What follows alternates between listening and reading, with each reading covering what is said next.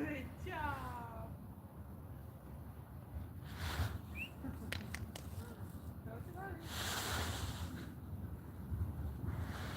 Good job.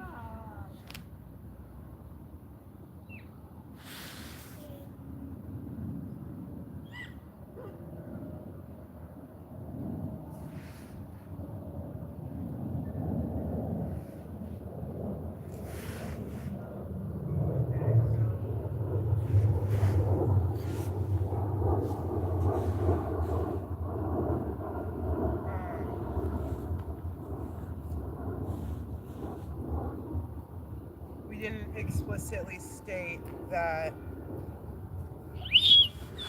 any requests or communications that she wants to make that are not urgent or time sensitive, very time sensitive, and serious during work hours, then she's gonna have to do it in writing. Right. What's wrong?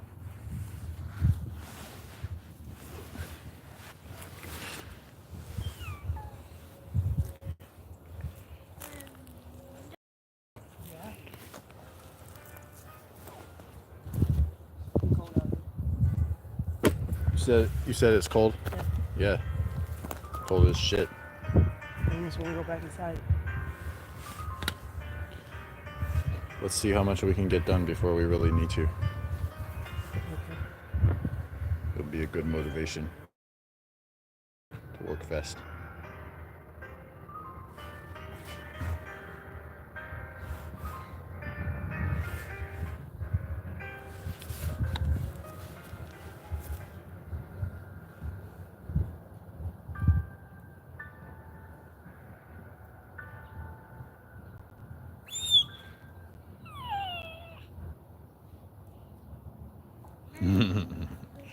What do you even think about that, my chunky little monkey?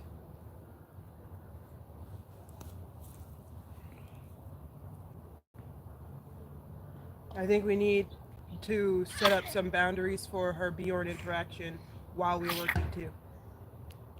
We would need to define that. Because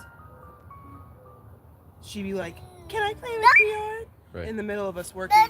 And that interrupts us. We have to have some sort of regulation for it, so write that down.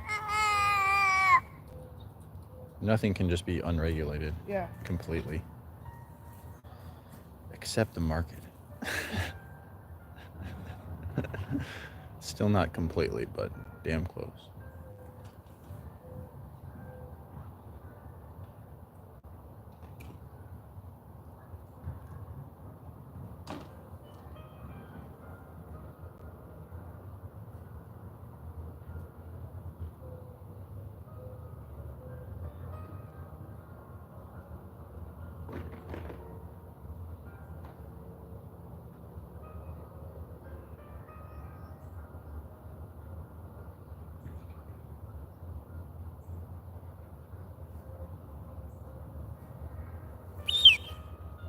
Bjorn.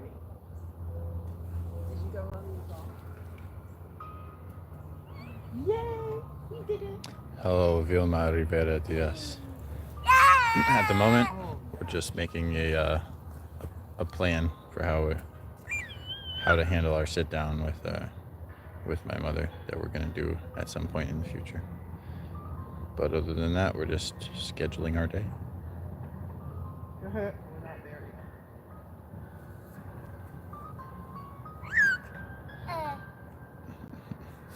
We're pretty much only just preparing for that sit down.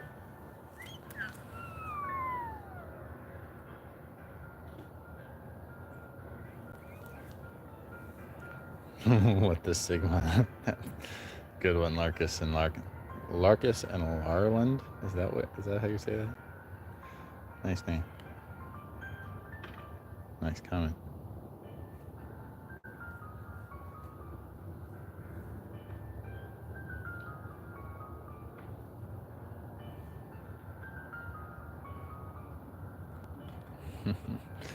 Whoever gave me that thumbs up, thank you.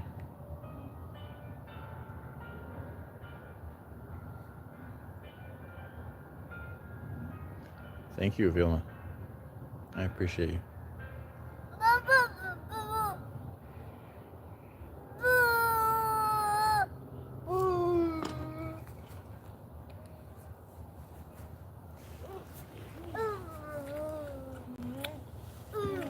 Okay, do you have time to flesh out the regulation for her interaction with Bjorn while we're working?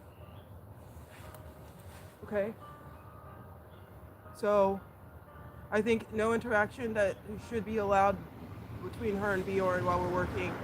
If that interaction would require us to stop what we're doing and supervise, which would be most of the interaction. But we would need to make a comprehensive list, 2 different lists, to hold all the various things that there are, so that we all are clear on what belongs in what category. So, like, I think she can say hi to Bjorn, but I don't think I want her picking up. Koskesh. Hello, Reza Ali. Good to meet you. What? I don't think I want her picking up Bjorn, putting him in his lap, and having like quiet conversations and stuff like that while we're working, because I want to make sure I'm paying attention to every word she's saying to him. So I want to have the conversation be very limited if I don't have the attention at the moment to hear it myself. Because just recording it is not good enough. Mm-hmm. So, what do you think? I agree. Okay, so she can say hi, she can do a little chit chat from a distance, but no picking him up, no hugging, no quiet conversation, no taking him out of our eyesight, no taking him at all. No caring for him. You know, saying hi and playing for a second is one thing, but caring, nothing that could be fairly described as caregiving without supervision, which requires us to not be, busy with work. Right. But it should also happen. That it's the other side of that coin is that stuff needs to happen. It just can't be happening at the same time as work. I suppose it needs to happen. Very loosely, the word need. But Bjorn needs it. He needs a relationship with his mother. He doesn't, with his grandmother. He doesn't need his grandmother to be a caregiver for him. If his relationship stayed at just play. I'm not talking about caregiving. I'm talking about playing. Yeah, he needs to be able to chit chat and play with his grandma. I don't disagree with that. Mm-hmm. Loosely, needs to. Loosely, just to be able to have a relationship with his grandma. He doesn't need tons and tons of it, but No. he needs it to some degree. Yeah, it just needs to be a regular thing in his life. Yeah. But she doesn't need to care. She doesn't need to, and since she can't care for him without holding that over our heads in a million disgusting ways, she shouldn't. Mm-hmm. So, talking and playing, honestly, whether we are working or not. Yep. Mm-hmm. Yep. But like, I want her to ask permission to pick him up. Mm-hmm. Yeah. Yeah, because sometimes it's appropriate and sometimes it's not. Well, I have to take my attention away from whatever I'm doing anytime someone touches my child. Yeah. So, don't do that unless I let you. Yeah, it would be like asking me to do anything else, You can't, you wouldn't just therefore go and walk straight to the thing and expect it to be done right after you asked me to do it. That would be bad. I'm not following. It's a strained analogy, just forget about it. I was so lost. It's like, what is he talking about? Anyway.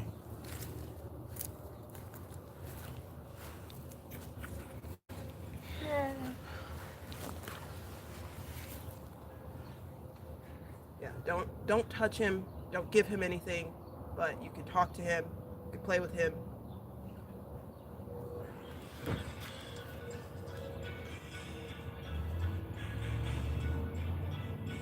Not without permission.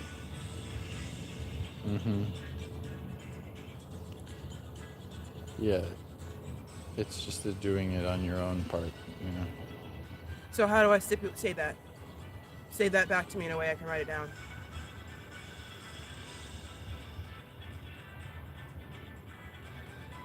Um,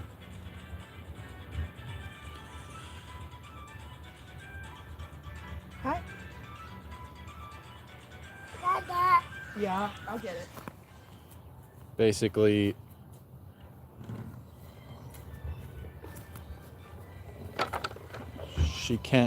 she needs permission to take physical possession of him.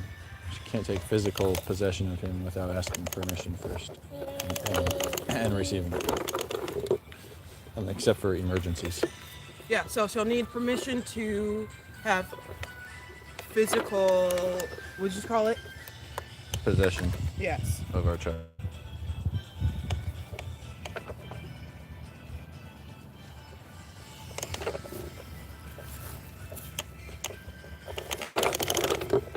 So Good does job, that Bjorn. carry over in, like, how far does that go? Does that just mean her carrying him? Does that mean her touching him, like rubbing his hair or his ear or his face? Because I really don't want her doing any of that while we're working. I Okay. Oh, but I was writing a rule for all the time, not for just while we're really working. don't. Yeah, no, I meant, well, like, I don't want her doing all of that unless she at least asks to, like, interact with Bjorn. Uh-huh. Like, she could say, she doesn't have to say hi to him, obviously, because I can't physically stop her from doing that. But if it's like, sit next to him within his personal space and have a conversation close enough to touch him, then she needs permission. Yeah. Yeah. But so just say touching or personal space. She can't be in it. She can't be. No, She it's needs further permission. than that. She can't try to occupy his attention fully, like take him out of the task he's doing and point it more into her direction without our permission. Like, if he's playing independent play and she's coming out into the kitchen and she's like, oh, hi, Bjorn. And then she wants to, like, decide to have, like, a moment with Bjorn, then she needs to ask. Do you agree? Because I personally hate it when we're having our time in the kitchen or in the living room and she uses that as an excuse to just sit down and make herself comfortable because Bjorn's there. Like, that fucks with my productivity a lot in multiple different ways. Are we talking about all the time or Yeah. just while we're working? All the time. Like, anytime she's coming up, interacting, anytime she sees us in a shared space in the house, and she wants to, like, do more than say hi to Bjorn, then she needs to ask. Oh. Okay, but what is the definition of what she can do? I'm cool with her saying hi to him and saying, like, what are you doing from across the room. But if she wants to cross that room and go close enough to him to where, like, his full attention will be pulled away from what he's doing and on her, then she needs to ask permission. So she can call out to him, but she can't physically approach. No. So that's what you need to write down. Do you agree? Yes, Deidre. That's what I was trying to get out of this. I had to have you define it before I could agree or disagree. You told me to write it down before you expressed whether or not you agree. Fair enough. Bjorn, are you standing like a good standing baby? Are you about to be 15 months old, Bjorn Sean? Are you looking at the airplane, Bjorn Sean?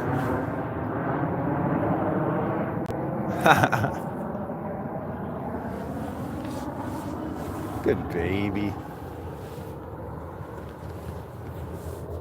Yeah.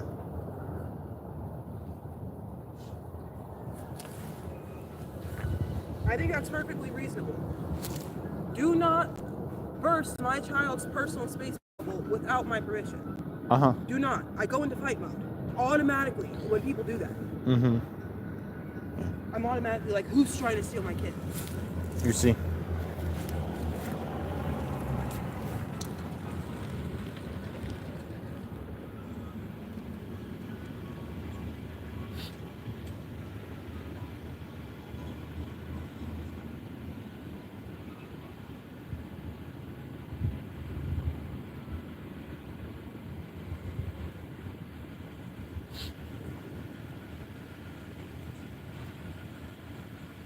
And this is a, yeah, well, the step 5 is to determine boundaries and consequences. So it'll be interesting to figure out what the consequences will be. Consequences are typically just we walk. Yeah, but what if she breaks the rule of approaching Bjorn, like during meals and shit? Do we take meals downstairs then? That we would probably have no choice but to do that.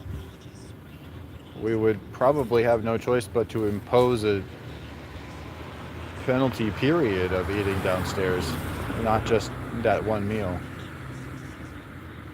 No.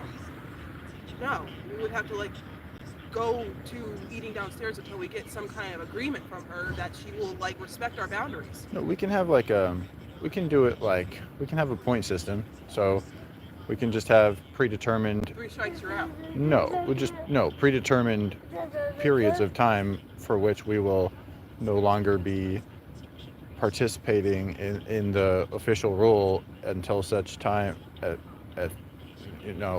because of the infraction, and then after that period of time we'll go back to following the rule until another infraction occurs.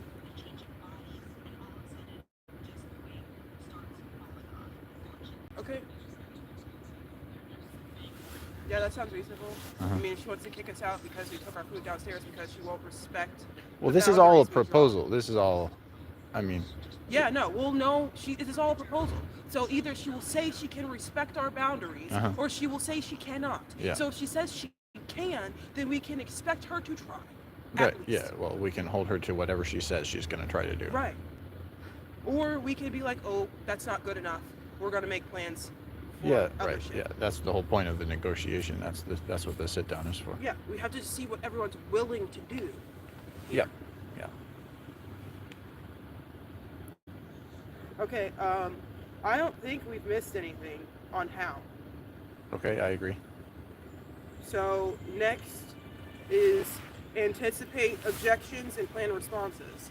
So do we want to go through each one? Step one for this, I thought about this. The first thing you have to do this properly is just make a comprehensive list of the points that you're going to make. We already did that. A numbered comprehensive list.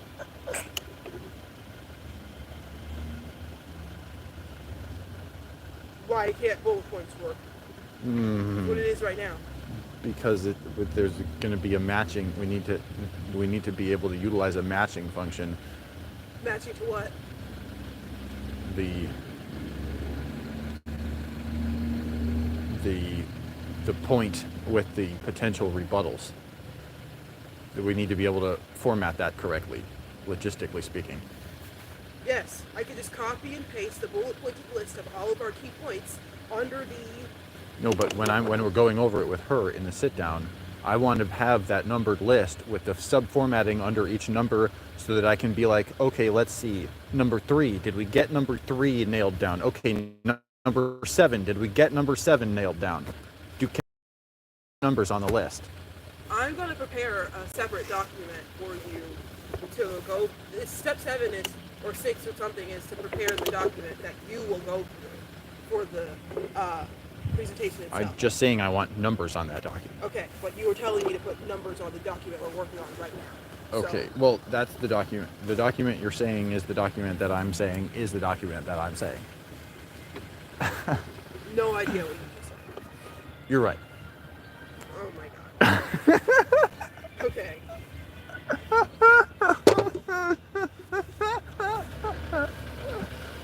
Thanks for that. You and John. 1 million over 1 million. My hands are freezing. Can we go inside now? You and John, do you want to go inside? You don't look like you want to go inside. It doesn't look like he's suffering like at all. He's not even getting teary eyes like he was earlier. I know. Less windy. Huh? It's less windy now. True, I guess. Yeah, it is. You're right. So it's objectively warmer in the net. Uh-huh. The wind was what was making his eyes water. And it'd be so cold in general. I'm a lot warmer now than I was earlier because there's no wind. But my hands are a little cold, and I think his are too. I'm not warmer because I was huddled up in my chair before. And now I'm just standing. You see, because you're my Chief and my Q, and we love you so much. Anyway, are we going inside?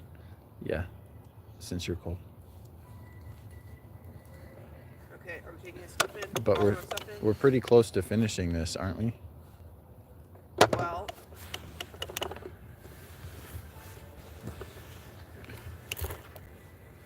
because I'm personally enjoying the fresh air other than my hands being cold. I could go find me some gloves. Why don't you try?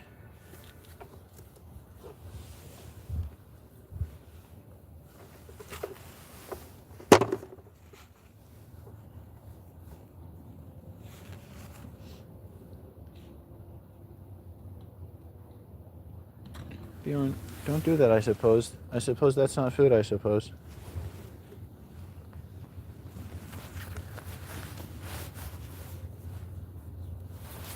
Thank you. Good baby.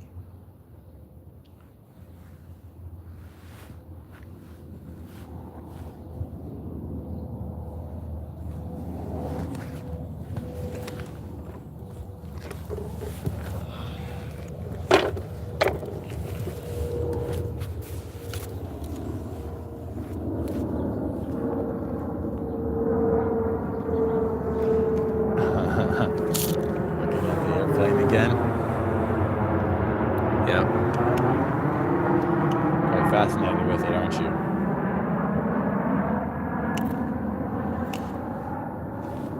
It's understandable. I think we all were when we were kids. Fixed it. That's ridiculous, dude. I knew I wasn't gonna find gloves. Like not anytime soon. Well, at least you found something. Yeah, it was my fingers, not my thumbs that were mostly cold anyway. Well, thank God that you found something. All right, now let's get our work done real quick because we have lots of other work to do too. Yeah, I know.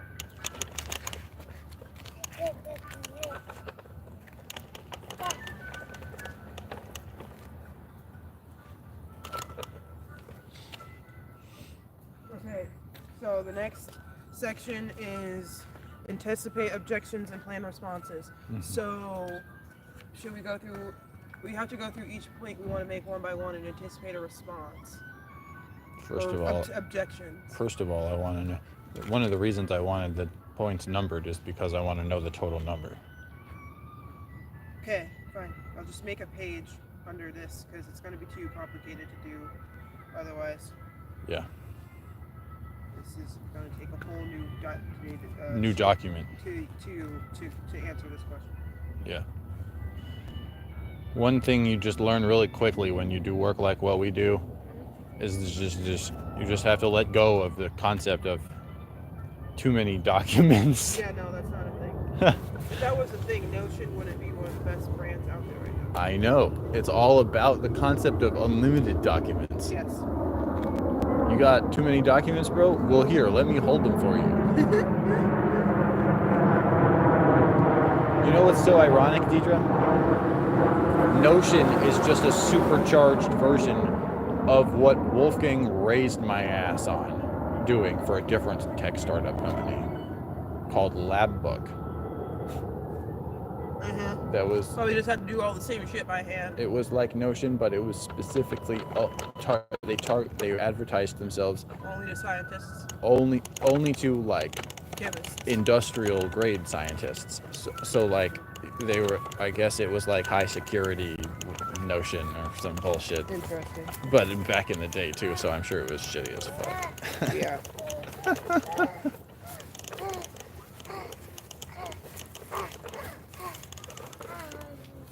So I'm going to call this page Anticipated Objections and Planned Responses.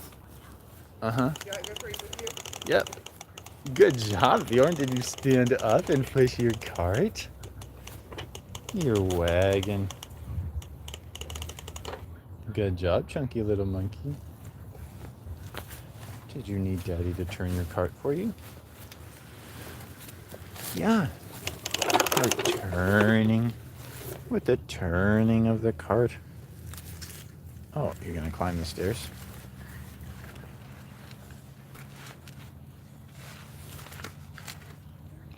Is that what you want to do? Climb the stairs? Bjorn, no. Don't do that, I suppose. Yeah. Let's come over here and play with the cart.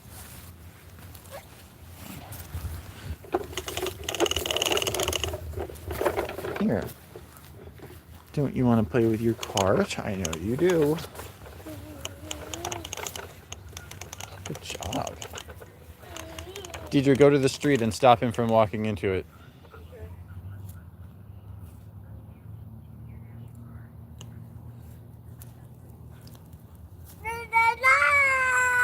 Yeah, what do you think about that, my funky little junkie? Is that right?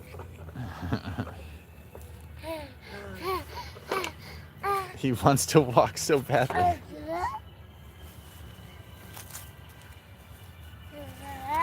Is that right? Don't go closer to him, Mama. Let him figure it out. Come here. Come here. He's getting lost in the clouds. Mm-hmm.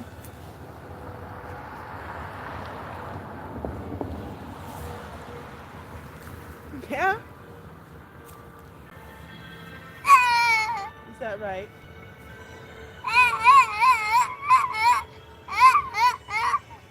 We know you know how to walk, bro. Yeah, you do. You just don't want to do it. Come here. Come to mommy. Come here, Bjorn-chan. Yeah. Did you decide to crawl instead of walk? Come here. Come to Mama and Papa. Come here. Yeah, that's Good it. job. Come- Yes. Oh, you Oh can my do goodness it. gracious. Come here. Come on, you can do it. I know, right, Vilma? Come on. You can do it.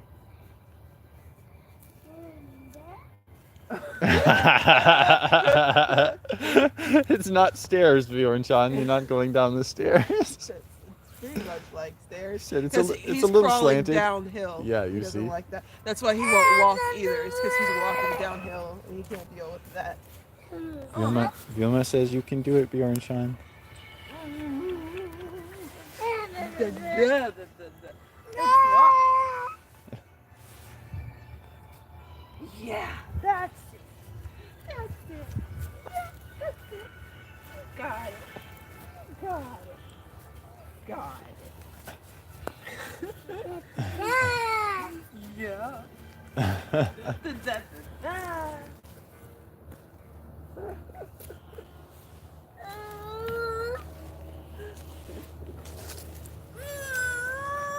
What's wrong? Huh? You want to go inside? Just had a little bit too much excitement for one moment. Yes, babe. Yeah. Let's go in. Let's go in. Let's go. Let's grab our stuff. Okay. Can you get the chair? Yeah.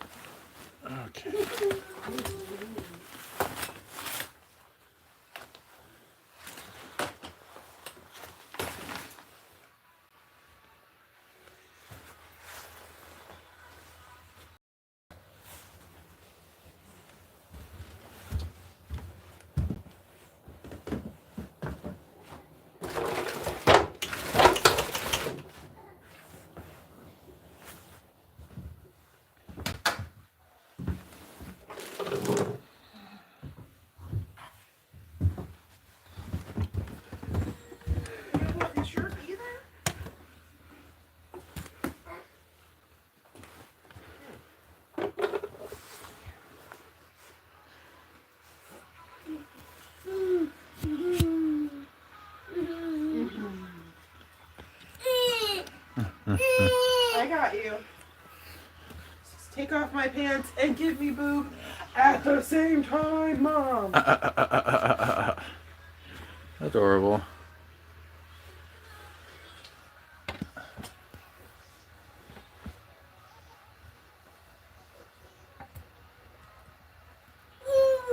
You let your wool off too. He's your son for sure.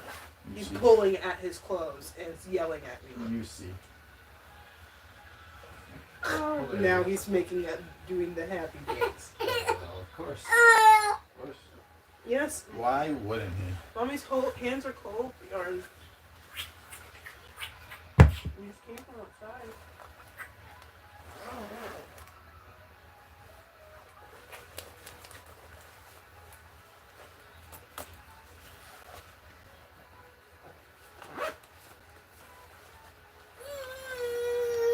I know.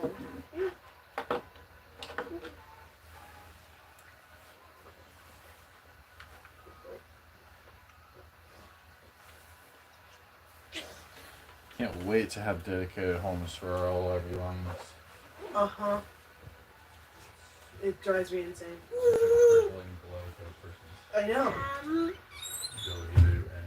Your mom has been living 55 to 60 years. I know, dude. Without having a dedicated home for literally anything. Huh? Yeah.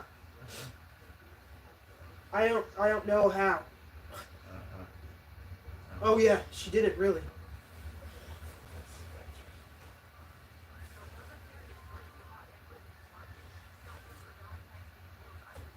Bunch of men did it for her.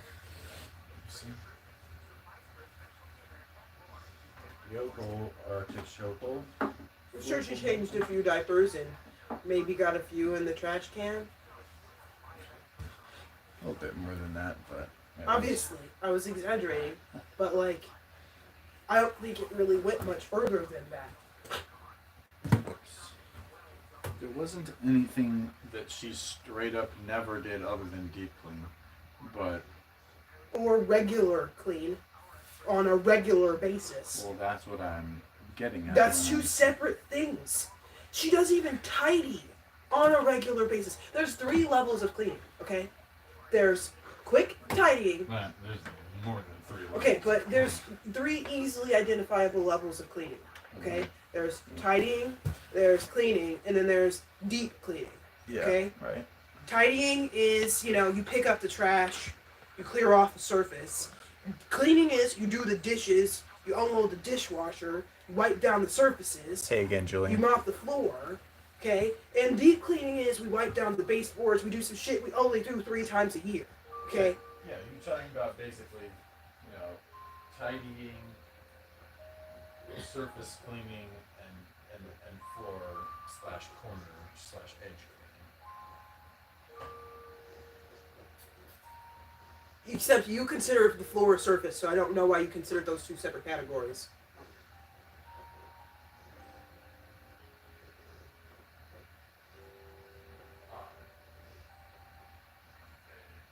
It's the exception that proves the rule. Both things are true.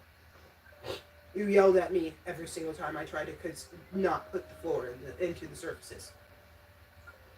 Recently, on all the task managers. Yeah, I do fundamentally think that way. But Yeah, you just said it my way. I see it both ways. Anyway, my point was, of those 3 levels of cleaning, your mom does not one regularly. Exactly. And she only ever does 2 out of the 3. Yes. Which is why floors belong with surfaces, because she does do that, but never ever actually deep cleans, which is the true definition of deep cleaning. Nor does she ever do them regularly. Like, I don't think she can name a month in her life. Regularness is just another necessary condition that's not even a part of the categories.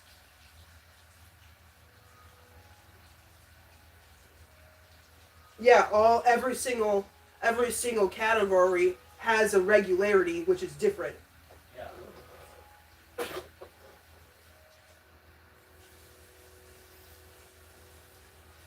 just a value attached to a category. It's not a category. No. Well, I mean, the how it could you could consider it a category because you do tidying at a certain frequency. You do And it could cleaning. be a category if you make it be a category, but it could just be, it could just be a coefficient too. Sure, but it's not like you can't categorize your cleaning by how frequently you do that task. Yes, but categorizing it by that thing still might mean it's just a coefficient. Yeah. Although I don't really know what the difference between a category and a coefficient is. Sometimes it's contextually irrelevant.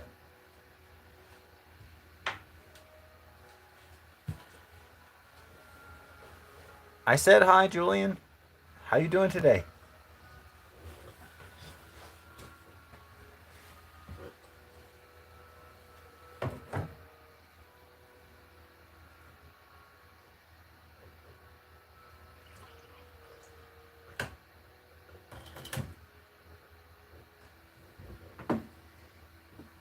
I think that being on a nap from either 5:30 to 6:30 or 6 to 7.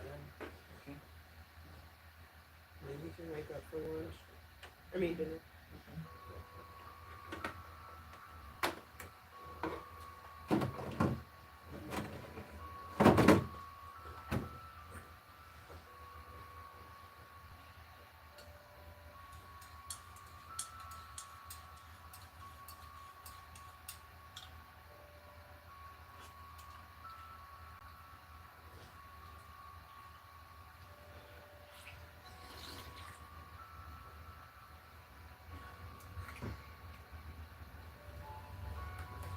Can you get the light?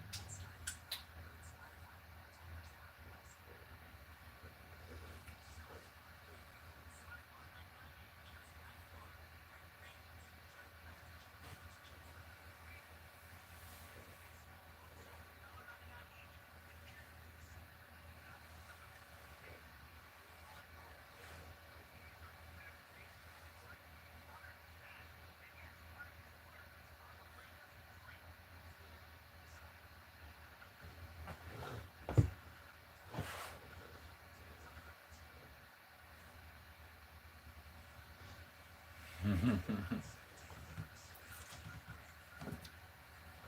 to talk to you again, Julian Scott.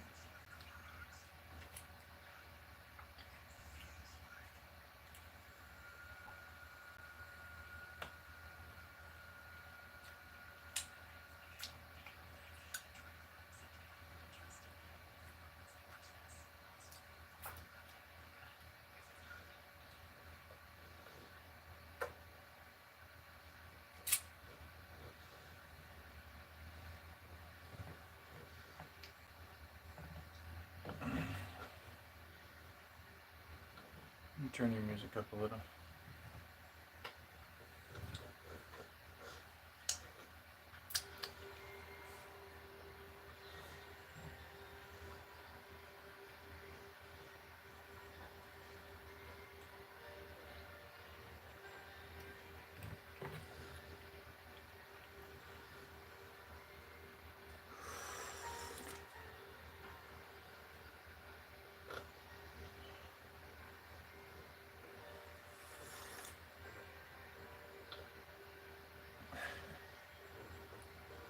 Julian, what are you trying to say?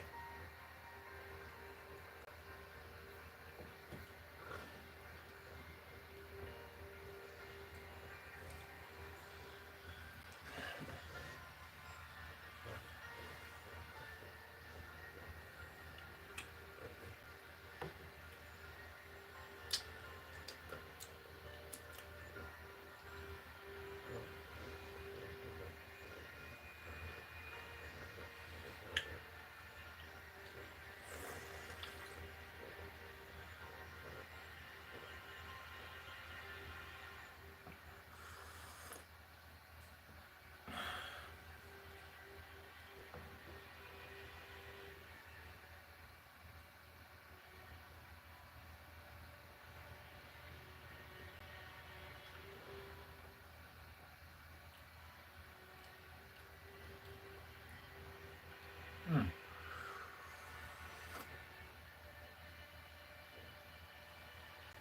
How unfortunate.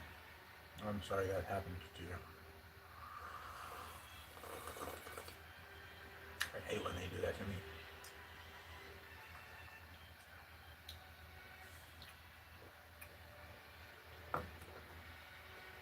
We need to decide on the time blocks for when we want our work hours to be I agree. in the living room. Yep. So the morning block is from 6 a.m. to 10 a.m., right? Mm-hmm. What about the afternoon block?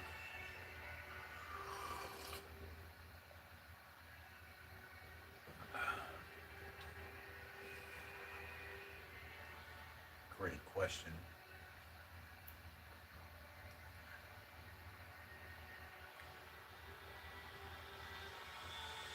I don't really think we can decide on the afternoon and evening block on our own, but we have to propose some kind of idea. We What have we to would find request. We ideal. have to request a proposal from her. Right. We should start with what we find ideal. Okay. Well, and I then think. she can tell us what she can't deal with, if she's even willing to play ball.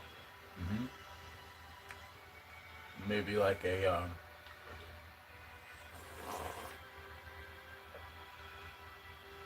Maybe like a 2 to 4 and an 8 to 10. What are we supposed to be doing between 10 a.m. and 2 p.m.?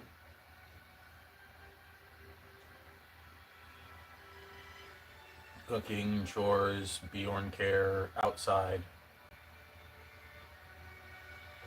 Okay.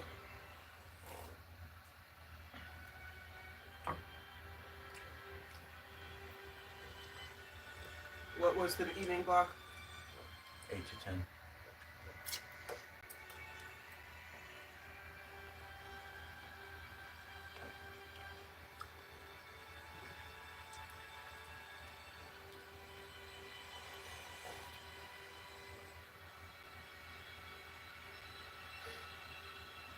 I do want to, Julian, but I literally just don't have time right now. I'm so sorry. I'm, I still have work that I should have done yesterday that I didn't have time to do yesterday, and I'm just busy trying to make a schedule for my family with my wife right now. So I would love to play Roblox with you, and I will as soon as I can, but I just can't do it right now. I'm sorry.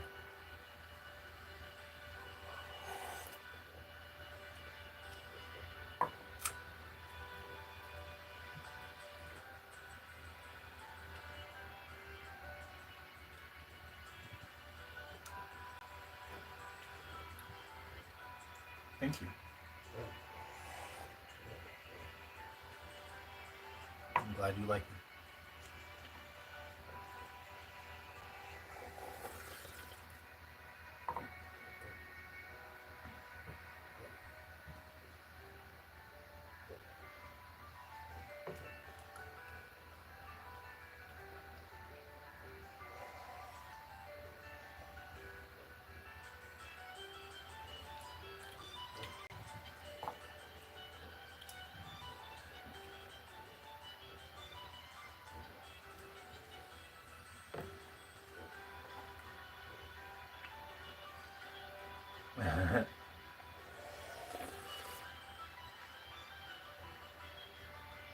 Yo. Yo, yo, yo.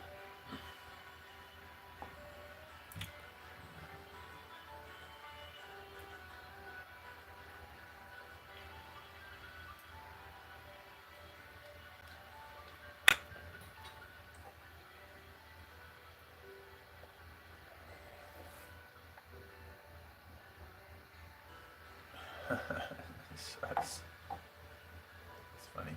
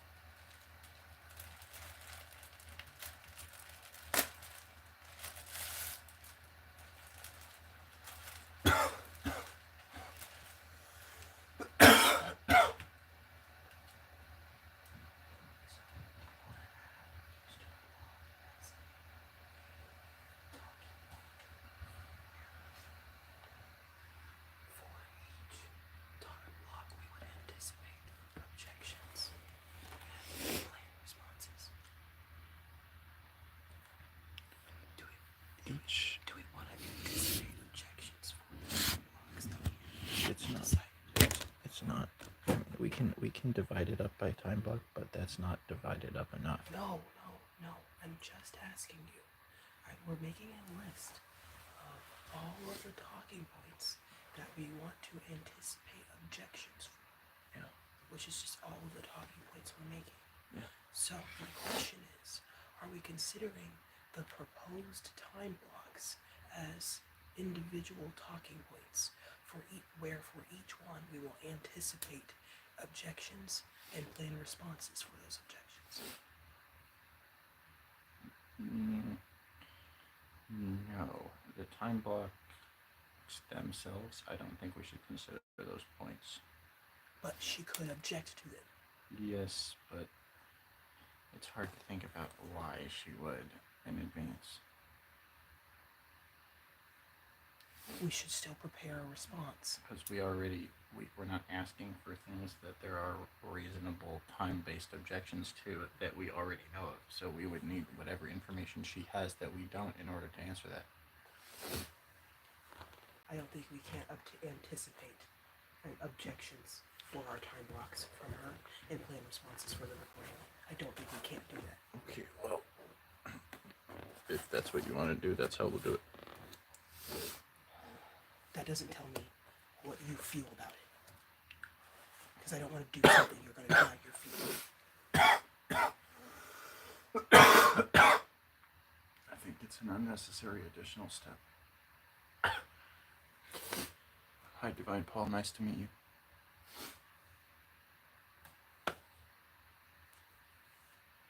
So, do you want to do it or not?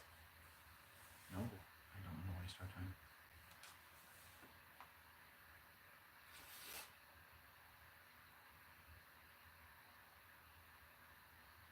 Should we make a separate list for them, like potential objections? All of these things are potential. Anticipated is stronger than potential. Okay.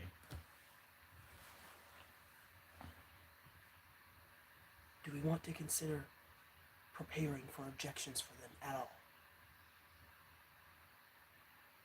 No, we only want to prepare for highly anticipated objections.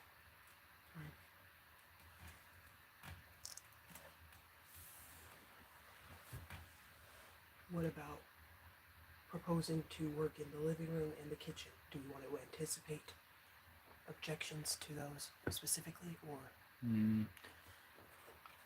I don't know if we should because I don't think we should because she asked us to think of a solution to that problem because she claims she wants us to be able to get our work done. So I don't know. Did she tell you that on your own or something? no, when we were all together. When? I don't remember her saying anything about wanting us to get our work done. Well, she was like, she said that. Remember when she said that she knows that she knows we like to. Right. Well, and she said that in the context of taking away our time to do that. Right. But if you know my mother well enough, you understand that the tone of voice that she said it with implies that she cares about that. No, I don't agree. Well, that's her. I heavily disagree with that. That's her perspective, I think. Whether or not it's true.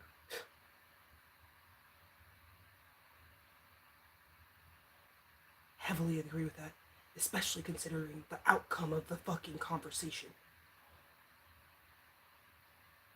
Which was, you're banned from being upstairs after 10 p.m. Yeah, you care a whole lot about me being able to get work done while my son is sleeping and not potentially waking him up. Yeah, it's so clear how much you care about, that as much as being able to go to the bathroom in your underwear.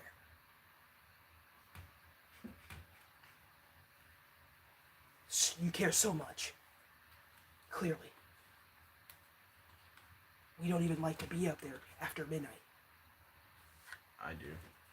It's just an easy place to get my work done. It's not good for our sleep schedule to be up there after midnight at all. That's true. Yeah, I don't like to be up there. I don't like to be anywhere but in my room after midnight. Yes. You know, an area I have control over? Yeah, 100% control. Okay, the whys. Do we want to add the whys as talking points to anticipate objections to? It's probably wise. I know she doesn't disagree with it not being good for Bjorn to spend the majority of his time in the basement, so we don't have to anticipate an objection to that. But we should anticipate an objection to using the library would require 2 hours of walking to travel there and back, because her anticipated objection to that would be, well, I could drive you. Go ahead and write that down. I know you want to write that down.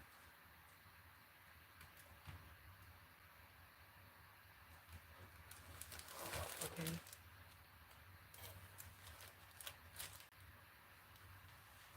Then there's on the Y, the last one is the extra space and lighting allows for more productivity for Christopher and I. Do we want to anticipate objections to that? No, that's undeniably true, and I'm sure she agrees. Whether she cares is a different point, but I don't think she's going to disagree. Okay. If now, the prepared response to a rebuttal to that would be to simply ask the person to explain the reason for disagreeing.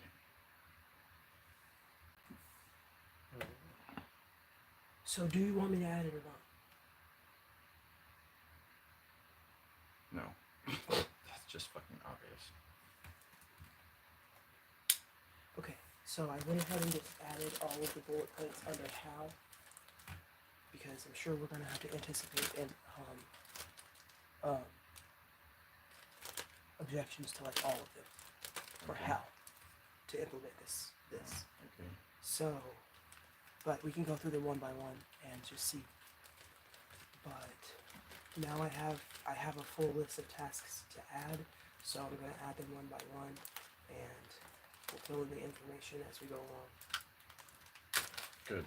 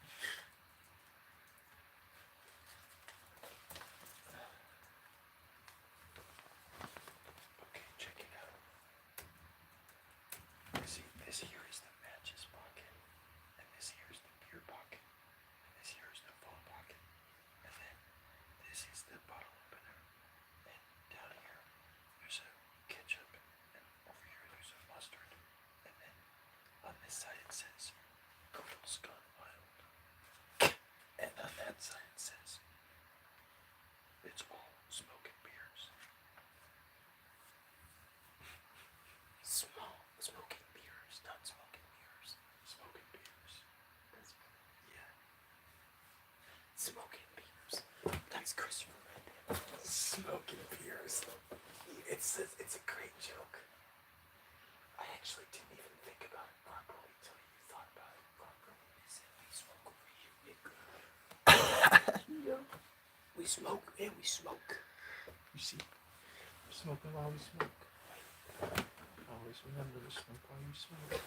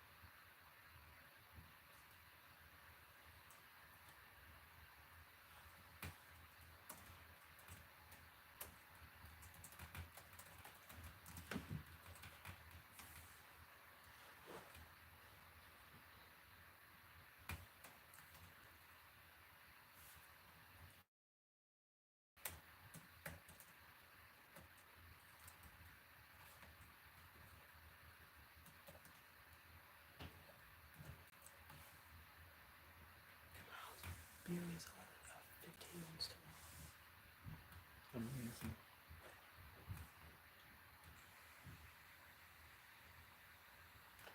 Jink and Anna are live right now on TYT. They have 422 viewers. How long have they been live? Probably a while.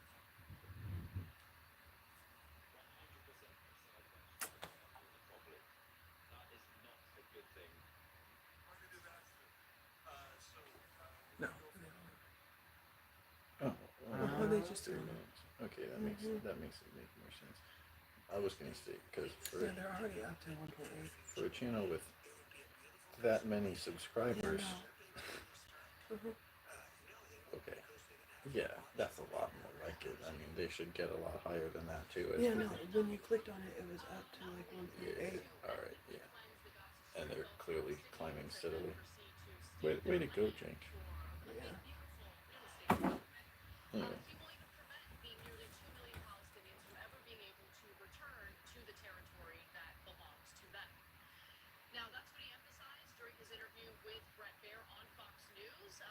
Okay, so I did a mind vomit instead of a planned response. You did what? A mind vomit instead of a planned response. Okay. So now the question is what to do with my mind vomit. Do you want to read my mind vomit and make a planned response, or do you want me to give it to Alex to read my mind vomit and make a planned response? I do not want to read it. Okay. You can edit the planned response if you want to. Yeah. I want us to go as fast as we can here. Hey, Darren. It's good to see you again.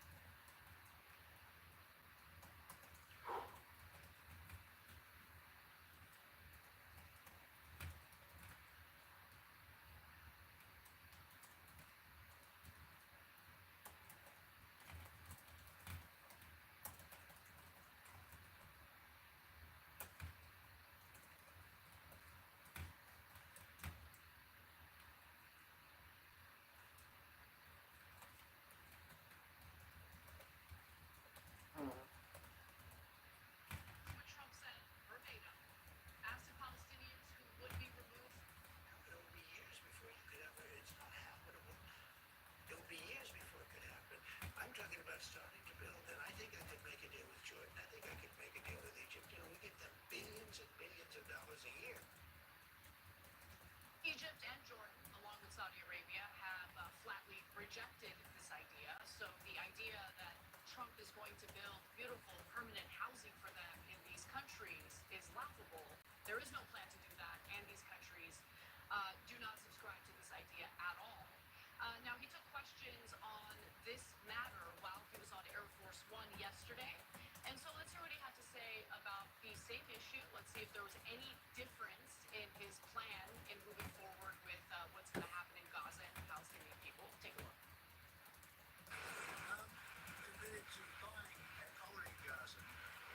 As far as us rebuilding it, we may give it to other states in the Middle East to build sections on it.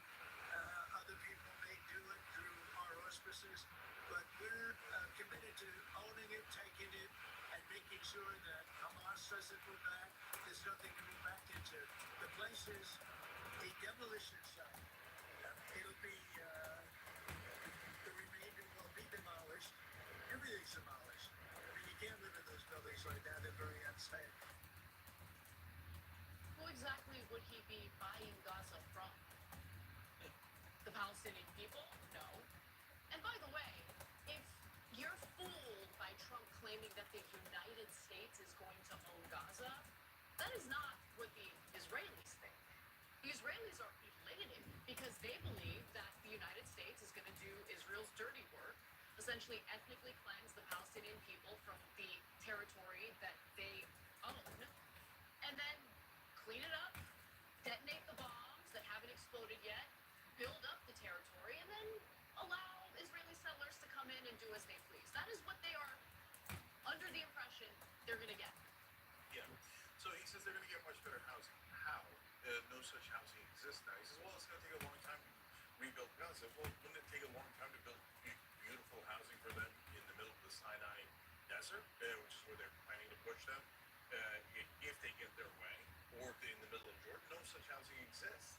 And absolutely no infrastructure exists in places where they would be ethnically cleansed. Look, if you're right wing and you're not understanding, like, hey, why do you guys keep calling it ethnic cleansing? What do you mean? When people are moved out of where they normally live, that is very literally the definition of ethnic cleansing. That's So wonderful, that's Darren. happened many times throughout It's good to have history, you. and all of them have terrible names like Trail of Tears, Platonic Death March, Armenian Genocide, etc. So Trump makes it sound like, oh, we're moving to a nicer apartment complex. No, those folks are not going to want to leave their land. Even if an Arab country said, okay, Trump and Israel bribe us out, we'll take them in, you would have to slaughter them on the way, as happens in every ethnic. Because they're not going to say, oh, yeah, go ahead and steal our land. No fight back at all. And again, I always ask this. You live in America and you can't relate to the Palestinians for some reason. What would you do if they moved out of your home? So you don't live here anymore. We're going to build a good place in the desert. Get the hell out of here. My guess is I go there and fight back. So we're going to fight back. And Trump says, no, we're not going to use our stuff. We're going to move them magically without them fighting back. I don't know whether we or we pay Israel to do it. But there's a giant bill coming, right? Israel is, I mean, to Anna's point, where are we buying it from? Probably buy it from Israel, so then we give Israel more money. After we give them the money to destroy Gaza in the first place, money to do ethnic cleansing of the Palestinians, money to buy it from, we're not going to buy it. What is it going to be, the 51st state? No one in their right mind believes this absolute lunacy. So why is he talking about owning? There's a real reason. So that he can trick some portions of MAGA into thinking, oh, no, that's okay. After we pay for the reconstruction, because that's what's going to happen, and after we pay for the ethnic cleansing, I mean, obviously we're going to have to give Israel 20 billion, 100 billion, some sort of gigantic sum for that. Yeah, so not After only we money. do that, we're going to own it. Wait, that's the trick. We're not going to own it. Come on, man. Please don't tell me you're that foolish that you believe All that. I have to do is pay attention to what Prime Minister Netanyahu is saying, what the Israeli government is saying. So let's get to that, because during a government meeting in Israel Aw. on Sunday, Thank you, Darren. I Netanyahu think you're a praised cool Trump and person said, too. there are opportunities for possibilities What do you that I mean, think we ask never dreamed her? of. Ask her At what? least a few months ago, He says he likes they your do not glasses. seem possible, but they are possible. Oh, President thank you, Trump Darren. came with I appreciate a that. different vision, much better It's very for the nice. state of Israel, a revolutionary and creative vision, which we are discussing. He's very determined to carry it out. Do you think that the Israeli people and the far-right members of the Israeli government, who can't even stand Christians in the West Bank, are going to be cool with America owning the Gaza Strip? I mean, they've tried to do land grabs in Syria, in Lebanon. Please, please. The Israeli government is not under the impression at all that Donald Trump is going to take over that territory on behalf of the American people. And by the way, Jake laid out how much, money, U.S. taxpayer money is going to be utilized to do this, right? But it's not just the money. We're going to pay for this in the form of blood of American soldiers. Because that's what we're going to be sending over there as this ethnic cleansing is carried out. And I want to talk about how too. Because guys, look, they do these tricks like, oh, we'll own it later, wink, after you give Israel a couple $100 billion, etc. So, but they're not going to send in troops now. So he says, oh, we're going to own it. And it sounds, and the reason Anna mentioned the bombs is because he said we're going to clean up the unexploded bombs for Israel. And that's where MAGA went crazy. So I'm going to get more of their reaction in a minute. But at that point, they were like, wait, we're doing ground troops? And we're going to blow up instead of the Israelis with those bombs? No.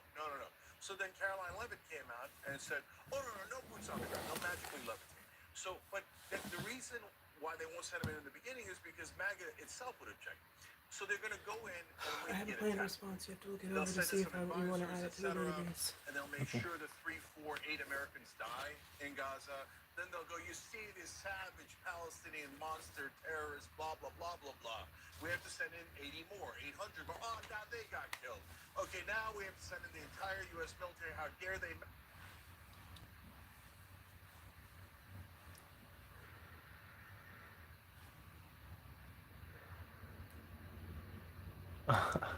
Oh man, Darren, that's so sweet. But we just aren't big enough to have it turned on. But as soon as we are able to, then you will be able to. Good sir. Do you want to read this?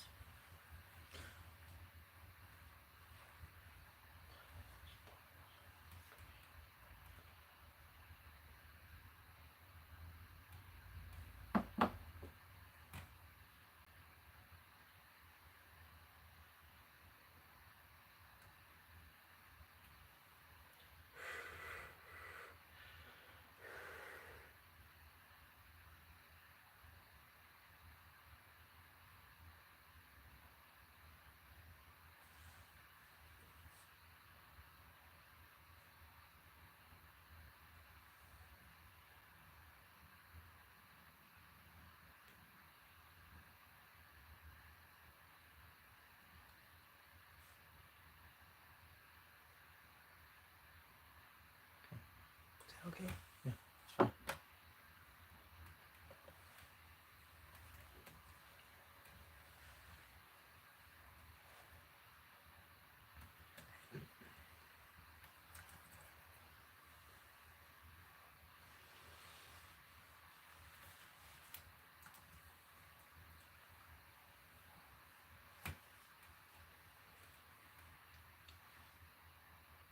Or you gotta like read it word for word. Read what word for word? The planned response. Or should I turn it into bullet points for you to follow, or something? I mean, I should structure these planned responses so that they're easy to put onto whatever document you're going to follow to guide us through the sit down. Probably. I mean, you're going to be the one putting them on that document. Yeah, but you're going to be the one reading the document, so I need to know how you want that document structured. I want it structured with numbers down the left side. Each number corresponds to one major point that we're going to make, under which there's any details required for understanding that point. No, that's not specific enough information. Any details is way too vague.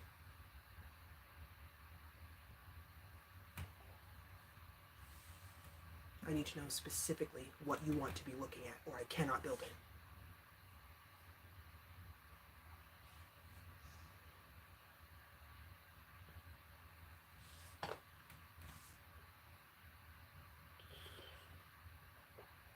First of all, where do you want this? On what website? What app? Do you want it to be a Notion page? Do you want it to be a Google Drive document? Do you want it to be a Google Sheets document? It's time for America, anyway. Hi, Chunky Bear. Did you have a good nap? Hmm?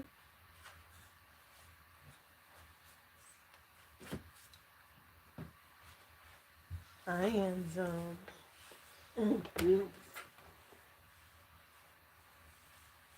I have to breastfeed.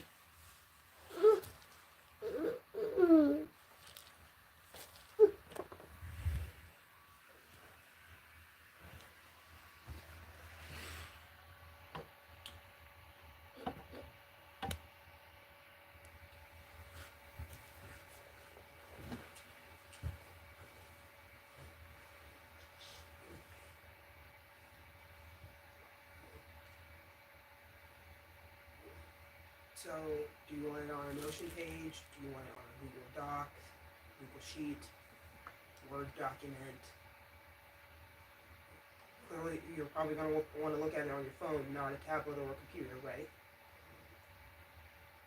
Are you fine with a Notion page? Mm-hmm. Okay, now the sky's the limit for structuring Notion pages. So, I need you to visualize what you, very specifically, what you want to be looking at to guide you through this conversation so that I can build it.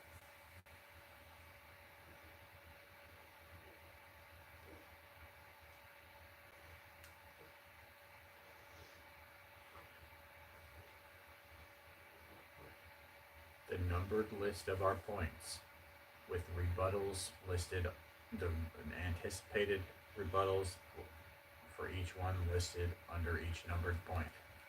That's it. Do you want anticipated objections as well as anticipated and planned rebuttals?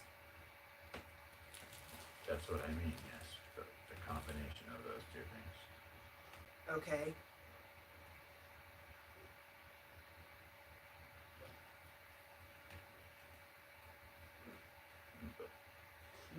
We've got Alex recommended drafting some kind of opening statement. Are you going to do that? Because that's not included in your structure. I don't need one. I can freestyle that. Okay, well, the discussion guide only has 3 sections: opening statement, main discussion points, and closing statement. And since you don't want to, I'm gonna freestyle The statements. 1 and 3. Yeah.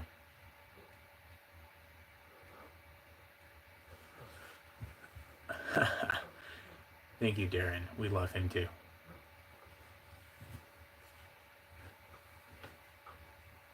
Okay, well, I know how you want to have it built, so now we need to build out the information that's going to go into the document, which is what we were doing before.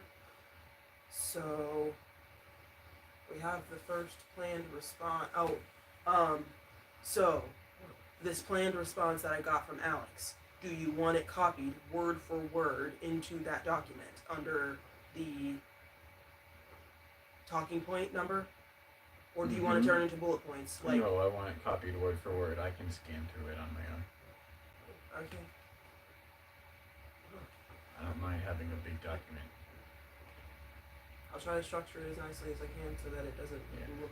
Alex already structures, even though he talks for an annoyingly large amount of time, he already structures himself in a way that is easy for me to skim quickly, so. Mm-hmm.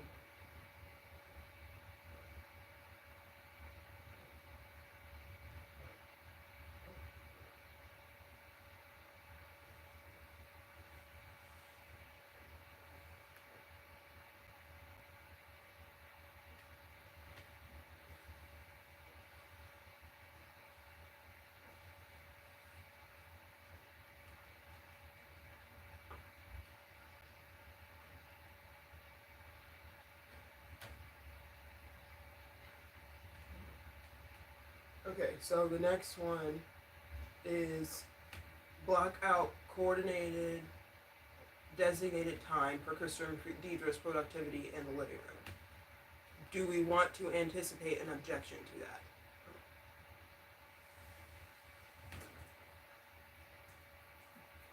Block out what? Coordinated, designated time for Christopher and Deidre's productivity in the living room / kitchen.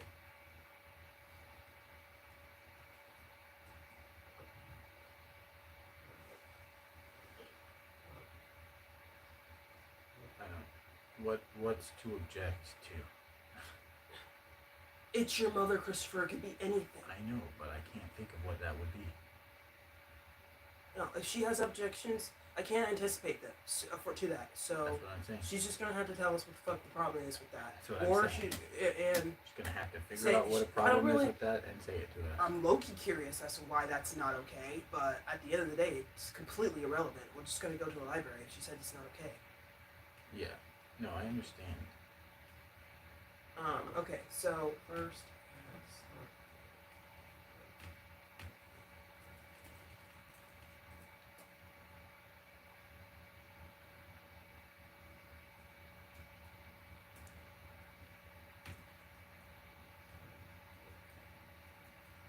Processing process. Wow. Yeah.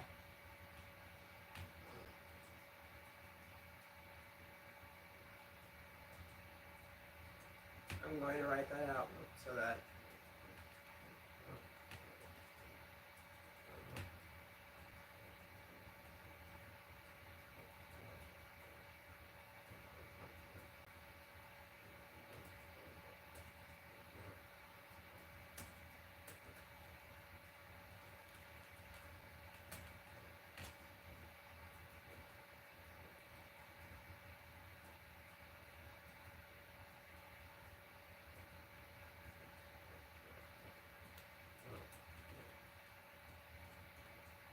So, generally speaking, when we run into a task that we want to anticipate an objection to,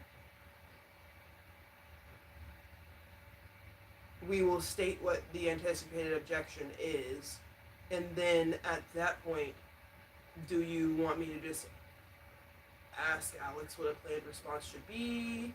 Do we want to come up with one on our own? Do we want to let me mind vomit about it? I'll come up with one. Okay.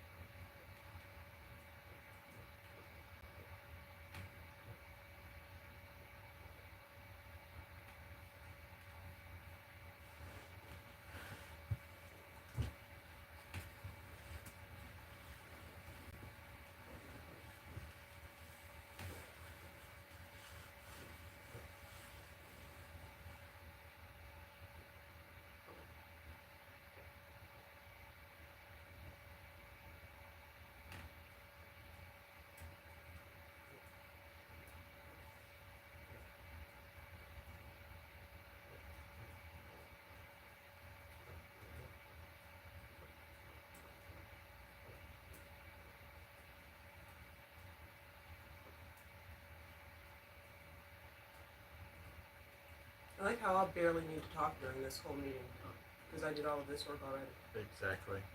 Just sign here. Right. And here. And here. Okay, initial here. Right. Licks finger, turns page. Uh-huh. Okay, so then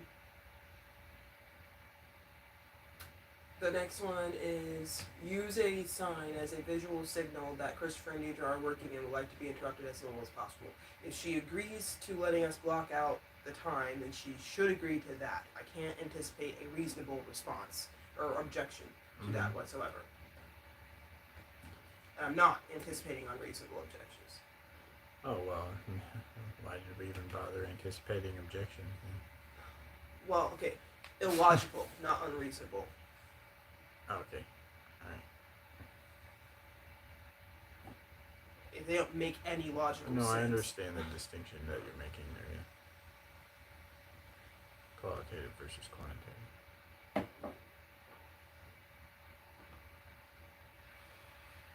We would like no interruptions unless they are time sensitive and urgent. Should we anticipate an objection? Yes. What would the objection be? The objection will be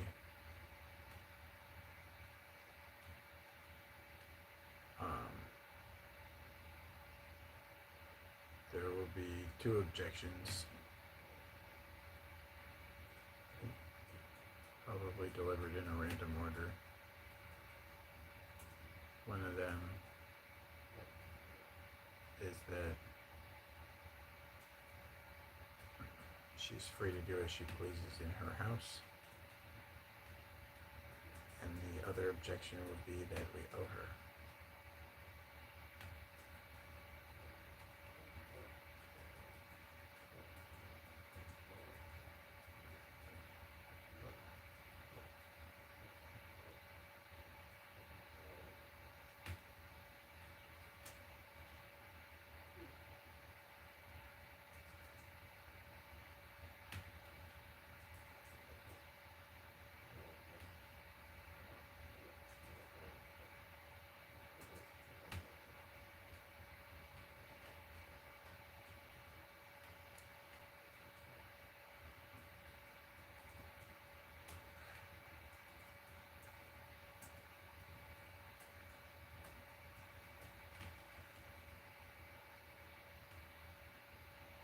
Okay. So, two anticipated objections. One, she's free to do as she pleases in her house. Two, we owe her. Okay? So, what are your planned responses? My thoughts on that, just for you to know, are Do you not want to know? No. Oh, okay. Easy to guess, and we don't have time. I don't think it's Those that easy to objections guess. are I was going to be very reasonable, but okay. those are. Well, if you were going to be reasonable, then you were probably going to say something very similar to what I thought you would say, because those objections that we're expecting are very unreasonable. So. I mean, she is free to do as she pleases in her house. That's not But that's- how freedom works, No, actually. you don't get to impose your freedom upon other people. You don't get to use your freedom to like dictate other people's time. My fist, your nose. That's where my freedom ends, at your nose. Concept. Uh-huh. So is that what you want me to put down for your anticipated response? Yeah. I mean, your planned response? Yeah. Everyone's freedom ends where their fist meets another person's nose. And that concept explicitly applies verbally. Duh. That's not duh. That's not duh to my mother. That's something she doesn't agree with at all. Oh, okay, I'll let you handle that then. Even though, because she says that, then how come yelling is bad? Please write it down before I forget. Yeah, everyone's freedom ends where... Everyone's freedom ends when it hits another person's nose or something. When my hand hits your nose. Freedom to swing your hand ends at another person's nose. Say it again. My freedom to swing my fist ends where your nose begins. But the point is that explicitly, what I need written down is that. Okay, stop. Okay. I can't type as fast as you speak, especially with one hand. Okay. My freedom to swing, that's what I have. Yep.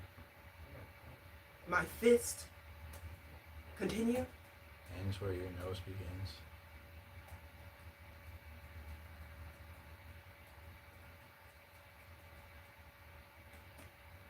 Okay. And specifically and this doesn't concept. change. That rule doesn't change in the context of a verbal exchange.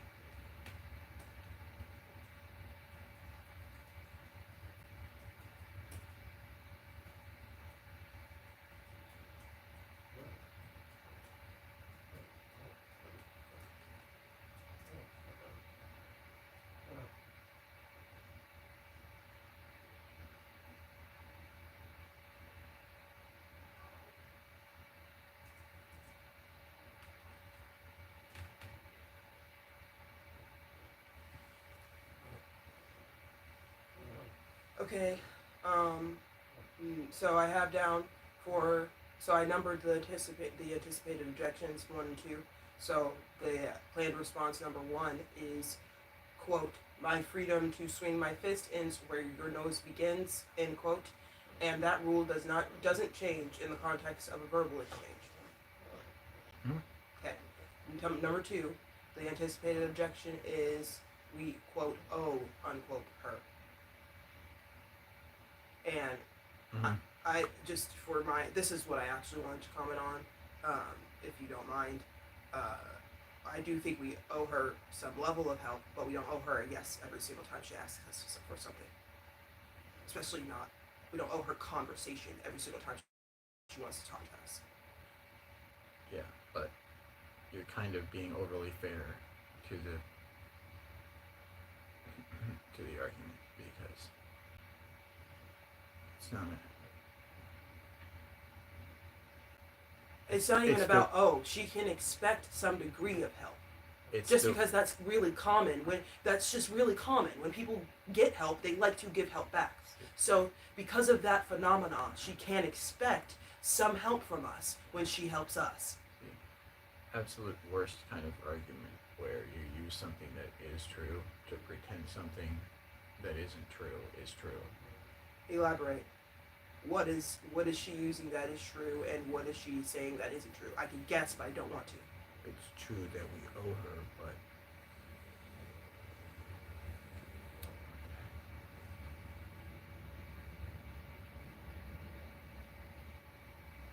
hello. May I ask who's calling?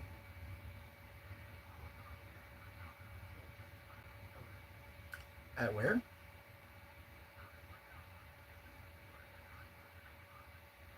Oh yeah, I'm just gonna have to call you back. I'm a little busy right now.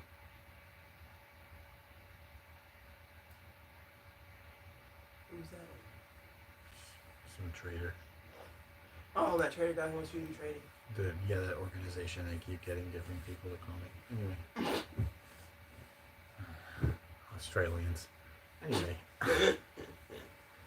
They better be paying for long distance. What were we talking? You were asking me an important question. You were saying, while we do owe her. Oh, it's true that we owe her, but it's a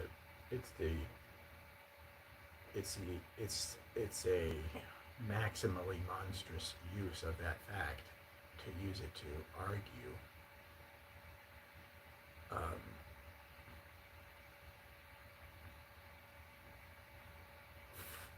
For any degree of an entitlement to coerce. So what am I writing down? Feeling entitled to coerce a person is evil, regardless of the reason. Can you use a different word than coerce? Or more words that are less abrasive? What's the definition of coerce?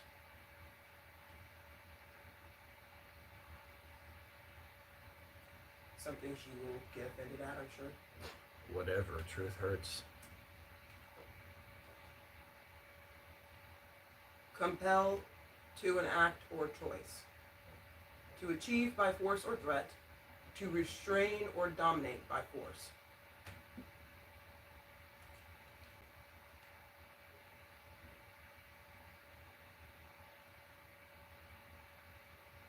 It's all three examples have negative. Not all three examples are negative inherently, but all three. Achieving by force is inherently positive. Or threat. That's the secondary nature of the definition. It says or, not and. I guess. And to restrain or dominate by force is also not inherently wrong. It's inherently good. Right.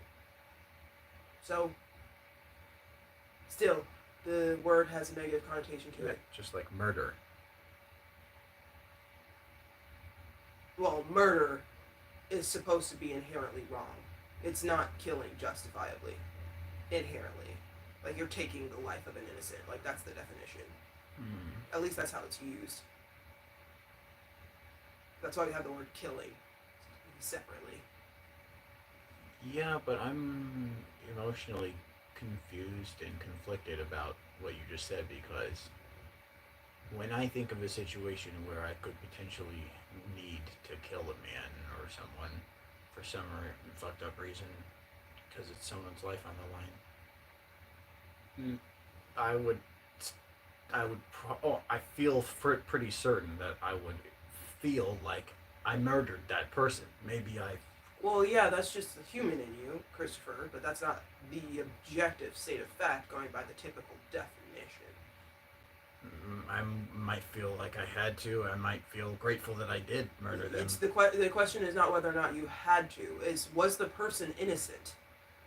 But that's why this is the fundamental reason why I see things this way, because I don't think anyone deserves death. Yes, I know. I generally agree with you. I mean, it's hard for me to think of a situation where someone actually would deserve death. Right. I mean, I can think of not punishment. I can think of a situation where it's easier to handle the person by killing them, because any level of freedom you give them, they try to kill other people. I can understand that. I still don't think that's right. or what they deserve. But There's no such thing as not having the power to change a person. yeah, I know. Do you have the patience and the strength of will? Do you have any ability to restrain them and communicate with them whatsoever? If so, you have a responsibility to do it. Yeah, that's what I believe. Just going by human laws and respect for life, and respect for the ability of growth in man. Respect for the health of your own psychology, not to become a fucking mass murderer. Yeah, are you kidding? Okay. Shit never treats anybody very well. No. And it's a slippery slope. Yeah. And it's a death by 1,000 cuts. Uh-huh. How fun. Destiny. Anyway, so are you sticking with the word coerce? Is that what you're saying? Mm-hmm. Feeling entitled to coerce something is evil? Feeling entitled to coerce anyone to do anything for any reason ever, to any degree, is evil.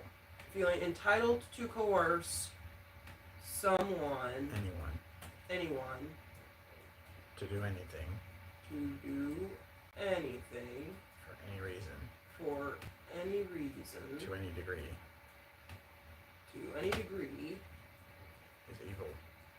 is evil. You can feel like you have to, because it's the best move out of all of the shitty moves, but feeling entitled is evil. Yes, I agree with that. Okay, now, there's another thing, a follow-up to that. Part 2. Okay, so second sentence under 2? Yes. Okay. Declaring the use of the word evil to be immoral is evil. Also, declaring... Also, this is a let me write down what you said. Yeah.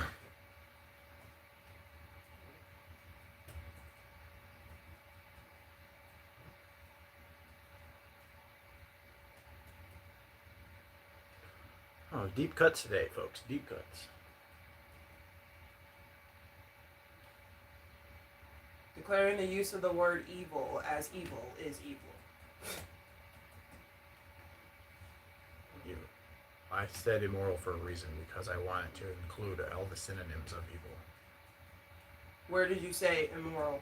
When I was describing their description of it. No, so are you saying I need to change the quote and add immoral and where the one the evils are? Yeah. Is it the second evil or the third evil? The middle evil.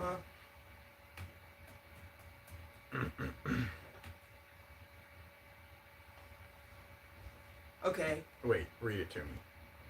Also, declaring the use of the word, quote, evil as immoral is evil. That's right. Okay. So, also, the other night, she told me that this bitch said, we shouldn't should each other. Okay, while we were having the conversation about the tampons. That's the same concept. Yes, but it literally deserves to be she's expressed that way too. But she literally shoulded me by saying we shouldn't should. Yeah, shouldn't is should. Shouldn't is should. You dumb. You fucking bitch. I swear to God. Fucking dumbass. You shouldn't do that. You just told me I should do something. Shouldn't tell me I should do something. Shouldn't. Obviously, the only thing shouldn't is should with more negativity. That's quite clear.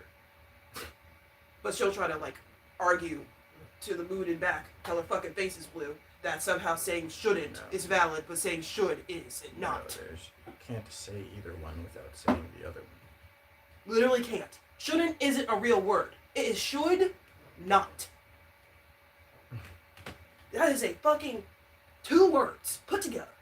Should, first word. Not, second word. Yeah, it's an affirmative. It's an affirmative statement. It's telling you what you should not do. Yes. People don't understand. We shouldn't should each other. I'm so angry that I didn't hear that until 30 minutes after that conversation ended. I was so angry. Should we not shut each other? should we not should each other? Mm-hmm. Should Yeah. we not? If that's the case, then you shouldn't tell me that I shouldn't do shit. You can't use the word if you're telling me I can't use the word. That's right. You fucking stupid motherfucker. Well, so why do you get to use words that I can't use? It's just Because you pay the rent. You buy me a couple $100 of food per week. such. So that means you get to use words and I can't. an N-word moment. Ooh. Okay, so another sentence. Tell me what I'm saying.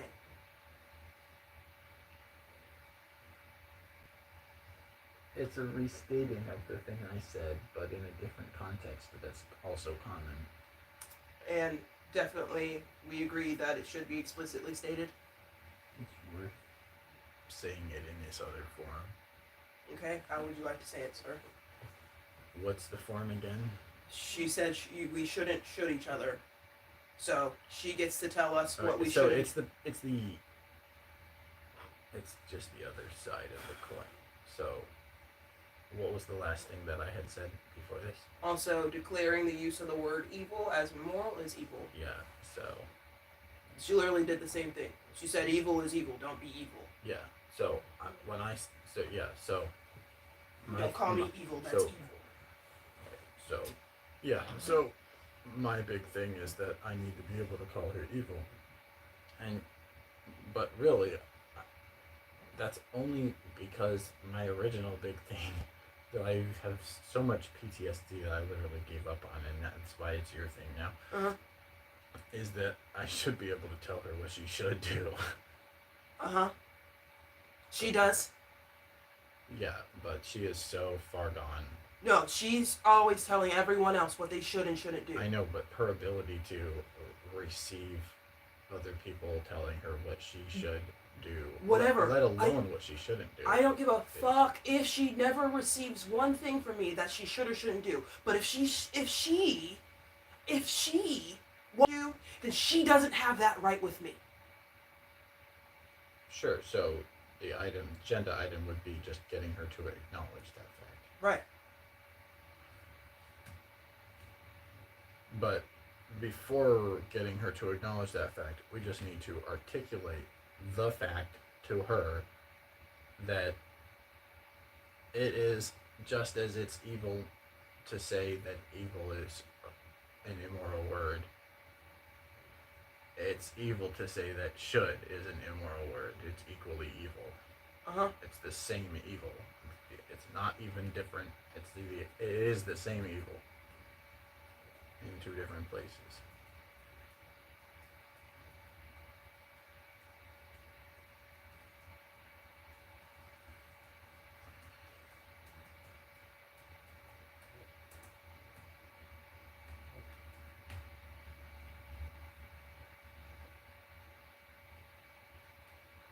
I'm gonna just add in her quote, we shouldn't should each other, just so you don't forget it at the end.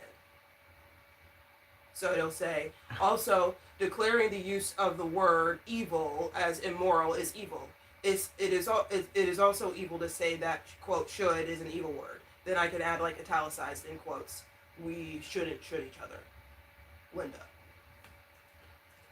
You need to remember to characterize the opponent's characterizations with the word immoral instead of the word evil to save time, because otherwise we'll be wasting time. So it is also immoral to say that should is an evil word? No, it's also evil to say that should is an immoral word. Yes, I agree. 100% with that change. I don't have time to waste fighting through the objection that they're not saying that it's evil when they fucking are.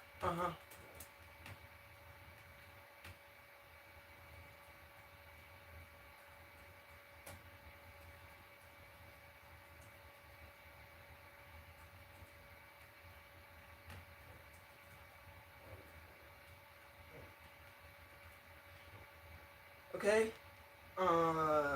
So that is 2 down, but we only have 6 left to process. Okay. We need, the next one is, we need her to agree that when she's making a request of either of us, that she needs to agree to not expect us to remember requests that have longer than a 15-minute due date unless she sends it to us in writing. Do we want to anticipate an objection to that? The question is, do we want to anticipate original objections to that we didn't cover in other categories? Uh-huh. Right. Can you think of any? Because the only things that sprang to my mind immediately were just the shit that she said that we thought she would say about the other shit. She just repeats herself constantly. Well, good thing we're about to, like, pin that shit down. I know, right? A document. Yeah. Documentation. Mm-hmm. Oh, I'm not gonna be typing this whole thing. I'm not gonna be talking this whole thing. I'm gonna be typing. Yeah. Be sitting at my desk. Just like, Uh-huh. uh-huh, Uh-huh. uh-huh. What else do you think? Uh-huh. Right. Yeah. Is that what you think? Mm-hmm. I'm gonna have my recorder right there, recording the whole thing. I'm gonna be typing my notes. I'm gonna be all little Hermione up in that bitch. I'm gonna be a real scrub master all up in there. Pro tip for you, Deidre, is that, so you know how in chess it's more efficient to attack your opponent's king once you start to win in the middle game than to kill all their pieces first? Yeah. Well, by that very same exact concept, when you're dealing with my mother, fuck.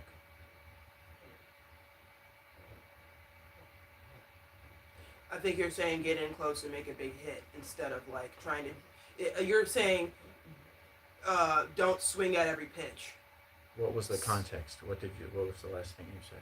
That I was, like, I'm not going to be talking in the meeting and that I would be typing and recording everything. Which sounds to me like you're saying that I do better when I react less to her and just focus in on the most important things to react to when it comes to her. Especially since she which I agree with, because she drowns out like 90% of everything I say. So unless I say it in short bursts, she doesn't even hear me. I don't disagree with anything you just said, but it's not what I was trying to say, but it's okay. Okay. Do you remember your analogy? That's what I was trying to remember. The king, you were talking about it's better to attack the king after you win in the middle game than to attack all the pieces in the beginning. Earlier than that. Try to kill all the pieces. Oh, I remember now.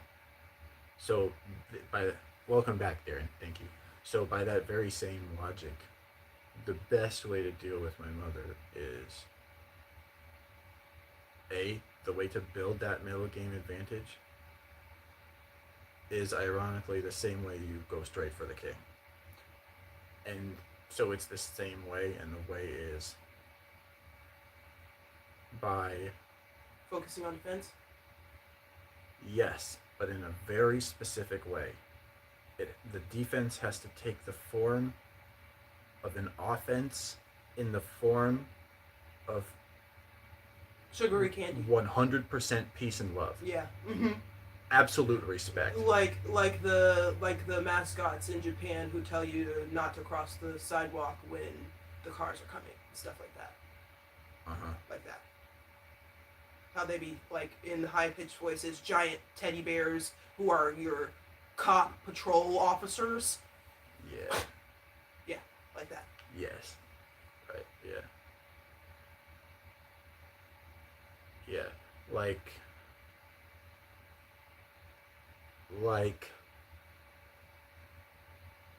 Inoue Orihime, Hall Monitor. Uh-huh. Although, not very good, because she would try to be much harder than she is when she's doing that job. Inoue Orihime trying to be hard is about the titsiest tits that you've ever seen I'm in just your saying, life, so. there's another kind of woman out there. Hey, mister! Yeah. Yeah. Yeah, but no, there's another kind of woman out there who would just give you your ticket very, very nicely and ask you if you have any lunch and if you need any water and yada yada yada, but still give you your ticket. Uh-huh.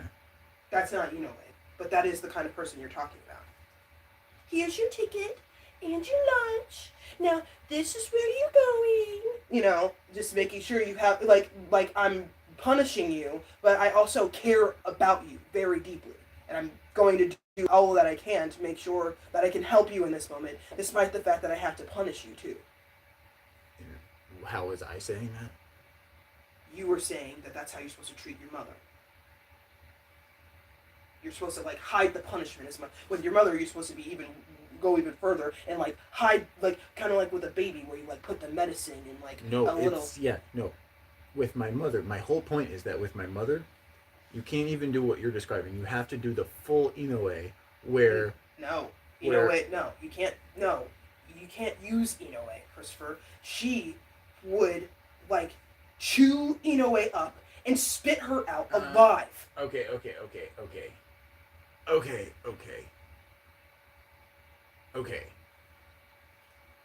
Okay, you have to have it's funny. Okay, you have to 80% Orihime, 20% Matsumoto. I don't know who Matsumoto is. Matsumoto Rangikyu, the big boobs, grown up blonde that follows after Hitsugaya, the little blue haired boy. No, neither one of those women would be able to get your mother to do what they say, what she says, what they say. Neither one of them. Your mother hates women, first of all. Okay? She doesn't like women who have opinions, who feel like they have any kind of authority. No, she doesn't do that. She will. So the kind of woman she will listen to is a woman who is punishing her, but she's making it seem like she's just doing what she says. That's the kind of woman who can police your mother. Do we have an example of that in anime? Yeah, but they're like hard to name because they're not main character girls. They're like these really slick secondary character girls who like barely has any scenes, and like she's like the friend of the main character, and he like hits her up when he's having trouble with the main lead girl, and she like both comforts him and at the same time, you know, chastises him for how he's doing his shit wrong. But he doesn't feel chastised because of how much love she's also giving him by caring about how he's hurt by the situation too. You know, so she's like she's mostly like, I'm here for you, that sucks, but then at the same time she's like throwing in jokes like, oh, you could have done this better, or blah blah blah blah blah. That's the kind of girl in an anime. Yoruichi-chan. Yes, exactly. Friend zoned Yoruichi-chan. No, actual Yoruichi-chan with Yes, her dynamic with him is Kisuke. But she's black, so it's not very good because she's rough, on like more rough typically than. But like, that's it's a like great it's like analogy it's to like Utah. I think Niku-chan, the one from Mikumi? Food. Yeah, Nikumi. No, Nikumi I was like that. I was thinking of her, but I didn't want to use her because Food Wars, you know. Right, but like But yeah, yeah, she's a good example of that. she's a great example. No, Yeah. yeah, you should channel Mikumi or Yoruichi. Yoruichi would be better. No, neither one of those women are. Those women are good to men in that situation, but neither one of them would be good with your mother. Your mother needs a woman who will present herself like her servant, but is her master. Oh, Sir Integra. No, she would hate her. That bitch would just be her master. She's just a master. She doesn't serve. She does not act like she does serve Helsing, but she doesn't act like it. No, this woman, the kind of woman your mother needs, she would like, when your mother like leaves shit all on the counter, she would come right behind her and pick it all up and very sickly sweetly say, Linda, you left your thingies on the counter. But then right after that, she would like prepare her a snack. No. She'd be like, No, make that sure ain't the it. next time you go in No, the that's kitchen. wrong. No, that's what your mother would like. No. That's the kind of We're not person your mother would discussing what like. she wants. I'm talking about who she would react well to. No, you're wrong about that. What she wants and what she would react well to are two completely different things. I wasn't talking about. I don't know her well enough to know exactly what she truly wants. I only know what she wants surface level, which is exactly what the fuck I said. She wants people to do what the fuck she says, but she also wants people to fucking fix her messes all the time. Including the ones that she makes. She wants both a person who will just follow all of her rules, but they'll also like help her be a better person too. And like they'll do everything she says, but also like guide her somehow. What are we doing right now? Huh? What are we doing right now? We are going over the next thing. But I don't know how we got on this giant tangent. It's probably not at all relevant. The next thing was we need her to agree that when she's making a request of either of us, that she needs to agree to not expect us to remember requests that have longer than a 15-minute due date unless she sends it to us in writing. Do we want to anticipate an objection to that or not? We were trying to imagine original ones, and that's how we got on that tangent.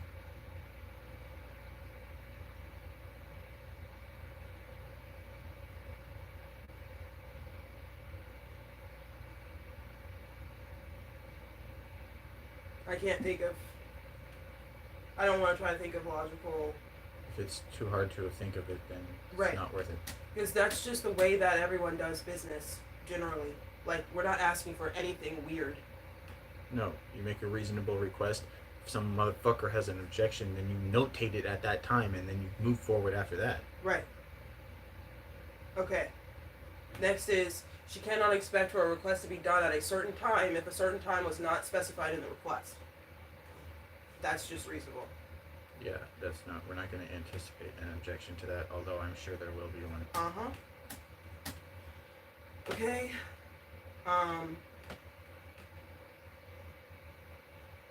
Before a request can be considered to be agreed upon by both parties involved, the due date for the request needs to be agreed upon by both parties in writing if the due date is longer than 15 minutes from the moment the agreement is attempting to be made. Yeah. If both parties can agree on a due date for the request will be nullified and voided by the Swanson Blake Plan.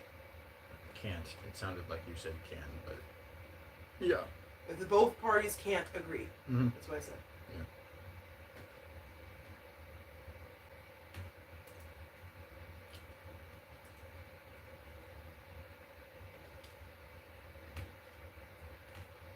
Okay, do we expect are we anticipating an objection for that?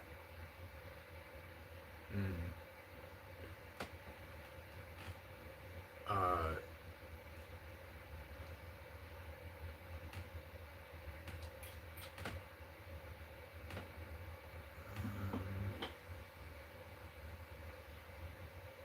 there might be some sort of, oh, we weren't supposed to anticipate insanity. Never mind. Right. We don't have time for that. We just have to deal with it when it happens. Uh-huh. Make a new promise to write. That's not anything she would object to. Promising to respond within 24 hours. Yeah, let's anticipate her objection to that. Right. Any communications Linda wants to make to the Swanson Blake adults that are not time sensitive or urgent should be done in writing. Again, there's no logical rejection of that. During work hours should be done in writing. No. All. Every single request that's not time sensitive. Oh, yeah. The fuck? Okay. She's allowed to say, okay. Unless you want me to forget the ones that you asked me to do not during work hours.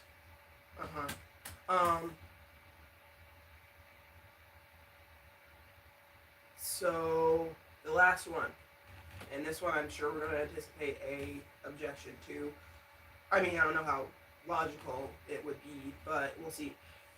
The next one is, she is allowed to say hi to Bjorn and speak to him from a distance, but if she wants to approach him and enter his personal space bubble at all, she needs to ask permission.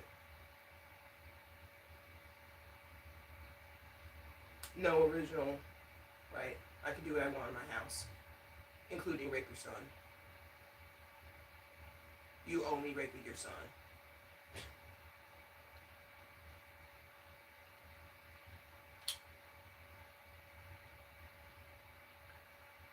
You just need to stipulate that that includes calling him over to her. It's not okay without permission. Maybe there will be preset times of day where it's generally okay to do stuff like that, but that would have to be established in advance. And I would want our relationship to improve before I would commit to something like that. I don't want to just dedicate Linda time for Bjorn every day. Maybe once a week, maybe a couple times a week, not every day. He sees her enough when we go out for meals and shit. We don't have to dedicate time. So, are we anticipating an objection for that? No? For what specifically? If she is allowed to say hi to... Linda is allowed to say hi to Bjorn and speak to him from a distance, but if she wants to approach him and into his personal space bubble at all, including calling him over to her, she needs to ask permission. Are we anticipating an objection to that?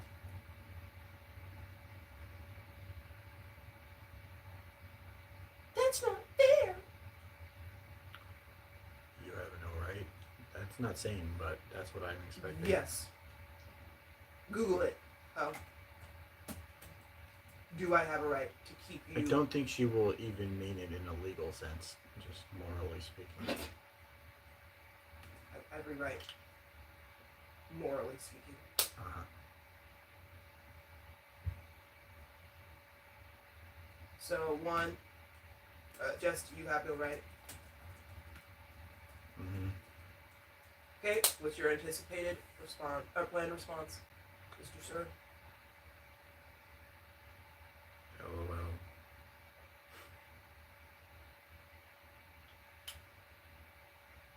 That's it? No. Google it. LOL, Google it.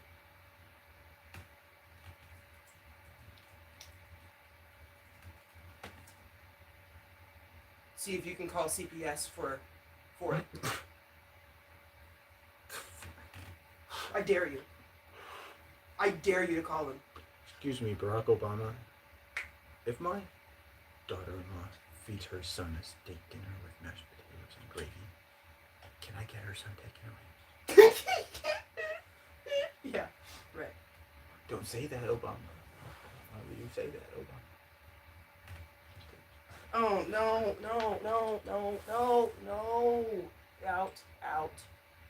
What is he eating? My headphones. Where's the other one, child? Jesus Christ. There it is. With the thingy. Thank God. Lonnie dodged a Biola 2. Biola 2. Sorry, wa Biola 2. You were way too quiet down there. You see? You can't have that. Uh-huh. It's like you didn't even exist. Yeah. In another world. With your headphones. Can you, give him a diaper change? Yeah. Because you're my fliper flange. You would always be my graduate on my range. Are the wipes over there? No. I just had some in your hand. They weren't open.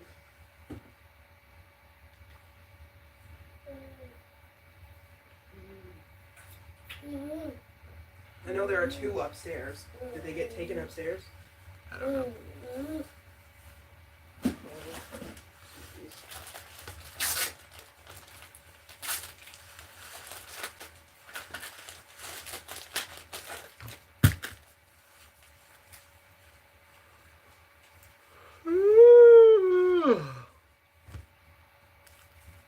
Okay, well, I think we have anticipated all of our responses. Planned all of our responses to her anticipated, to all of the Are you trying objections. to say we're done? Yeah, we have planned all of the responses that we need to for all of the objections we anticipated. So, Can you quantify for me how done that makes us? yeah, I have to go back to the master plan here. That was step 3.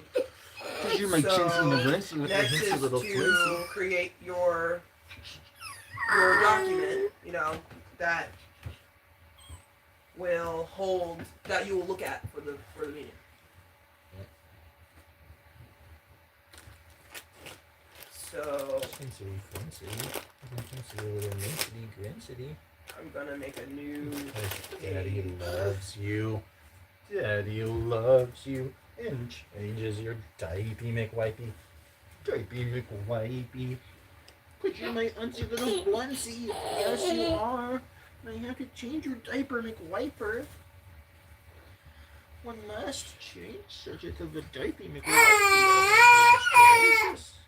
Da da da da da. Da da da da da. Da da da da da. Da da da da da. Da da da da da. Da da da da da. Da da da. Daddy Dooskle do with a reggy rooskle naggy nooskle new. Yeah, did you like to be naked for 2 seconds? Is that what you enjoy? Because you're my chunky little flunky. I'm a hunky punky McNunky. Oh my goodness gracious.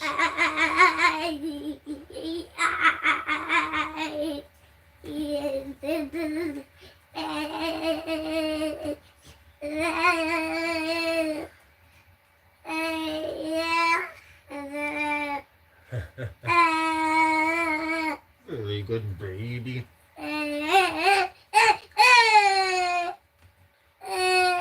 Yes. Very good baby. Yes. Very good behavior from the baby little boy who's 15 months old tomorrow. Tomorrow, that's when it'll be 15 months. Since the day you were born. Did you make Chelsea little Clancy? With the Hunsy McNuncy Muncy. Upon the Clancy of the Gruncy Falancy. You're such a sweet and cute coon jidger. Coon jidger. Ay.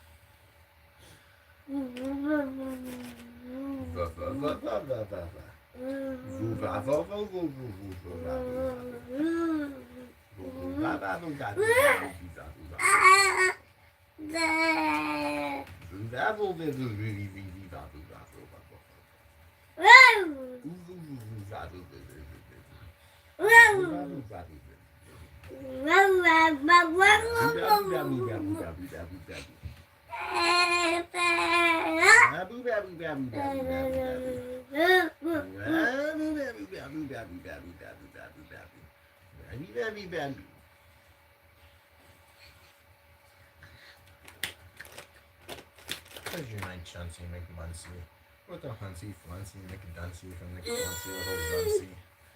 Oh my goodness gracious. Don't do that, I suppose. Bitty son usses, don't do that, I suppose, Bjorn Chan. Don't do that, I suppose. Yeah, I'm my pimpy little flimpy. Nimpy Grumpy McNimpy. I know you really are. Cause you were and will always be.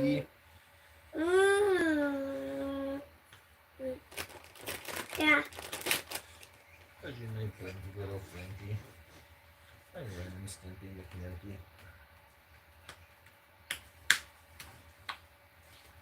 Yes, very good baby. Da da da da. Da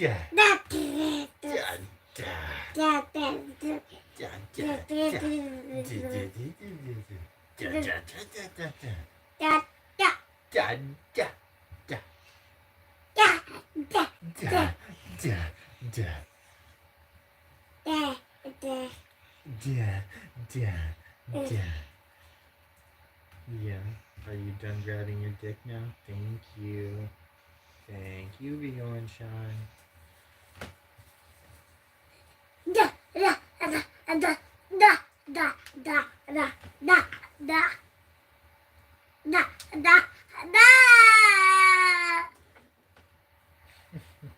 Da da da da da da da.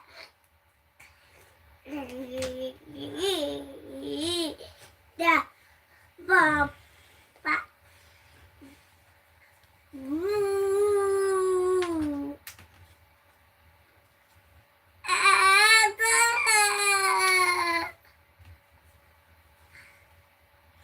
Little Templeton with a Hempleton, Plumpleton, Glimpleton.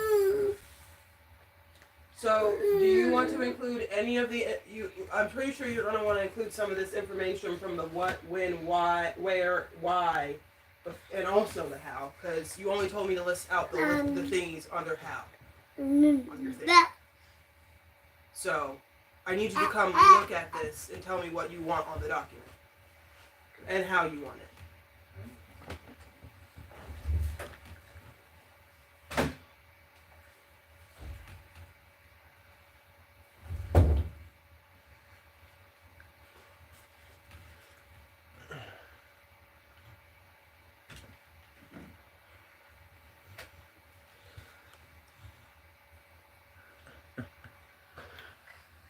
Nice emojis, dude.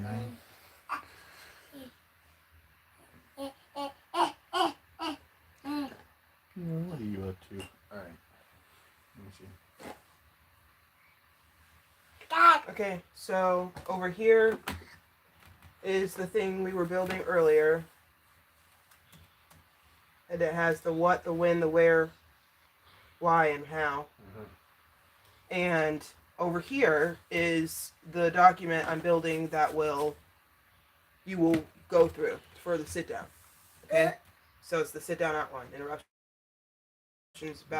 boundary, sit down outline.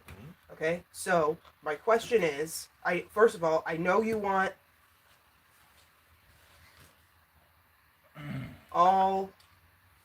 everything under how on this list, except no, you don't, because you really only told me that you want things we planned rebuttals for, but we only planned rebuttals for 3 things. There were a lot more than 3 things under how. So I need to know. Each point just needs to be articulated.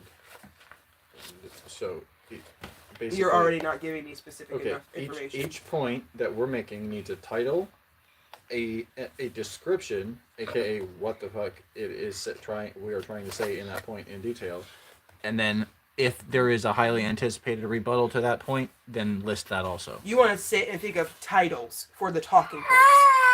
We already called them something. We already have a list of them. No, we have what the talking points are. We don't have titles for the talking points. They would just be called what they are. Okay, that's not what you said. He needs food.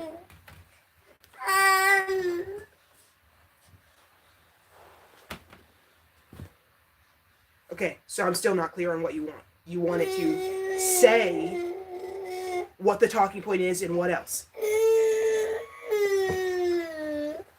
And I still don't know what all you want from that list. I really wish you would just do what the fuck I said and look at the information we have collected and tell me what all that you want on your list and how you want it displayed. I don't know why you want to think of everything without looking at anything.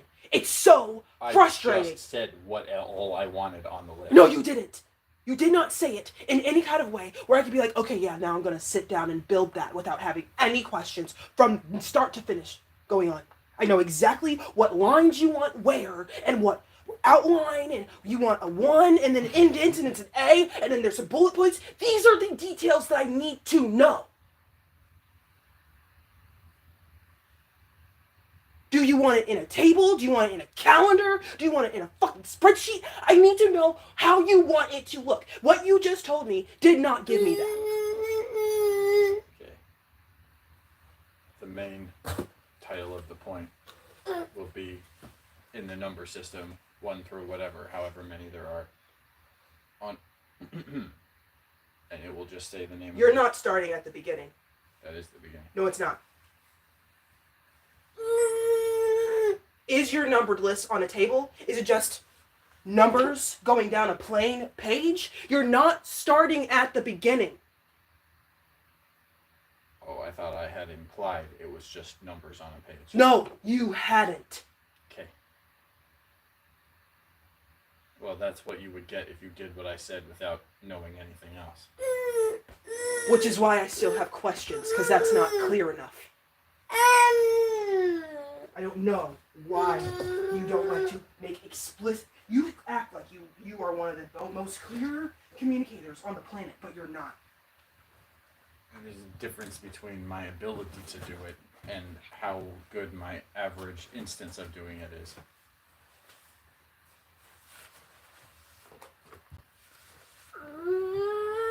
No, we have to go upstairs and eat, Fiona. Eat food.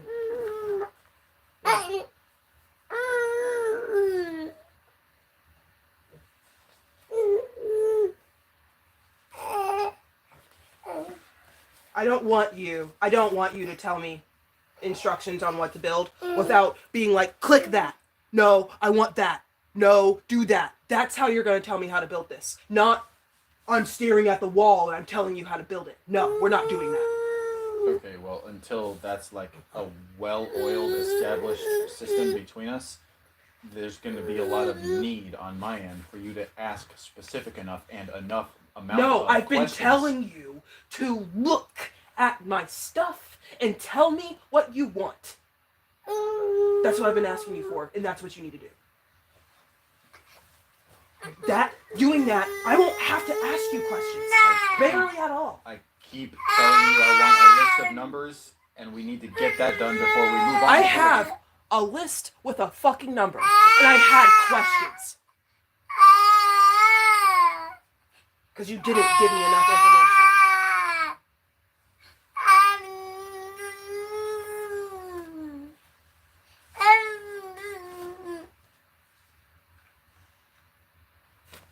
Thanks, okay,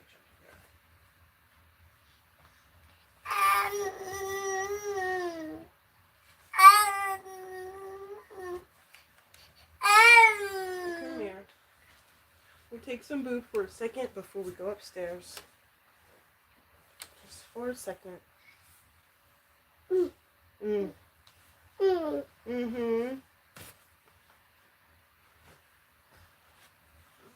That sound good tasting boob there, Bjornsson?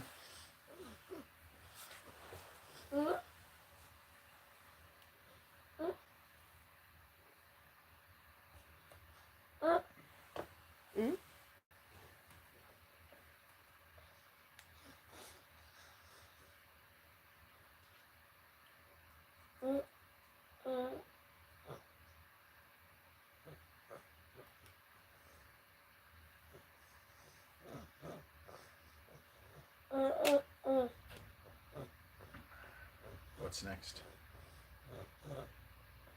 I don't know what I'm building. That's what's next.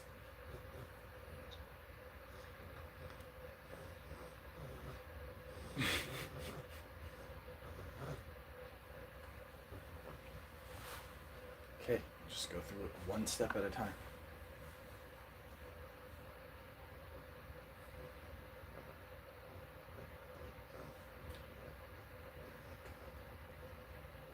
I hope the average client is way better than your dad if you're already at describing what he wants. Try way worse. I don't agree. Those people will at least be somewhat accustomed to talking to people who build both databases, I would assume.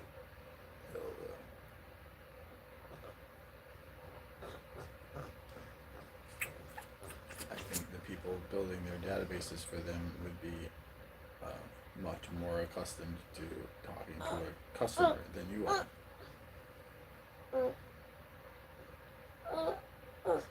What?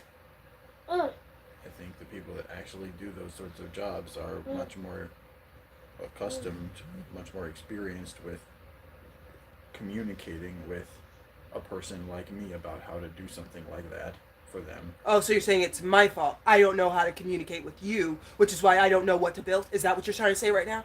Oh, no. That's exactly what it sounded like. I don't know how to communicate with clients, customers. Therefore, it's my fault that I have no idea what you want right now. Even say you didn't know how. You said I don't know how as well. You said they probably are way better at it than you because they have so much experience. That's typically how having experience with something works. Oh, because I have no experience talking to customers. Right. That's not what I said. I just don't understand. How is talking to a customer to build their database that different from talking to a customer to build their burger at McDonald's? How is it that different? Because you're speaking a completely different language. I don't agree. You're speaking English. With an entirely different set of vocab. No, not really. There's some extra vocab words in each industry, but not a completely different set of vocab. Utilizing massively bigger and a greater variety of concepts. I'm not sure about that. The fuck?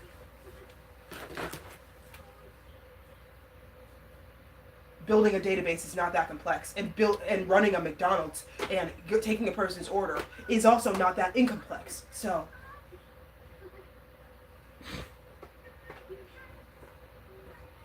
I think if you objectively compared those metrics, that's not quite accurate.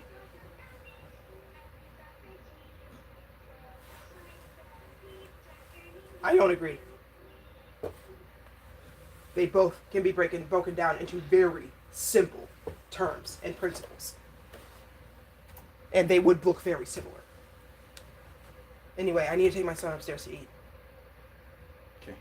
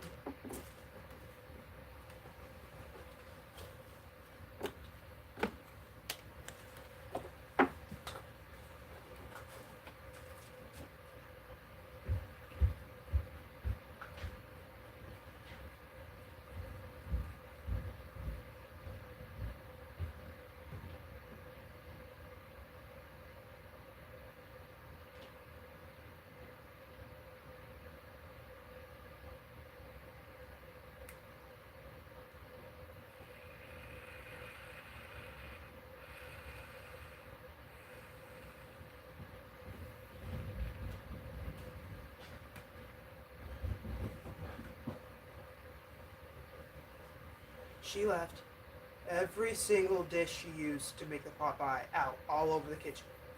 She always does. Yeah, no, that's not. I know that. That's not. Who was cleaning it up, and when? Like, was one of us cleaning that up? Because why? Wait, no. We have to see how long it will stay there with that first in the name of science and the law. Okay. We have to photograph Yeah. it every X amount But of the hours. kitchen is practically not usable right now. She has peas and carrots in a strainer in the sink, and then the other sink is filled with the bucket is filled with dishes. The counters are covered. No one can use it. I don't even want to take a bite of that chicken pot pie because if I take one bite, she's like, "Now you have to do my dishes." Oh, wow.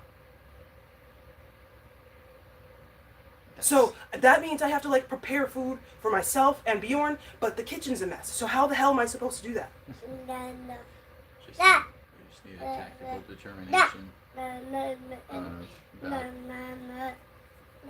just need to go in person and make a tactical determination about how to accomplish exactly what you just described, which is obviously the only thing they can. How to accomplish what? Making food in that environment. Uh-huh. Probably we'll just eat non-miku spaghetti that I will make. And Pushing around all of her dishes? No, I'll have to do it without pushing around her dishes, Deidre. Good luck. Thanks. I'm gonna go check. I think every burner is covered with shit.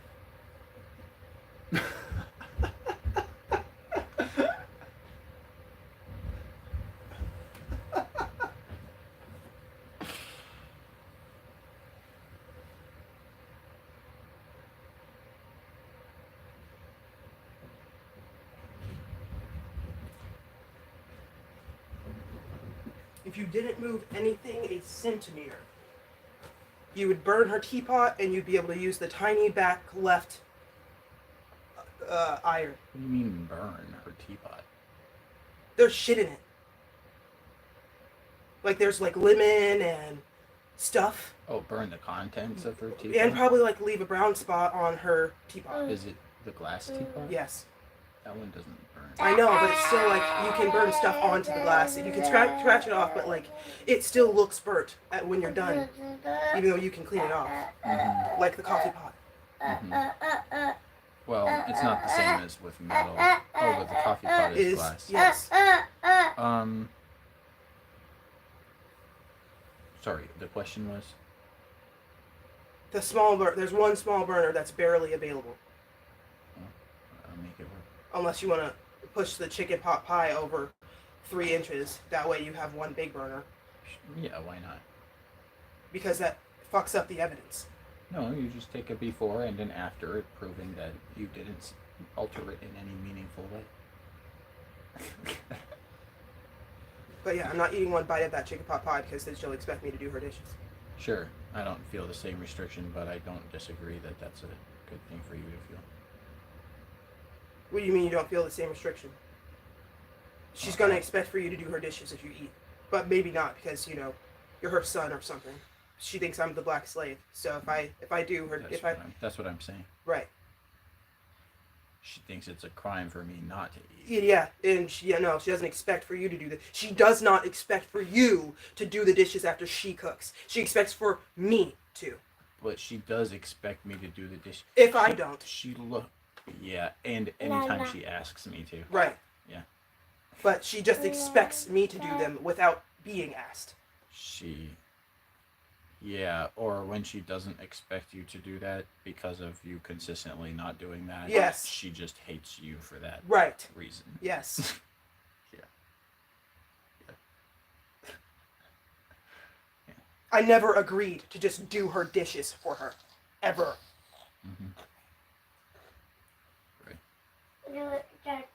I mean, I agreed to help I out would- after she's I cooked would us a be- big meal, but listen. that's helping out. I didn't say I will You know, commit to doing it every there are- single fucking time. There are circumstances under which I would personally be willing to do all her dishes. Like, for example, if she followed all the rules of decorum in public and didn't impose a curfew. Yeah, no.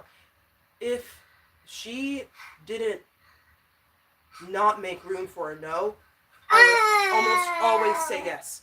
Uh-huh. That's just how I work, okay? Like, if you respect my right to say no, then I know saying yes is safe. Mm-hmm. And I like helping. I like being a helpful person. It's also just it's a sign of a smart person if they made room for the no, Mm-hmm. and it's a sign of danger and stupidity if they don't. If they didn't, yeah. So, I said this in a rant to Alex the other day. I'm not the kind of person who has issues with being told what to do or rules or authority. That is Not inherently, but I do have standards and I do have common sense. me. And It's I get offended when those things are violated. you are not inherently. I go way further than that. I like authority. I like being told to do. I like there being a structure. I love not having to make my own schedule because there might be one already made by whatever powers that be. I'm the kind of girl who would thrive under a military, structure. Mm-hmm. So I know for a fact that I don't have an issue with just being told go do the dishes. That is not the issue. But it's the fact that you think that I can't say no. Even in the military, that is not how it is. No. I mean, you signed a contract that says you can't leave, which is how they say you can't leave. I didn't sign any contract here, okay? And if you still make a reasonable argument, even in the military, you're allowed to leave, okay? It has to be a very strong, reasonable argument. You don't have but to make an argument. You can just leave. yeah, but you'll be frowned upon at least. Frowned upon. Imagine that. Right. They don't even put you in jail. No, it's just hard to get another military government job. Yeah, you're just a piece of shit officially. Right. That's all. Yeah. Yeah. Yeah. I didn't want to go die That's what everyone just sees you as, and that's the people I are like. said I wanted to go dive. And then I didn't. And I changed my mind. I was wrong. Mhm. But anyway, no. So like, my point was that I don't have an innate issue with being given orders or being told what to do, things like that. But like, the dynamic under which that's happening is very, very important. Yeah, you're speaking really loudly. So? The door's open. We're inviting eavesdropping and unnecessary conflict. Okay, anyway, we need to go upstairs and figure out what's happening with the food. Okay.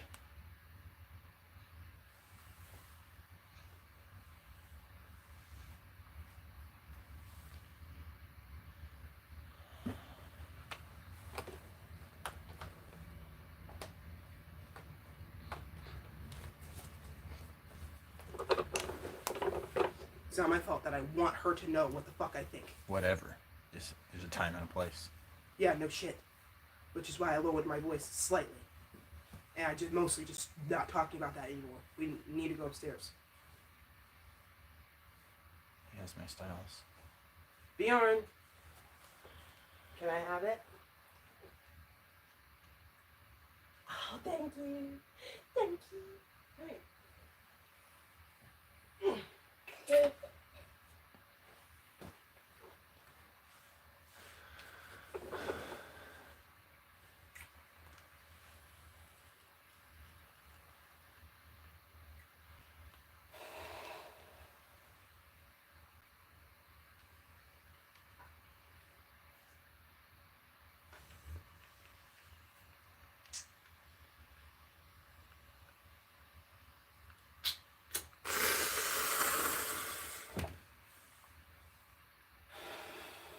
Give me that one.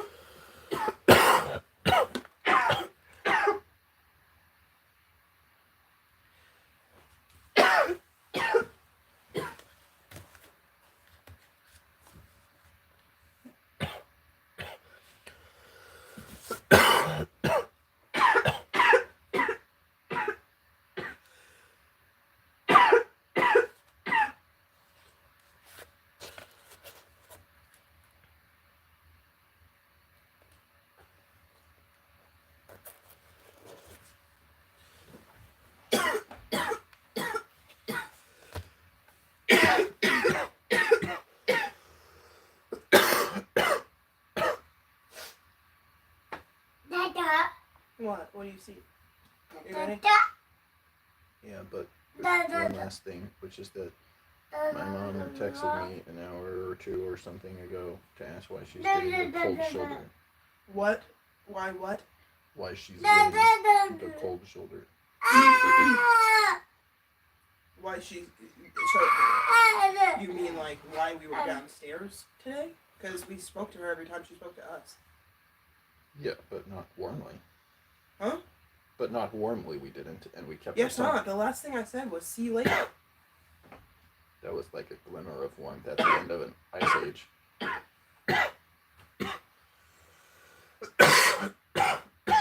Okay, well, you're going to have to prepare some kind of response to that. I would give you a heads up that we want to have a sit down, but we're still in preparation mode.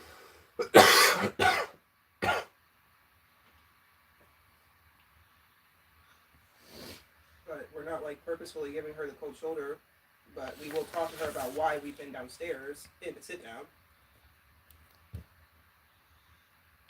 Which is, you know, because we can't not be interrupted upstairs.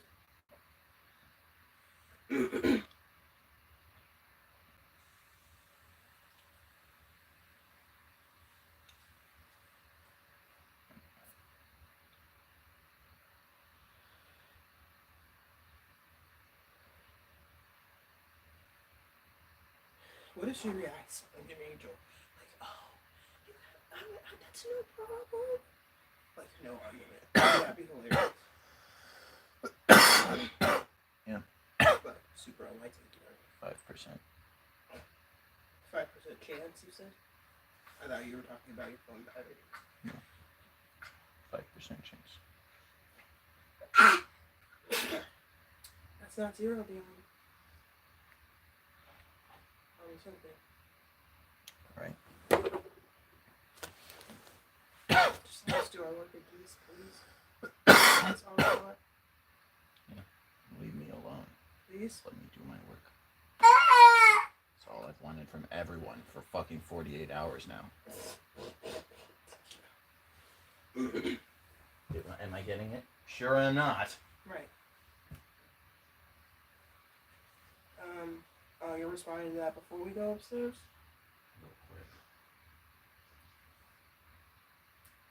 I guess it would be better to do it in text so that she doesn't accost us verbally with it. It's like how Israel gives you a little letter in the mail before they bomb your house. Uh-huh.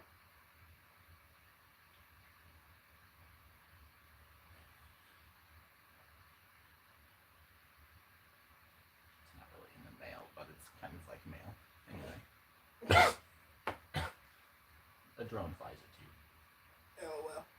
You get a warning before you get bombed. If you're at home, you get Oh, well. close to your residence. You know, because that's what they're gonna bomb. Well, they're warding the right place.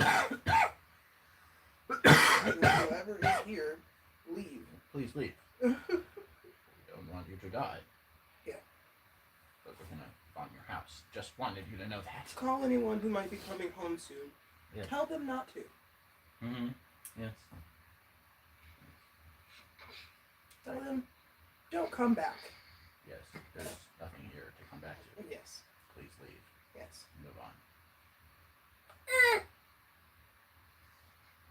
Did the people stay? Some of them did, I'm sure. Some of them do, some of them don't. Most of them don't, I would guess, but some of them I'm sure do. A small percentage. Mm-hmm. It's interesting to know what those percentages are like. Uh-huh.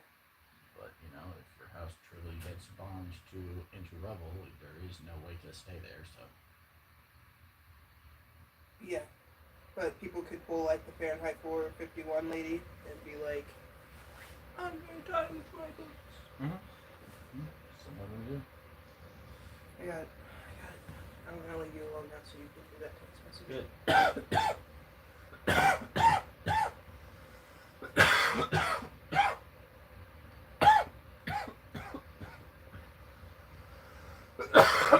Don't talk to me either. I know. I know.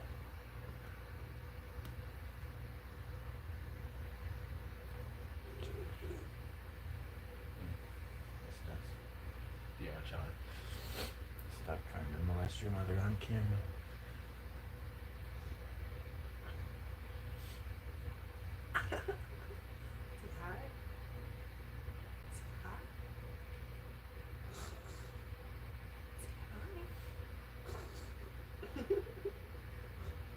Yeah. Say hi.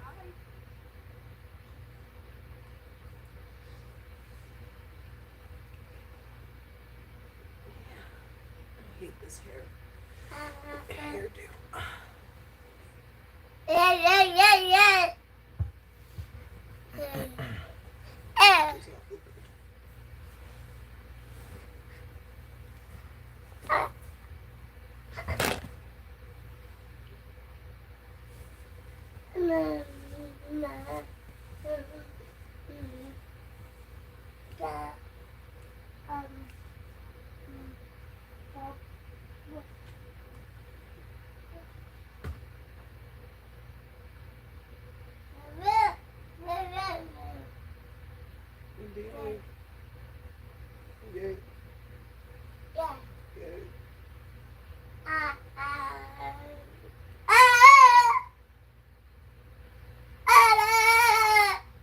What's up? What's all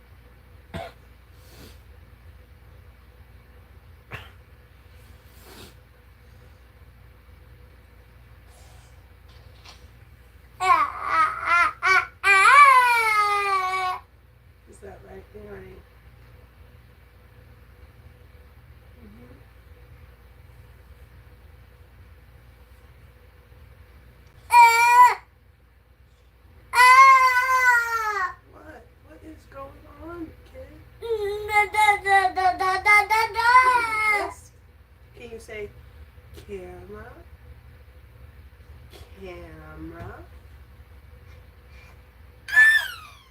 Yeah. Camera. That's right. Nana. Camera. Nana. Camera. Nana. Camera. Yeah.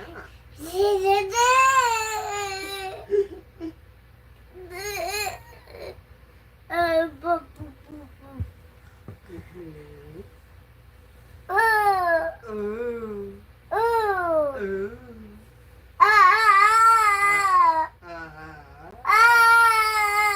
Is that right? Oh my god.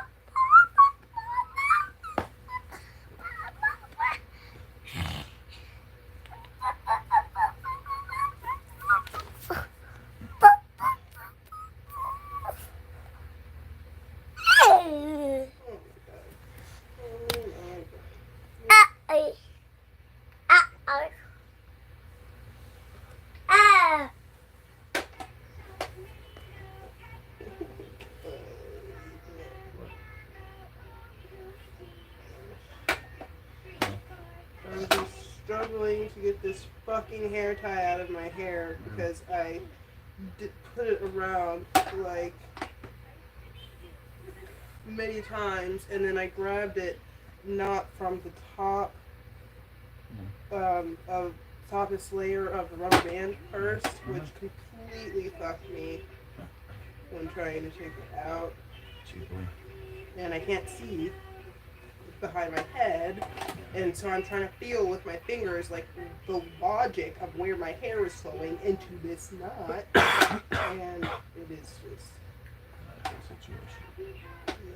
Makes sense. You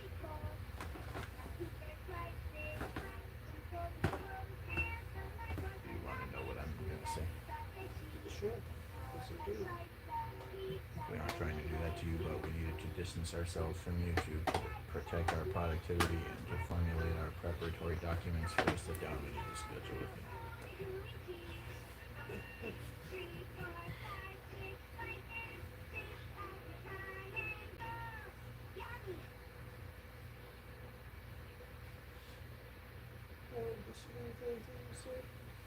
Just spoiler alert.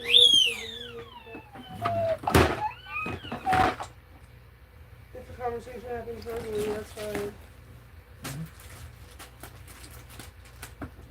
I mean, not verbally, through text. Yeah, I sort of thought you were trying to mean.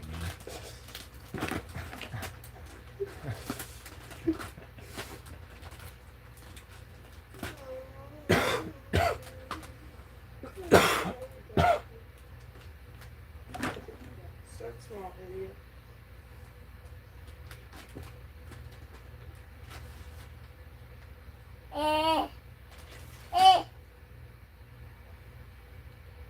No, Bjorn. No, Bjorn. We don't just pull these out and eat them. They're not food. And they're not toys. They're wipes. And we need them to stay in here and stay there. That's why you can't play with them. No wipes.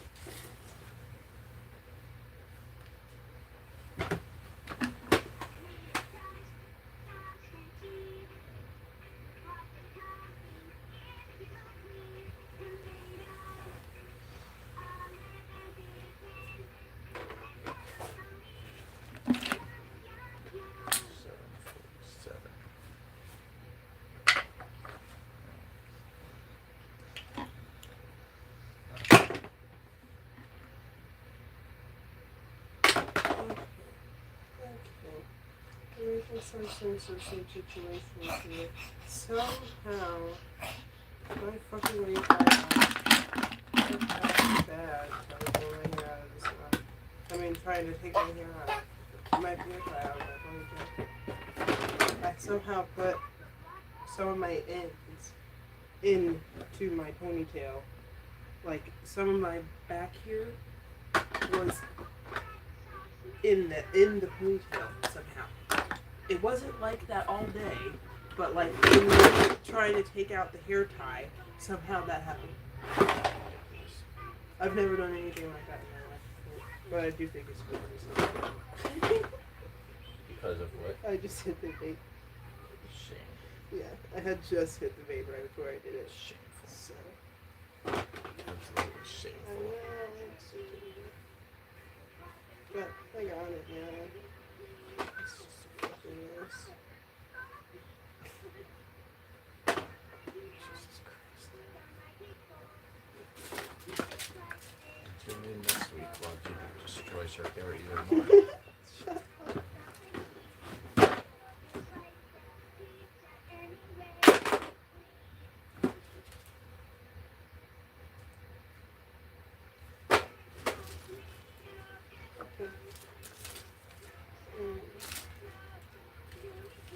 Leon, do you have lots of yellow AQHCs? You have 1, 2, 3, 4, 5, 6 slices. Or shape like a triangle. Or even like a quadrangle.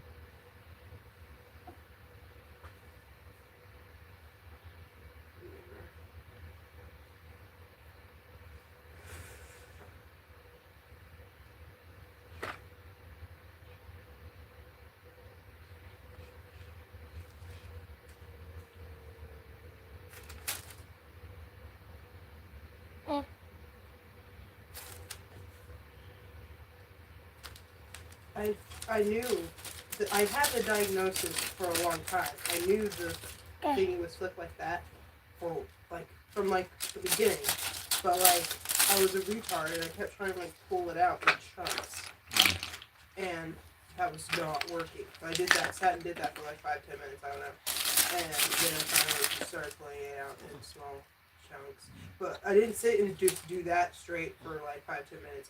I also was like wiggling around through the knot, basically just making the knot worse while trying to just make sense of the knot and loosen it. It was stupid.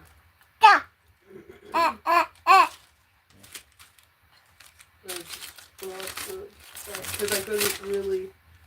I knew what was happening, but I didn't actually understand what was happening, I guess. No, I didn't know how to fix it, really. You do it. We've been on like 100-second monologue about this, okay? You weren't telling me about anything else. Where are we at? Ooh. Did you finish the text message? Mm-hmm. Let's go upstairs then. Great. I had to get my hair out of the knot, so it's only been like a minute since then. So. Whatever. It's my job to shepherd. I just got my hair down, so why do you expect for me to not be still talking about it? It was just the amount of... It took a long time to get it out, Christopher.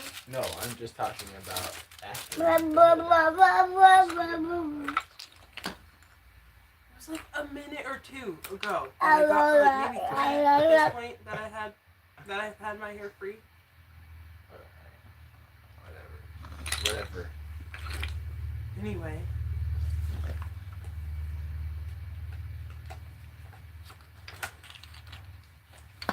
So good.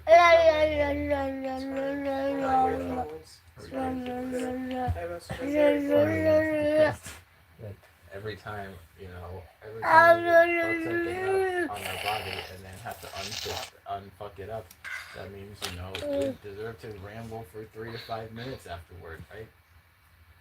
I just go in. Anyway, like I said, it's my job to I was just saying what the thoughts that came to my head, and I just hit the bait. So forgive me. Well, I do forgive you because it's my fault anyway. I'm supposed to be the one that moves shit along.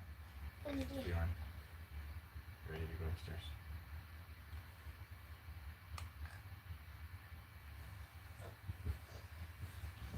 Yeah, as though you couldn't have said that earlier. Do you like your binkies, Bjorn? It's just rough getting into the habit of cutting you off. There were many pauses. That's not. No, I don't agree. There were pauses. There were micro pauses. You could have said anything in that. It'd be, Okay, anyway, next. How many times do I hit you with an anyway?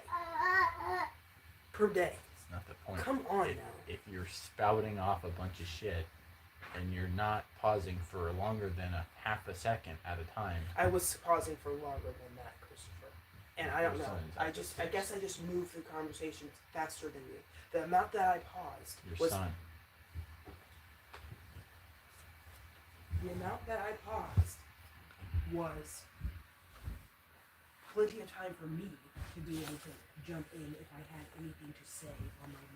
Like, I would like to go now. The amount of time that you be pausing in those moments is not even enough time for me to process the last thing that you said and to see what the quality of it is. That's ridiculous.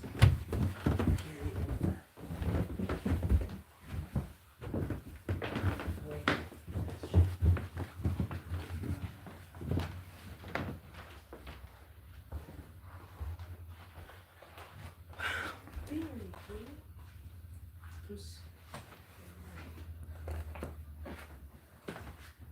You got the artwork taken, please?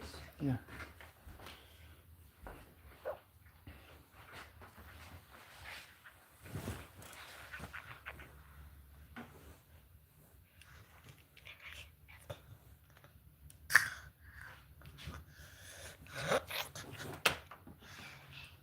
Dada.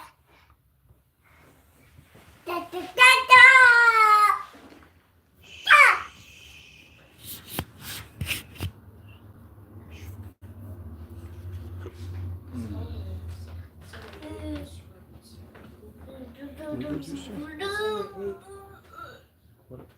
So?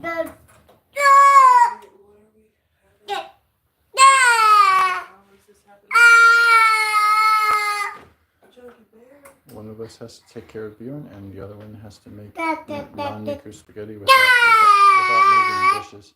So we were going to have me do the cooking. Yes, That means you're taking care of me. I got it. Any questions? I was specifically like wondering. Pick his ass up, dude. Jesus Christ, that's loud. I was specifically wondering how you're planning on going about cooking the spaghetti. Oh, don't worry about it. I'll figure it out.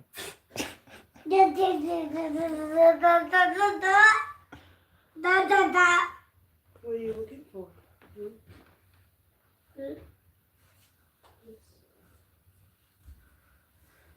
All right.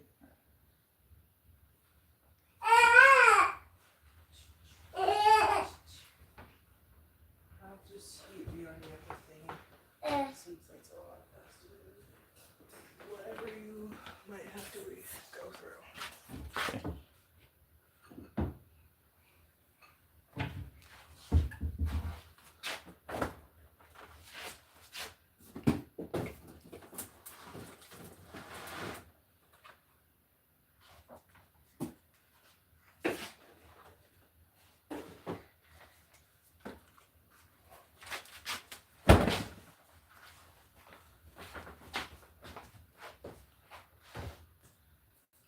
But that doesn't mean I don't need to do what I need to do, right? Because we need to eat. Mm-hmm. I mean, we could choose to eat later and not do. We could just do ramen or something Right now. later. I don't really want to eat right now. Okay. I'm down for that.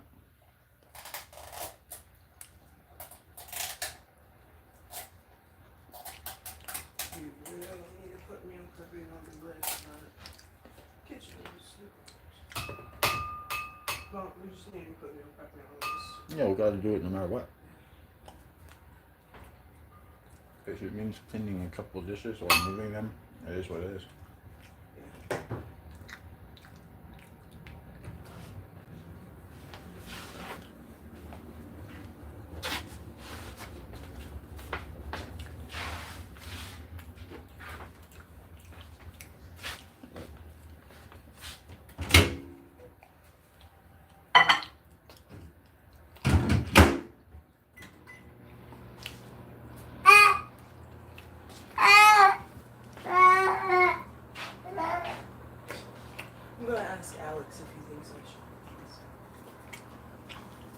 I was just fantasizing about implementing a system where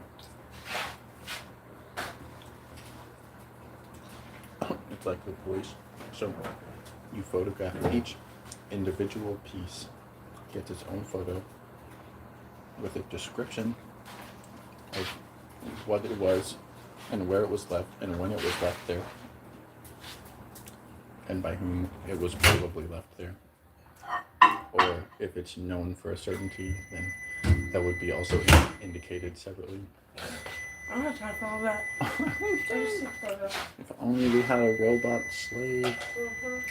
No, other ocean databases I can do. Do you know how funny it would be to have a robot slave and just make it notes and all that shit instead of doing the dishes? I would do that. I would do that.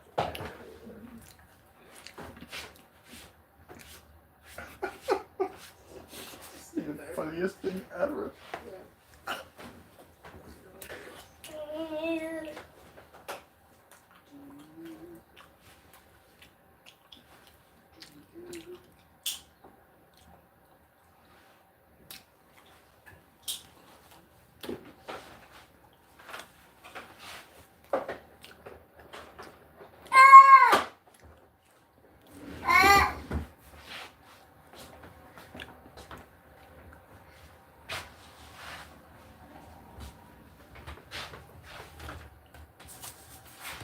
Okay, there we go.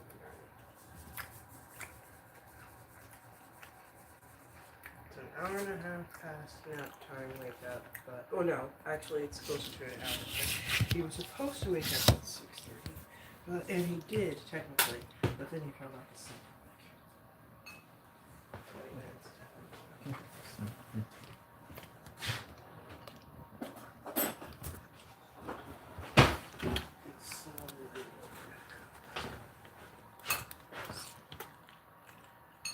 It's around the hour point, I suppose.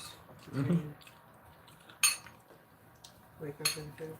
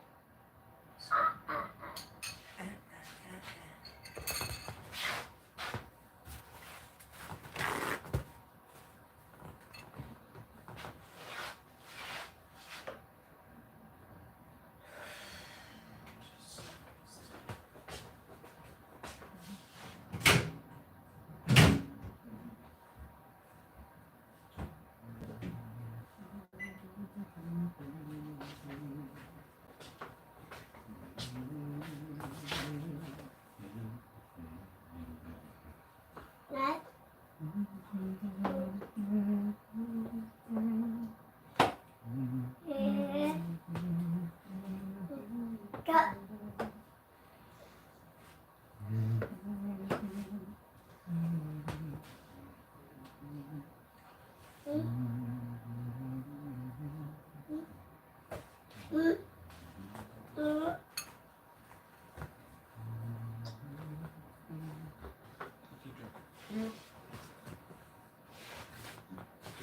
Any dirty dishes in that sink whatsoever? No. Oh no, we had a few from this morning. Like maybe 5. Okay, but they're just interchangeable. Yeah. Well, no, we might have had like 10. So they would be at the base from this morning. I haven't brought anything else up because I had like a couple from this from. I'm not that worried about parsing if it's intermingled, but I just need it to know. Yeah. Because I wanted to collect my dishes until 10 p.m. so that I didn't have to do dishes like 17 times in a day, but obviously that was a bad move since we can't even pick out our dishes from hers without it being really difficult. Yeah, so because you did that, the smartest thing to do at this point is to eat part of her fucking pot pie and do her dishes, because we fucking intermingled our dishes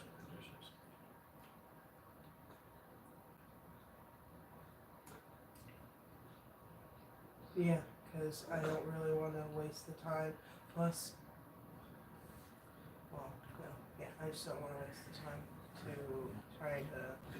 And then we would have to try to wash the dishes around her dishes, which is it's just impossible. It makes it cost that much more energy and time, which we already couldn't afford even if the kitchen was clean, really. Yeah, but there still needs to be a discussion because Yeah, can't. but this discussion will also have on better terms if it's less negative. Yeah, that's why I did her dishes yesterday. I know.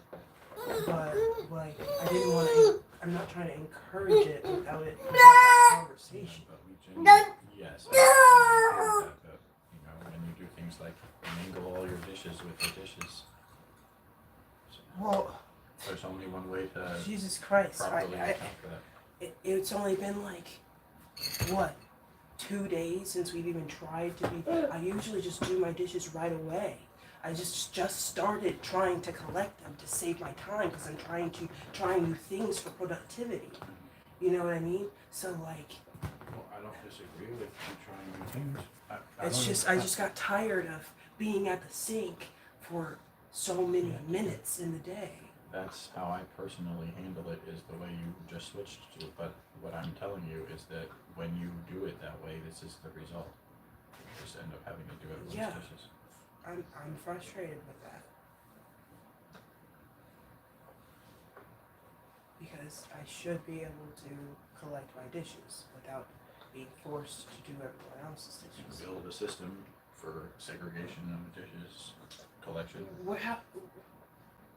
That's all you can do. Where are we going to put a bucket of dirty dishes? It would be a temporary bucket.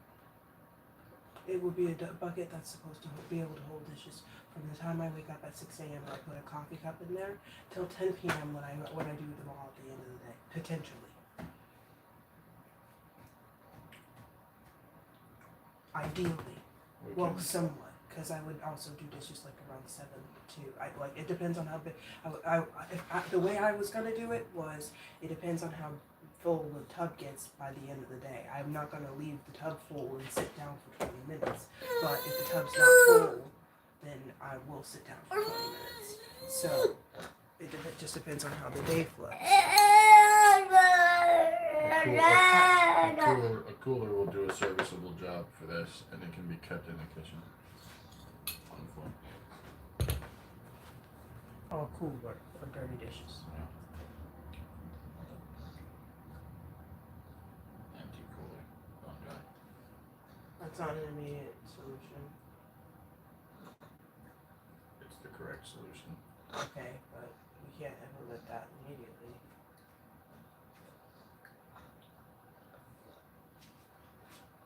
Then we can't have a segregated collection system immediately. Everything else is unsanitary as fuck. Bad image. No free will. Shoot me. Very limited, yes. Whatever. Okay, you don't really need stuff. This is like. It's so hard.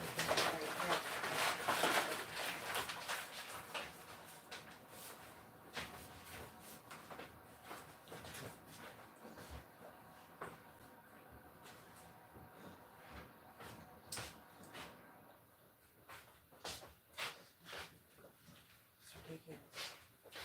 I just don't know how you do this. Like, how do you lead this? Well, you lead it. That's it. I don't understand it. You put down your sponge, and you turn off the sink, and you turn on your heel 45 degrees, and you exit stage left. What's going through your mind? What goes through your mind? I don't feel like doing this anymore.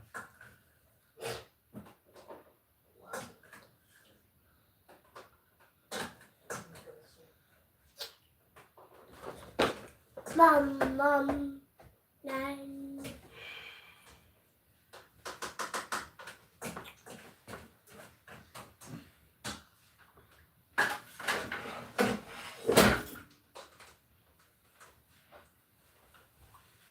go that way a lot too.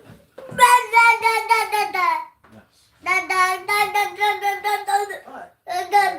very different. General previous feature. Mommy's here, Bjorny. Come in here. It's a bad night. Say it's a bad night. Mm-hmm. What do you want me doing? Cleaning, eating? Eat if you want.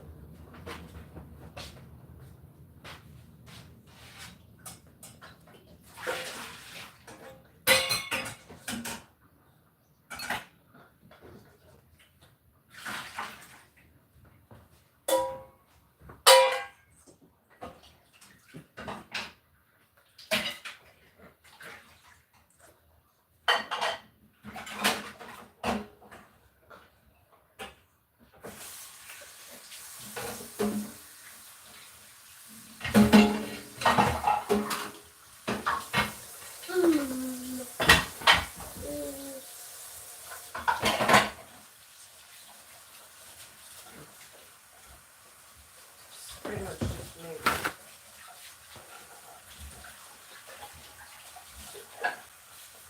What are you gonna say? I don't even, this is, yes, because if I'm just gonna cave in every single time and just do her dishes, I can't, how am I supposed to raise my son in an environment like this? I completely disagree that in lieu of the material resources, that means we're just caving in. You just, then why aren't we doing something else? Then whatever that thing is right now, then. Because this is the most responsible thing to do in light of the fact that we don't currently have the resources. No, I'm not talking about the cooler, Christopher. If we're not just, oh, so we're just gonna do her dishes until we have the cooler? That's what you're saying? That's what I'm trying to say.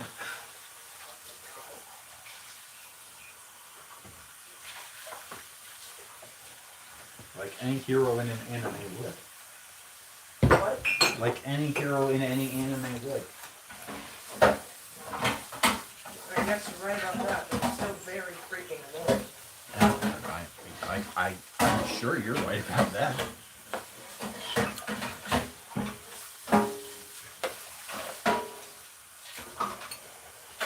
It's really immoral to even be put in this position.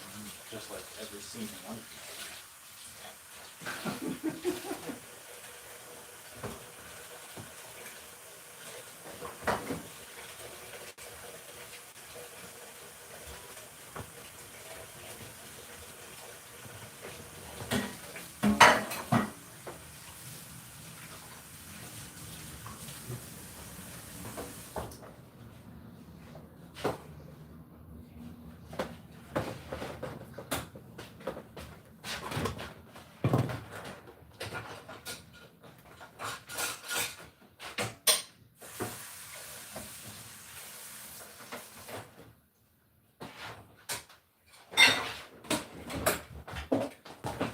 How are we doing now? Do we need some more?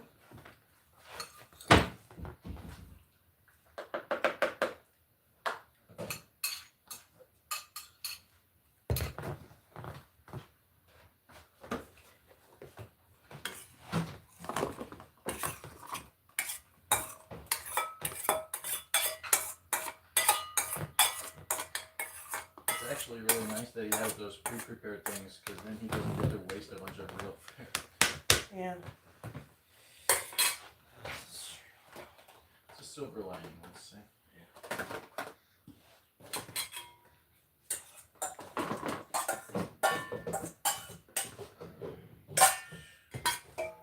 Wow.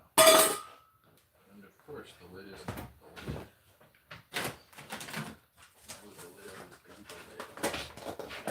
That's what we asking.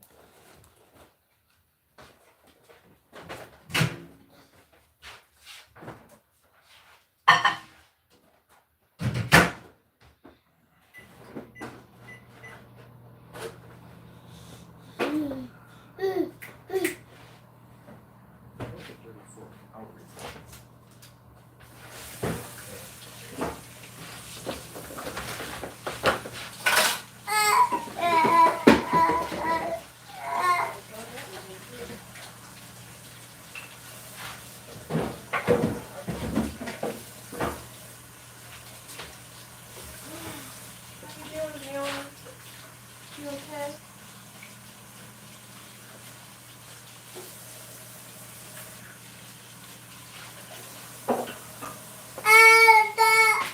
Oh, what's wrong?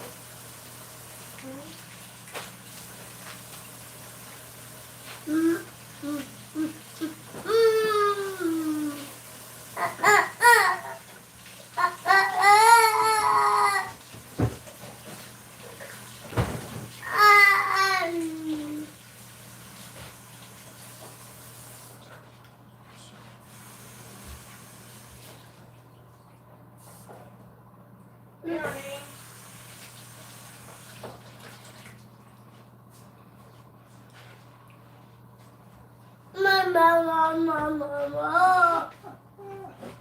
Most people insist on taking 2 days off per week. Me, if I miss one day on my 7-day-a-week schedule and make it up the next day, I feel like shit.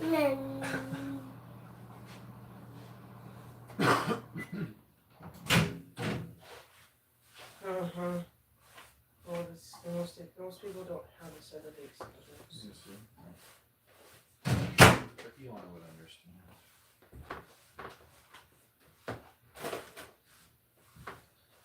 He constantly shit talks people that don't feel that way.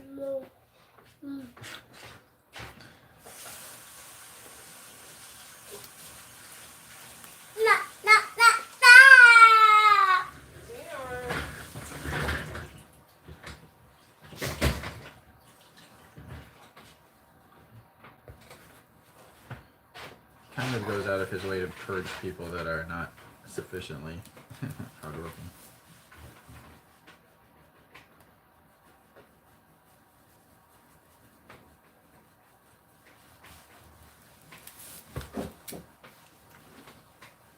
And he's doing that to the government right now, which is wonderful. Are you talking to me?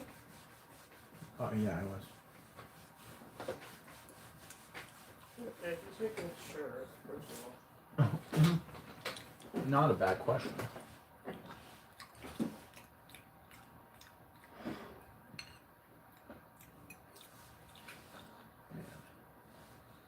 But you said you like some what those who don't Purge. what? He purges them. Purges them. You know, kicks them out.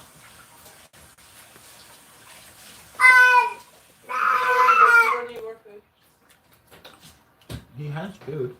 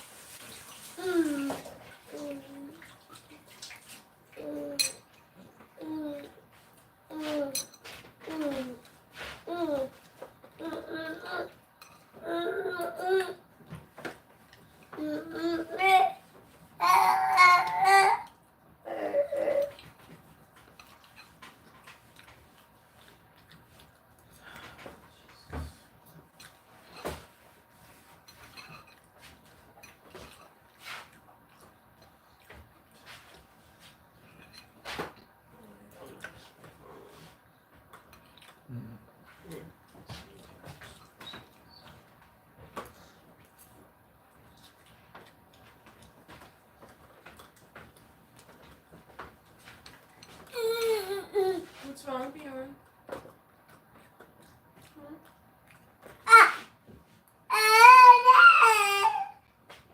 What's wrong, Bjorn?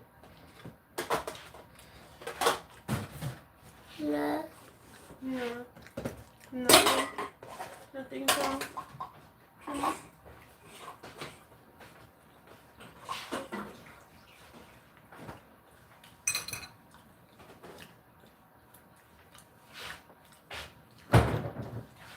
Chunky bear. Monkey bear.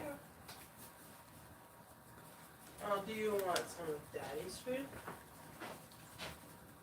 We just sucked the hell out of it. So you don't want that.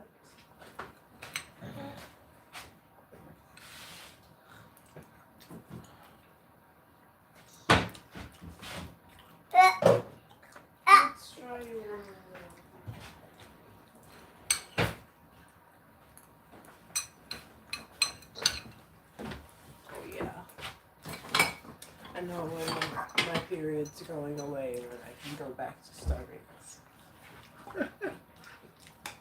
Without being a raging bitch. Yeah. Yeah. And just generally do anything without being a raging bitch. Right.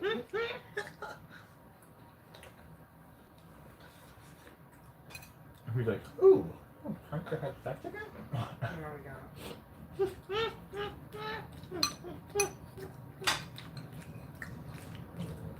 I'm pretty sure that takes us. What? I'm pretty sure that your grandma uses that before, right? That whole thing she put this in. Oh, okay. I wonder what it is since it didn't get used.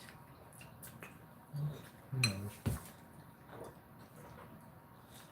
It's one of those mysteries of the universe. Yeah. Like our skillet. Yeah. Same skillet. It's like the Bermuda Triangle. Yep. She just disappears when we don't know where. Mm-hmm. We don't know how. No.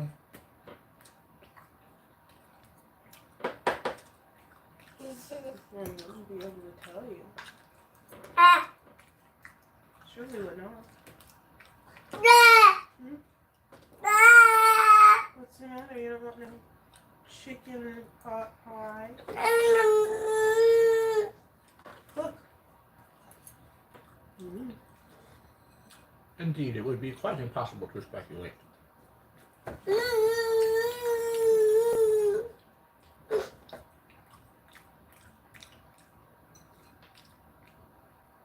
After all, no one had motive, means, nor opportunity. Bad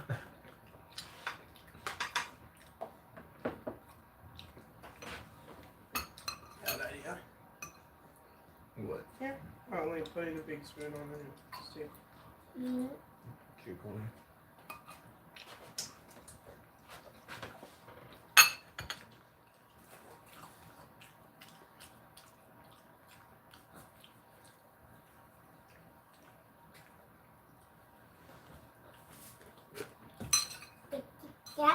Mm-hmm.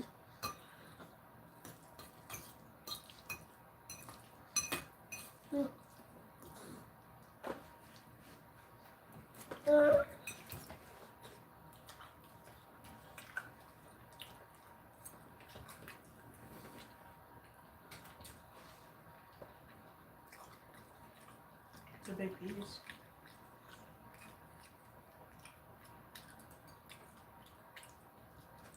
Potato.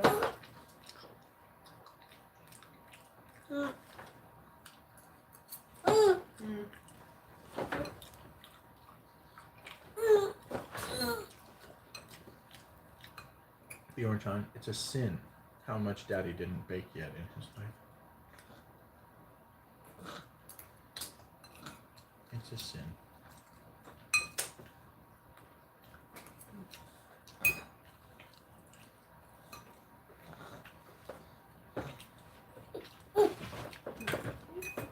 Yeah, I'll be on.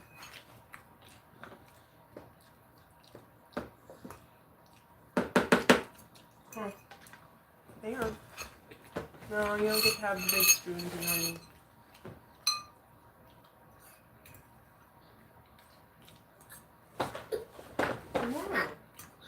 What's wrong?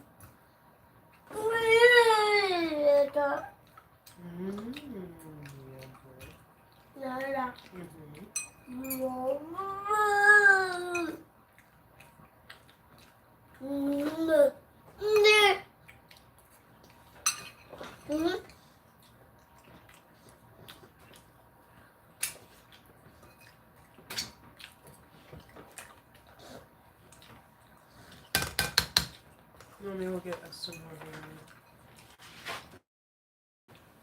Mommy's might as well use a little bit. Just to take the edge off. Mm-hmm.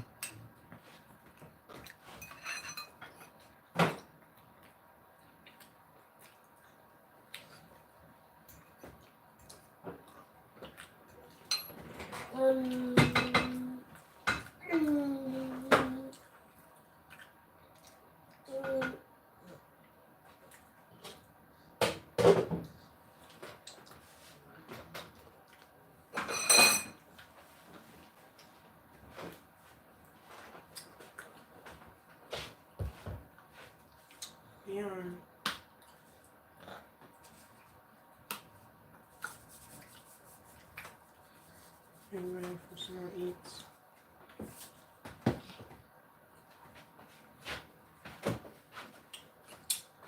Look how you choked on a piece of chicken here.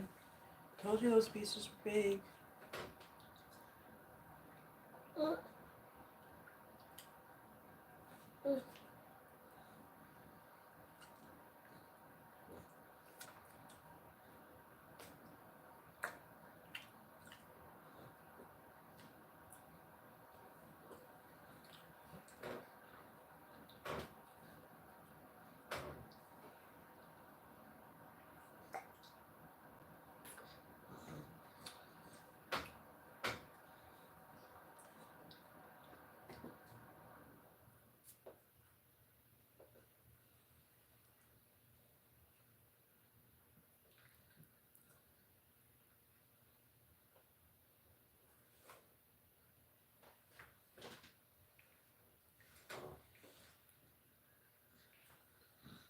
What looks better?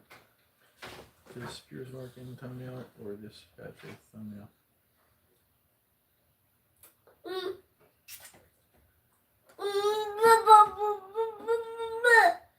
Here's Morgan is generally better. I know he's generally better, but what about the thumbnails?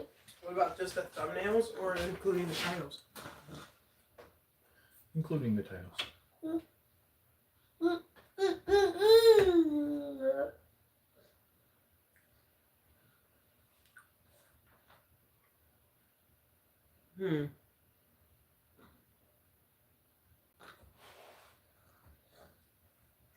Yes, bananas. Yes. I really, well, I don't really, well, it's, One of them has to be better. I was just gonna say I don't really care about Kanye, but it's the censorship that matters there, so that's why I didn't say it, so. That is important. But I still think the other one sounds more interesting. It looks more interesting. And sounds more interesting. That's the main thing. I don't think it looks more interesting. Honey, I'll be right there. You're right. It doesn't look more interesting, but it looks better edited. Maybe. Just in the thumbnail. I happen to know he has better editors, but just in the thumbnail. Pierce has a not very great taste style for all of his stuff. Yeah. But I do love his freeze frames most of the time, but he didn't really get that many this time. Yeah, Brianna is like a lot more obsessive about Bjorn. perfectionism and shit. Great. Now he's in the state. I got all that food. Well, I was only really planning on eating the inside. I don't like a bunch of crust. You gonna finish that bowl? No. No. I mean, not all of it. I was trying to eat some of it. Okay.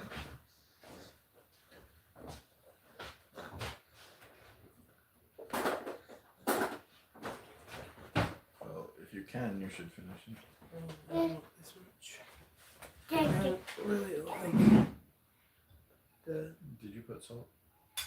Yeah, I put some for beer.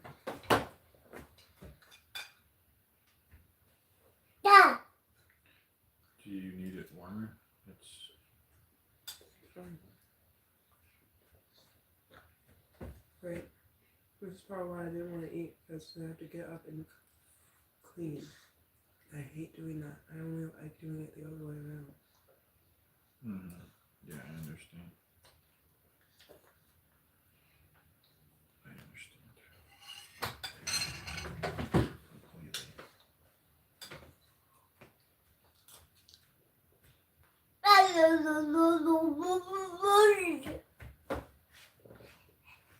tell anybody, when you go to all these other people, you see the information they give you. Everybody, I know you're feeling it, you know, we're all feeling this thing where, like, we've been telling you. Yeah. We told you this was going to happen. You know, we are, and I know that can be alienating, and I know, and it's like, we're supposed to be better than that, but just sometimes it just makes your head want to fucking explode. It's like how many times friends on the left. Maybe we should. Friends on the left. They don't have friends on the left. They have too hard, too real. What is it? Sorry. Too hard to real. Too hard to real. Too hard to real. Yeah, it's too hard to real as a porn star. And I know what it was. Like a porn star. Yeah, you're right. Too hard to real as a porn star. And people had kept, continue to talk about the what. I just wasn't Beyond what is it? I was like, here's 271 hours of I fucking told you so. Because you listen to the show and it's not like here's what's crazy to me. My favorite one that people got that one right.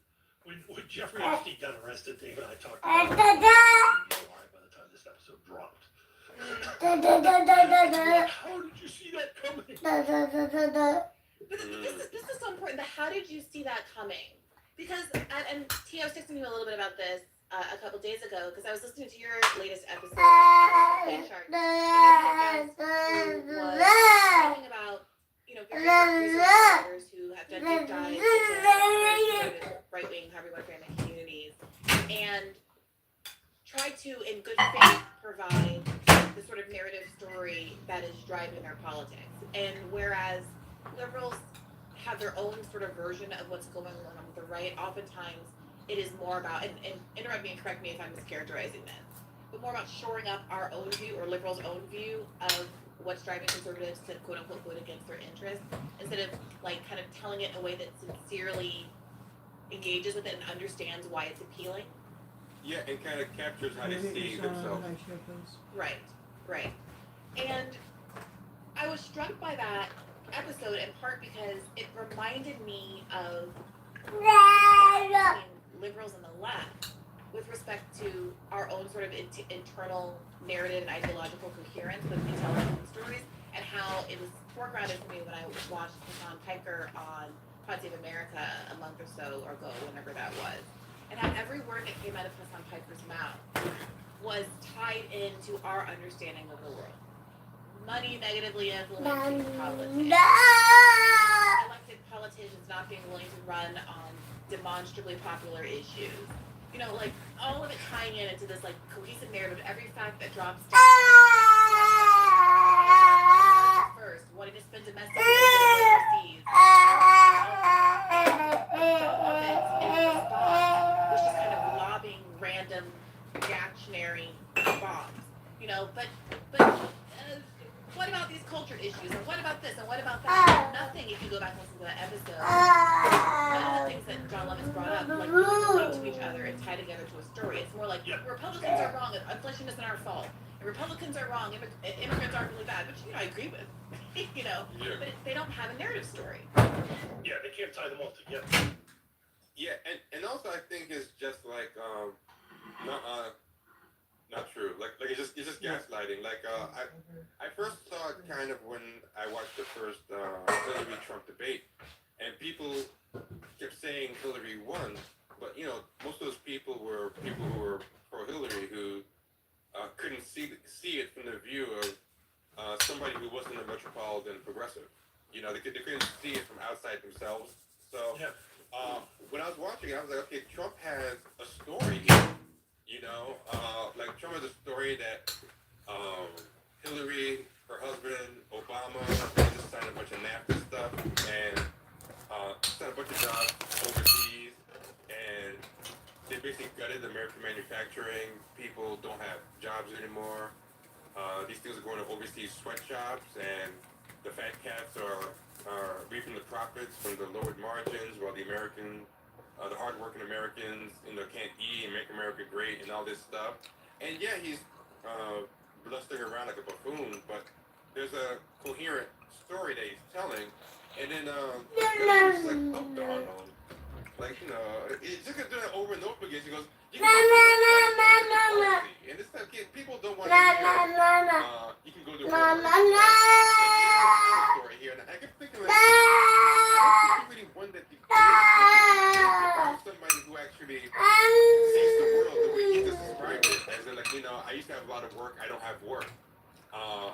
And I hear somebody list all these problems, and even whether he's right or wrong, whether he's skateboarding the right people or not or whatever, he's at least seeing my problem or my deep story. Yeah. Yeah. But the other person just gaslighting and saying, no, like, are you gonna trust me or your lying eyes, you know? And now I'm really gonna date myself, but anybody remember Monty Python? Of course. There's a great old Python. I don't know what the skit was, but just in the middle of the skit, you know, somebody says, the name of some obscure town, Islington on the Marsh. And the skit just stops going. They cut to a row home, and a woman comes running out of the street and goes, "We've been mentioned on the telly." And then they go back to the skit. They're like, people just want to be recognized. I mean, the notion that, like, yeah, of course, there are people who listen to Trump who believe him. There's people who listen to anybody who believes him. But the fact that he was just acknowledging, even in the most cynical, depraved way possible, that he was aware of their pain, and he was aware of their circumstance, and that he shared their disdain for the people that they saw as being personally responsible. And then you go to the other side, yeah, this Trevor says there's somebody going, no, you fucking idiot, you're wrong, the economy's great. Yeah, and you're only saying that because you're a white supremacist. Yeah, exactly if you say right. anything else. Yeah, so I'm like, I gotta pick it. If I buy into the notion that I have to pick one of these guys, I can see going over there. Sure, yeah, why not? You're just calling me an idiot. He's lying, but at least he's read something. He knows I exist. Yeah, and there's, I think part of that is a willingness to be critical of your own party's mistakes in the past as well. So that's why, you know, people persist in arguing about whether or not Trump is an outsider, especially since obviously he's been president before. But he positioned himself that way by being willing to criticize kind of Bush era Republicanism. And this isn't the point, you know, that Matt Iglesias brings up in his piece from the end of last month called "Throw Biden Under the Bus" as a criticism, too little, too late, of Joe Biden. Hey guys, maybe we should get him not to run again. What do you think? But that, Josh, continues to be such a weird thing where. Hi, I'm Asa. I'm Jonathan from Clever Tiny Homes. We are on our way to delivering this new home to its new owner from the Del Mar Tiny House Festival. And we thought we'd just stop and give a quick tour for everyone who couldn't make it to the festival. And also clean the floor a little bit. Yeah, there's a couple thousand people came through here in the last 2 weeks. All right, come on inside. I think the first thing people noticed when they came was just how spacious it is, how big it feels. It's due to the really big windows we have, the high ceilings, how white and light everything is. That was really the first time I We thought have how to bright it was. stop It is, whatever cook for And then us. people noticed the kitchen. I don't care if we have to hitchhike to every food pantry within 30 miles of here in order to get our own food and cook it all ourselves. I do not care. It gets to the point of being bright. This white. is unacceptable. You know, it's all this nice white, shiny finish on the kitchen. And as you go over here, we have to this do area something. here, which is perfect for a stool, for sitting, whether it's like a working, desk work from home. You kind of also sit Because here. I can't be a good mom to him if I'm already at my wit's end because of shit with her. And then I think a lot of folks kind of started I can't. wondering this way and would look at this area here, which we call the I flex can't area. live We got a lot in of a really situation great where I pictures can't of be a what good people mom. put here. So there's a couch here. That's going to rip me to shreds. Big standing desk some folks had. There was some college kids who wanted to like a whole big desk here, have like multiple computers, a lazy boy. So this was a flex space. That was a big winner. And then folks started heading to the back here. We've got the So fridge, something we've got needs to this be done. closet here with the mirror. You can open this up, even more storage space here. As we go back, over here, hookups for a washer and dryer. This is our super modern, luxurious bathroom. Beautiful tile on it. You have this custom designed vanity, and then the really big mirrors. I'm not sure what you think you're specifically asking for. Which a lot of us don't realize, but they're really excited Ideas to. for an immediate solution. More storage in here. So next people have to talk about the appliances. Work on a solution as quick as So our possible. standard model There is no includes immediate the substitute for industrial all the top food we here, have. That's not a thing. range, the refrigerator, obviously, the sink, which a lot of absolutely love all these different. We didn't come here with no food. And then we have a few upgrades. Right. So we have the oven here, electric oven. We also that means rice and it's not beans installed right now, but we and the flour that we brought with. pull-out dishwasher that's super nice that is meant for this space here. So not only is the storage Anything else that's identifiably ours. and we talked about Which we would have to take in inventory. underneath all of this is storage walls. So all of these are cabinets that will put clothes, lots of storage was kind of I think you need to do the dishes because she gets way more satisfaction out of all this when it's my time.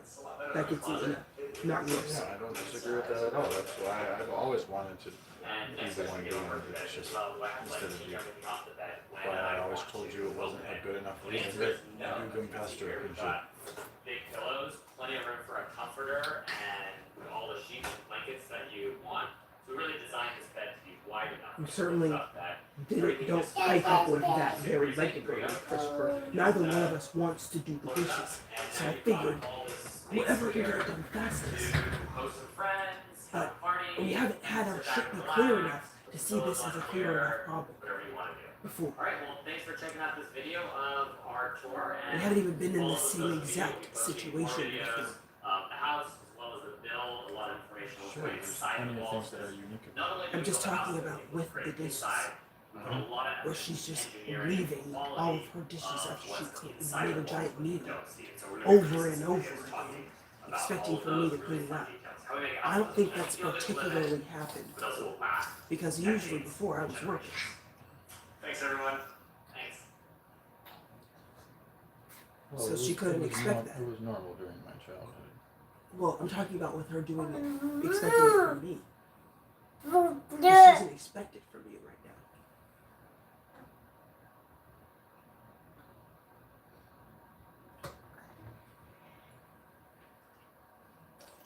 Not primarily, at least. That's what it seems like to me. She expects one of us to get them done, but It is she would incredible prefer for how it many to be things me. you wrote about, things that were 'Cause you know, undeniably your and time is inherently obviously more true, valuable but that than most mine. Americans Weird thing where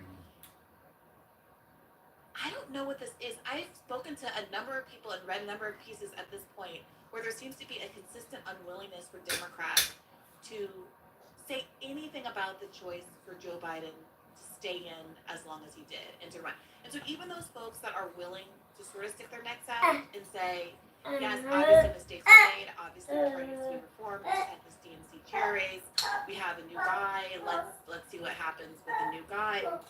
I was reading in the New York Times piece, we have no coherent message, Democrats struggle to oppose Trump.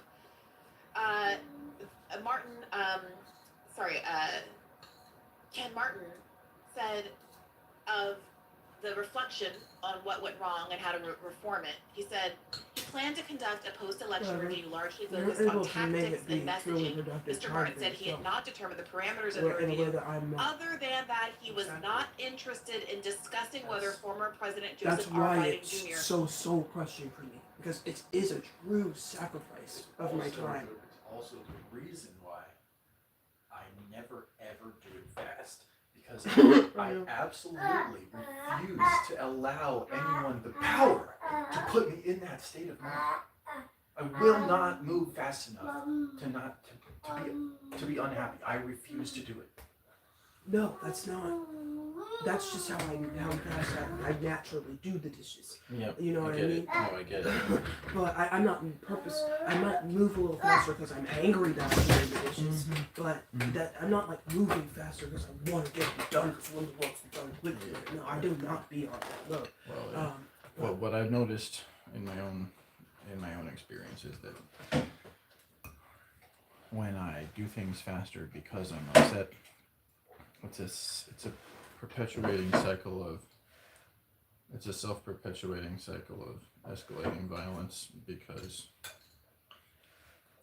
I inevitably will either hurt something or myself in the process of moving hastily.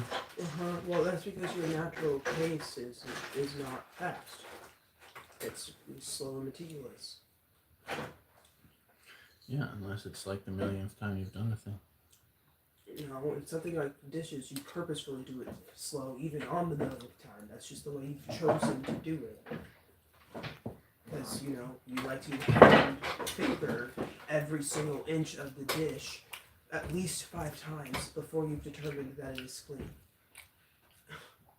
I've watched you do it over and over again. It drives me insane. But I don't actually think that that's the ideal way. I just think that that's the best way at my disposal. Okay. Well, it's just how you've been doing dishes for the last 12 years. Right, but if I had all the means, all the resources in the world to invent new tools that I thought were good ones. My God. I hate them for reasons. It's not. It's not just out of my ass.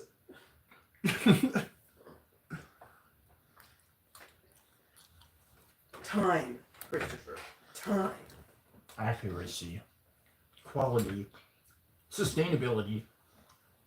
As if my dishes are not clean when I'm done cleaning them.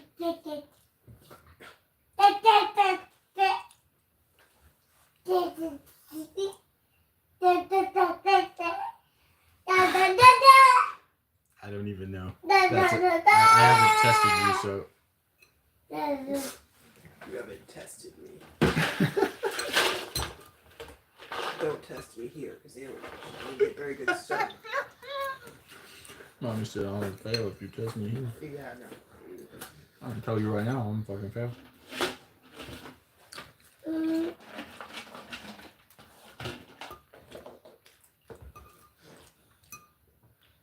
Until you get me some premium. Premium. Because that premium is disgusting. Because the soap that she has here, if you put it on a sponge, a little dollop. Oh, you mean the premium done? Mm-hmm. The platinum done platinum. Yeah. If you put the soap she has on the sponge, it lasts for like 2 dishes. Mm-hmm. And then it's like this really watery state that, like, it's already shitty soap to begin with, but then it's like this really watery state, so then it's just like... Mm-hmm. Yeah. Okay. How do you like the pot pie? Pretty good. Yeah. Good. I mean, I know it needs a little salt, but I did put Parmesan actually in. That's cool.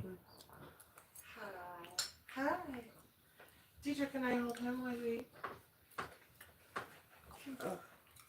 I actually didn't say yes. Oh, I thought we're holding him up to me. No, he was just standing that way.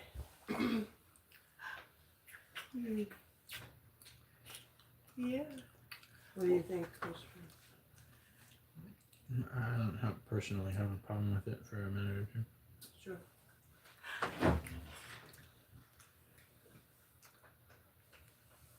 Hi. Should we play Rocky Rock? Rocky Rock?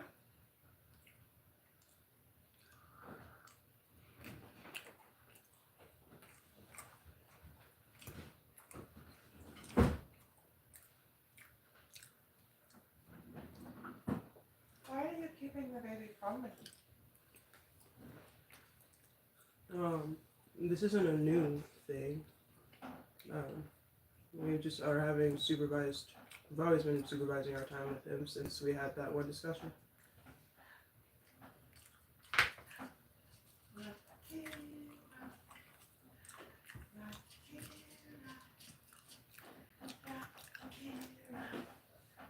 Around the clock.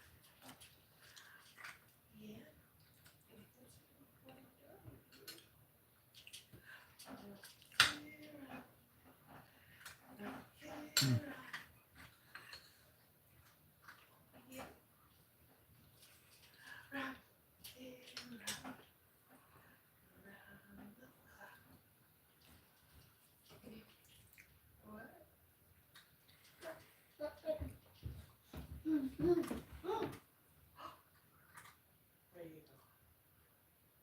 You ready to go downstairs? What's happening right now? It seems like whenever I connect to him, that you all of a sudden want to go downstairs. Okay. We're planning on having a sit down that will explain why we've been spending more time downstairs, but mostly just you've been coming in during our transition times, so.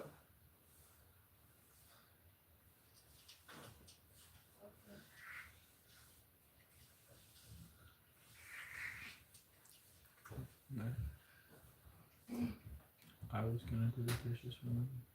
Yeah, I know. Someone has to. So we already discussed that. Mhm. So are you wanting us to stay up here during that? Yeah. Wow.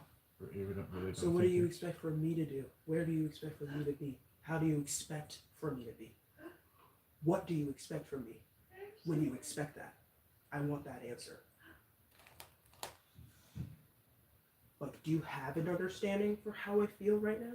Yeah, it's the same way I feel, but it doesn't I change. know it's not the same way you feel. I can see that. Okay, well, it's a very similar way. I don't but think so. It doesn't change the fact that the best thing that we could be doing is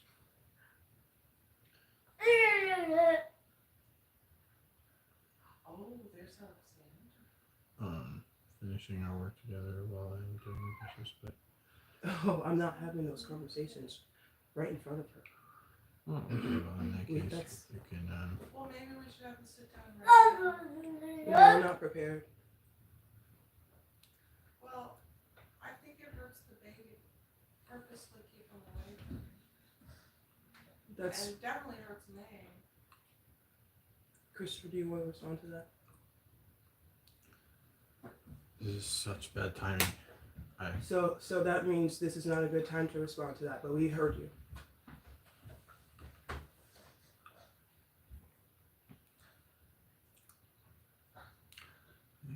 Literally just ate till I couldn't move just now. Yeah, that's why I don't like eating before having to do a mountain of dishes. Well, there. So, It's my problem, though, not yours. but I didn't get an answer to my question. Where's Alexander? Where's Alexander?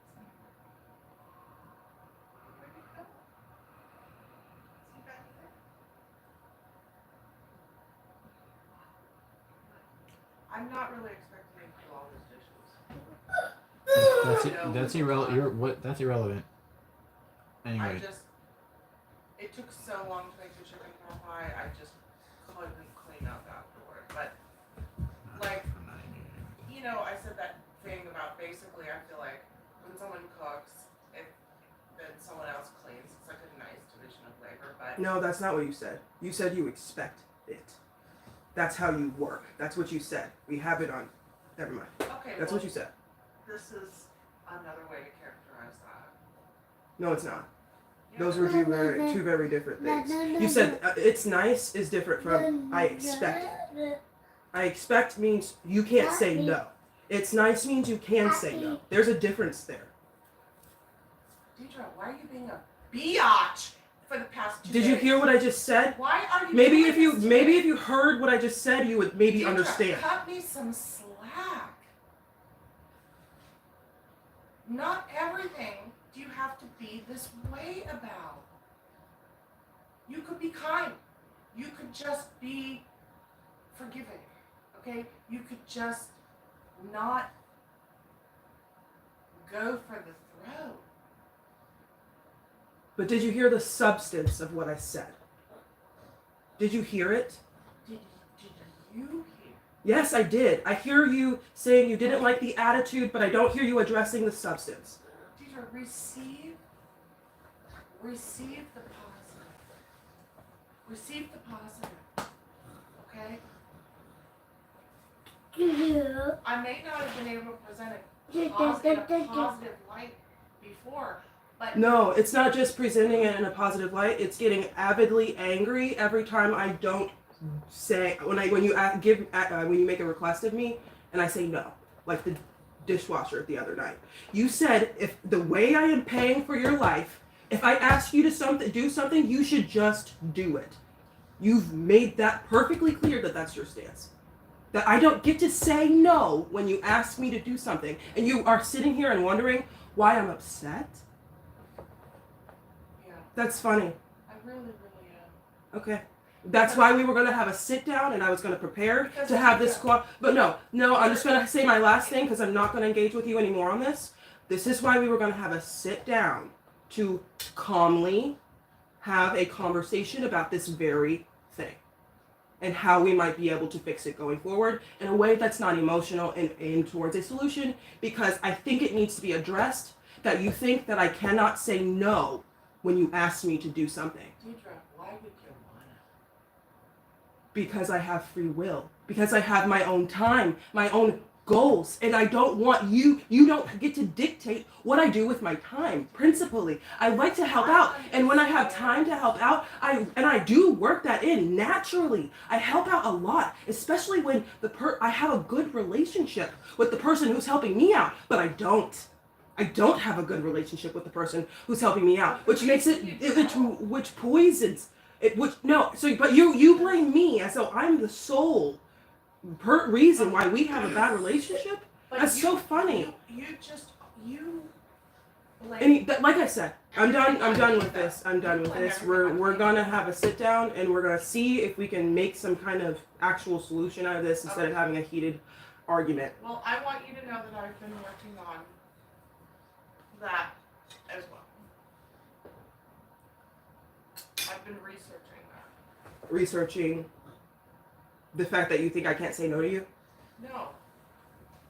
How to form better relationships in the home. I would like for you to research if you think that just because I'm not paying you rent and you pay for my food, that I don't get to say no if you ask me to do something. I want you to Google that, truly. See what the internet and what everyone in the world has written about on that. Just what do the top 2 pages say about that? I think it's more important to look at how we talk than it is to get into these arguments. Did you hear what I said?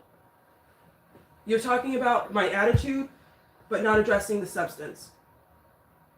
Okay, well, I think that it's more important how we talk than the things we talk about. Because some things that we talk about, we might not see eye to eye on. No, but you still have to be able to how does that make those not important? Like, I understand because that we don't see eye to eye on certain things, that makes it important that we try to keep it copacetic, but it doesn't make it less important what people say. That what people say is way more important than how people say it, in my opinion. 80% of communication is through body language. Yes, I understand that. Tone of voice. Yes, that's just how you're receiving the information. That doesn't mean that the substance is therefore less important, because the way you receive it is 80% physical. Actually, I feel like with the amount of emotion that gets stirred up. Okay, how about you research that? Research it. Is it more important how someone says something than what they say? Why don't you? That's what I'm saying, because 80% of what we get out of what I want you to challenge that idea on the internet. Well, here's what I wanted to say, is that what I came to with my research, the first point I came to was that positive relationships... I don't want to hear about your research. ...are about sharing... I don't want to hear about your research, so I'm going to use my free will to exit this conversation.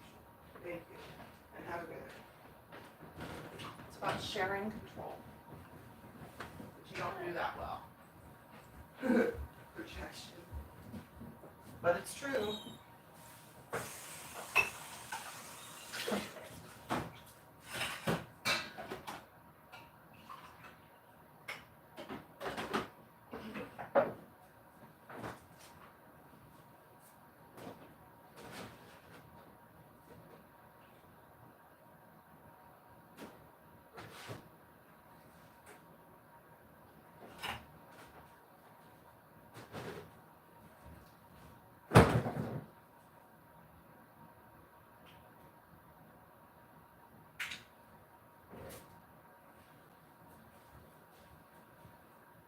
coffee, a coffee over here? It was in the cupboard.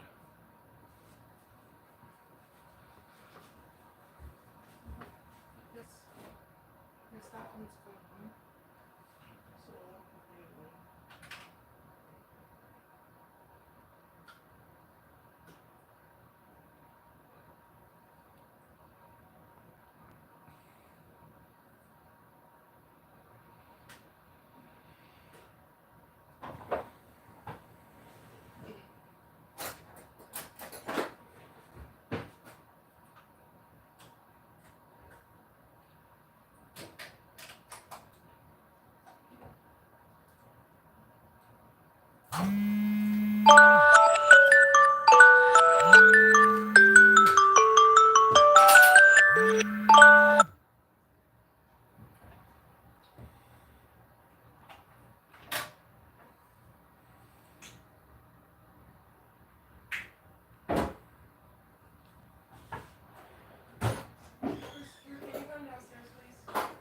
One second.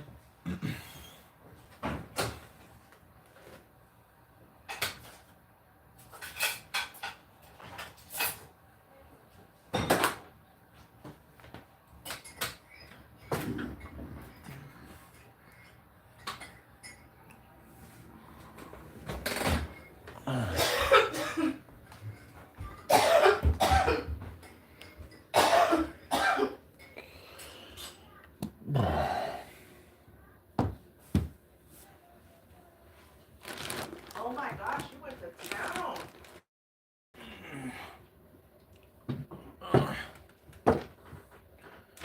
Well, it looks like you guys are not finished with your dinners.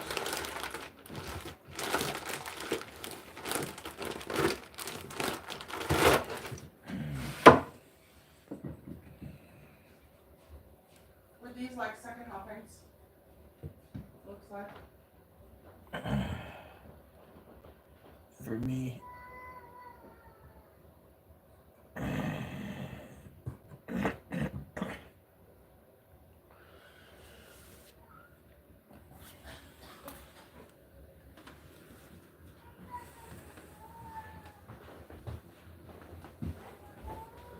Christopher, why are you avoiding me? My family needs me more than you do.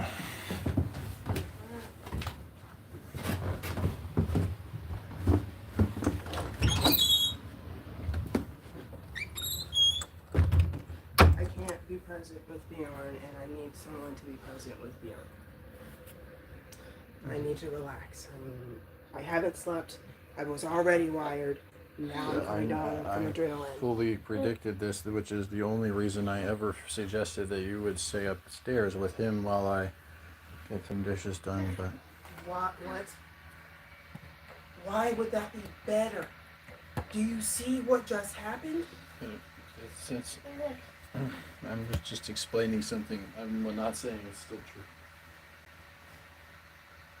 She wouldn't let us not have the conversation.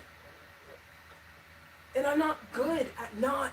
I have to set boundaries like, please stop talking to me because I'm a reactionary individual. If my brain gets provoked, I like stimulus. It's hard for me to not respond when someone says some fucking bullshit. But just be mouthing off.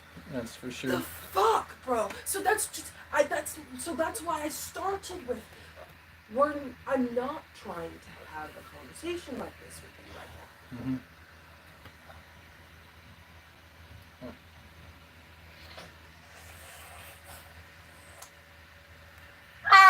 You know what's hilarious, DJ? I was up there live streaming that shit from the table and sitting there stewing with outrage about my lack of audio recording in the moment because I thought I would have no record of it.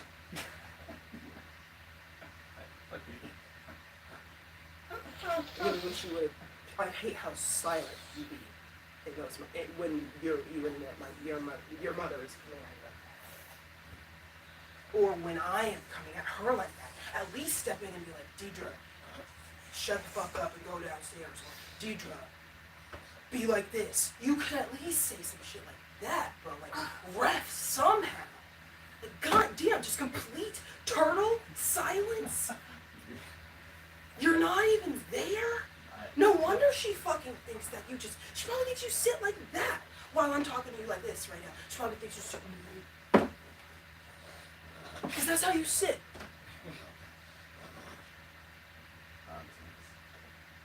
No wonder.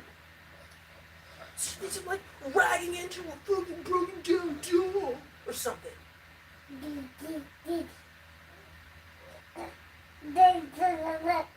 You should have a complete opposite stance. What? You used to get quite offended if I interfered with your arguments with people, including my mother. Yeah, you felt like I was hijacking you. Oh, okay, well there has to be a balance, of course. What the fuck? Christopher, the fuck? I said ref. You know, I don't necessarily have the power to ref. That's when right. people haven't acknowledged me as the ref. Oh, well, I definitely haven't always acknowledged your... I'm not talking about you. That's why I said you It could... takes two to tango. I said you could at least ref me, but I do understand that when you even... She's a slippery fucking snake, and when you just give her a little bit, and even if you try to go in with like the clearest headed, like I tried to go in with a relatively clear head, and then you just... So it's easy to just slip down that slope with your emotions. So like, I know that might be able to happen for you, where like, It does sometimes, but I'm, I have a higher tolerance than pretty much anyone else. I know, but it always just depends on what kind of nerves she's trying to hit in any given moment. And Yeah. Oh yeah, no. And the other thing too is that she can take, anytime she wants to, she can turn up to 11 and just nuke me from orbit emotionally. Like, it has a limited impact because she's done it so many times, but she can, and it's not pleasant. Exactly.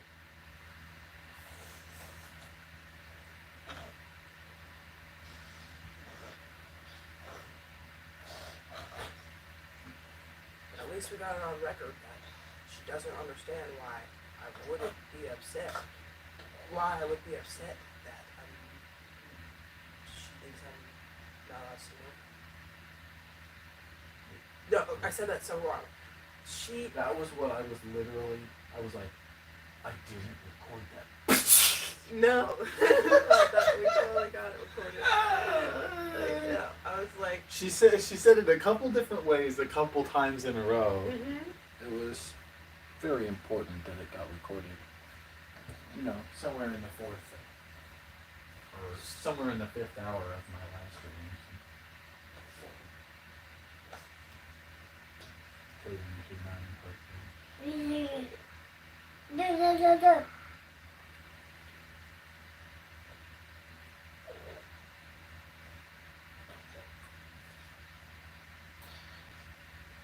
Why wouldn't you want to do everything I said or asked?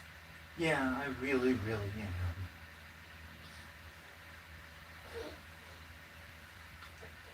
Why wouldn't you want to do everything I asked you to do?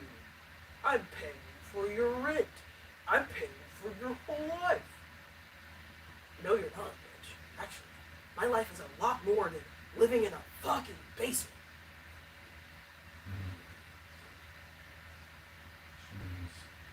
Just paying for the things that cost money.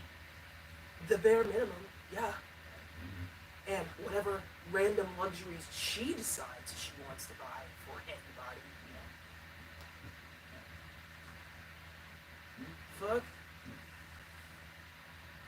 She's not giving, I'm not ungrateful for having a roof over my head, but this is not my only option to have a roof over my head. And just because you're providing a roof over my head does not mean I don't have free will. I don't just sit on my fucking ass, bro. I'm not just planning on staying here, not paying nobody for fucking ever. Yeah, right. It's insane. But I did think that, you know, when you're like, you came in on some, like, you're invited to come live with somebody and get a job, you know, figure that shit out, no real deadline, you know, like real wishy-washy with any kind of actual legal anything, this or that at all. Okay? The last thing she said was, I'm a fucking guest in her house. How the fuck does that mean I have no free will? How does that mean that just because I'm a guest, that I should want to do everything she says? Well, you know how it works at Hotel California. Please educate me, Christopher. I'm fucking ignorant. Hotel California. No, I know what the song is, but I don't know what this rule where, like, in Hotel California, like... Well, at Hotel California, you know, you can check in, but you can't check out.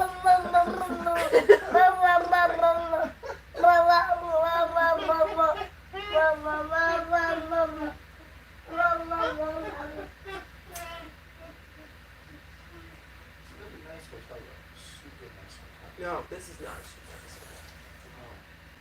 So this is like Hotel California on crack.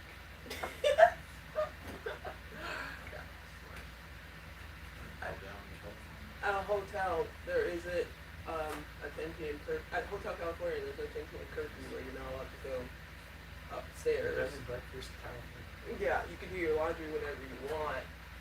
You're allowed to, you know, have Except for songs. certain times. You can laundry whenever you want, except for certain times.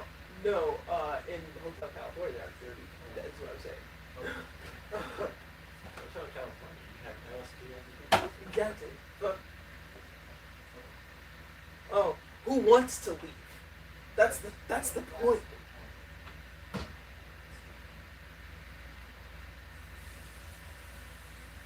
It's not, they don't actually keep you there. You can leave. It's just like a siren bell. You know, it's mostly psychological, but there's also a magic psychological compulsion. yeah, the bright lights, the fame, the FIFO, you know, the actual missing out that you would do, you know. No, that's the psychological aspect. But What is in the legend of it? There's an actual. Oh, you're talking about real Hotel California? I was talking about real places like that. I don't know. Talking about the actual legend. Oh, okay. I thought you were saying there was some magical aspect to like Las Vegas. No, I'm talking about the fictional story. Oh. But it's supposed to be a song about like Los Angeles and the and becoming an entertainer and getting roped into that world of drugs, sex, fame, you know, thing. That's what I thought, you know, it was really about. Like, or at least, that's what I thought. But I thought it was based on, and I could be tripping, okay, I could be totally tripping. Well, Alex knows the answer. But I thought it was based on some sort of Greek mythology or something.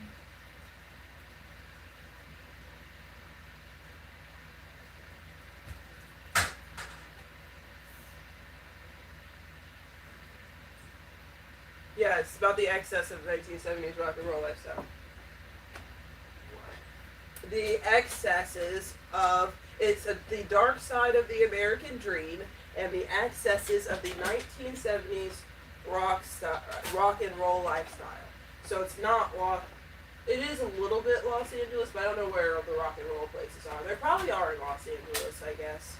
But, and in other... I'm pretty sure it's a big rocker scene. Yeah. But it's like, I was thinking just the entertainers industry, specifically singers, but because they are like with their touring that they do all the fucking time, it's so hard to like, especially for the men, to just be a normal person and get married and have children.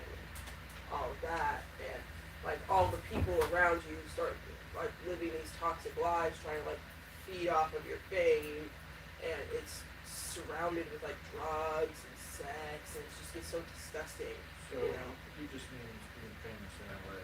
But That's what singers the are particularly bad. Like actors, they just do like the work of actors is innately just is cleaner.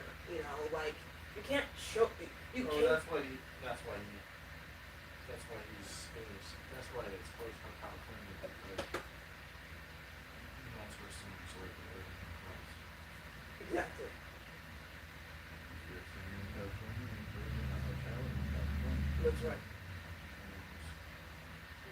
That ain't no way to live no normal fucking. That life is just like the song. Yes.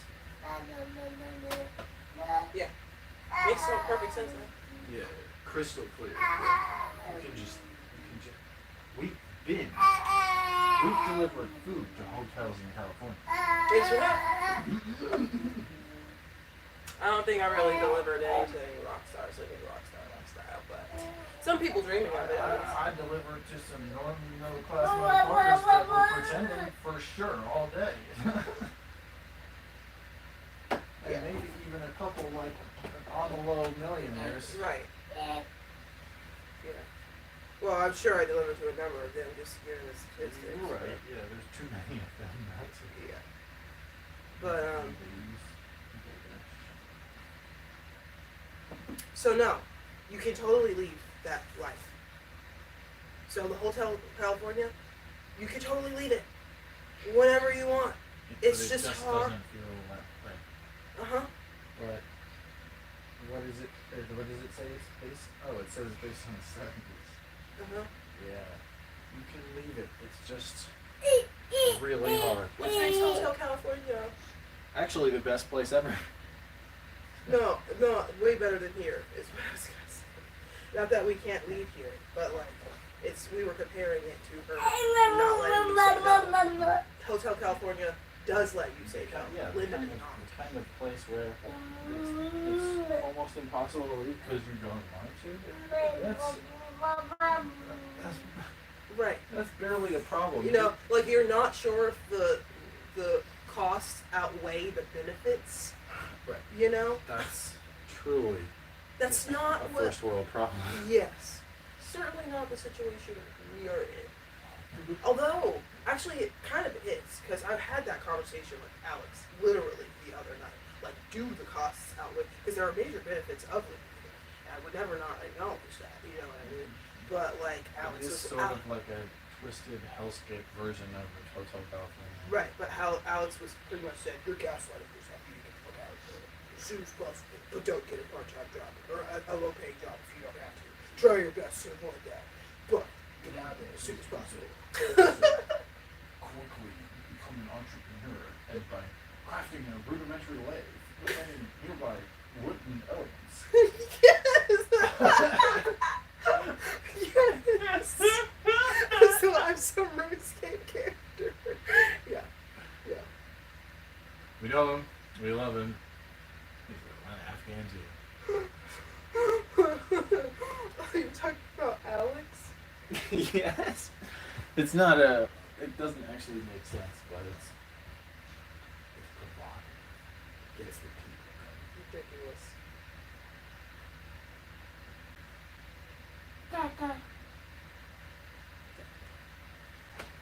Jaja. Jaja. Hi. Mama. My name is Mama. Mama. Mommy. Say Mama. You say mommy. Mama. Mama. Yeah. Mommy. Mama. Yes. Mommy. Mommy. Mommy. Mommy. Bjorn. Mama. Mommy. Mommy.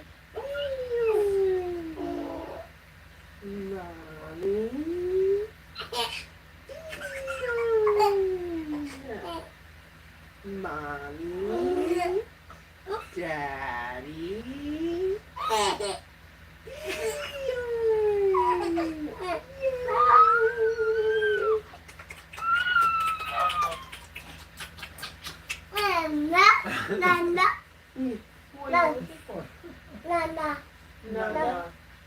Mama. Mama. Mommy. Mommy. Daddy.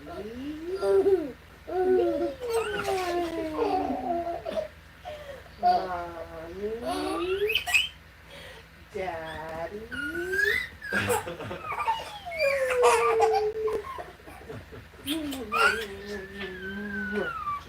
Nana. Nana. Nana. Nana. Mama. Say mama.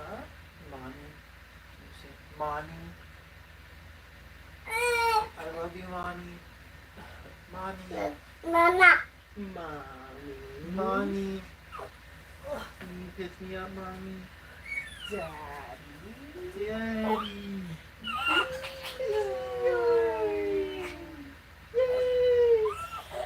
Mommy. Daddy.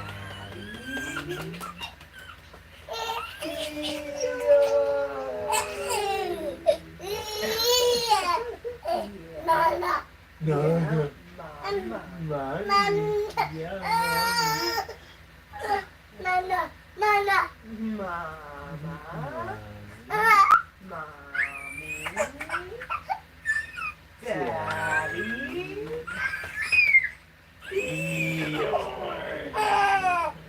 Nana. Nana.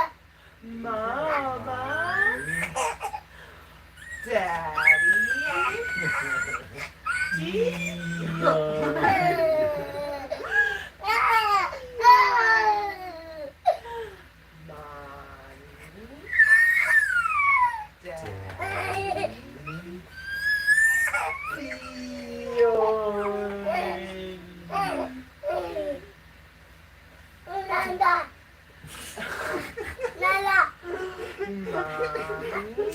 It's so clear what he says when he says things. Mama.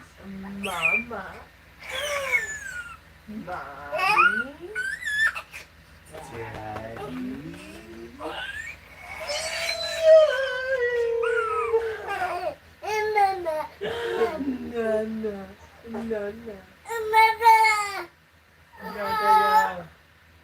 Nana.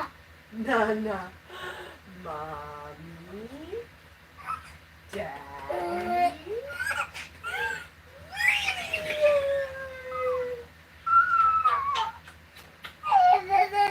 Because you might insult with the kids you miss in the Quincy. Mommy. Oh, I love you. She said, hug me, Mommy. Mommy.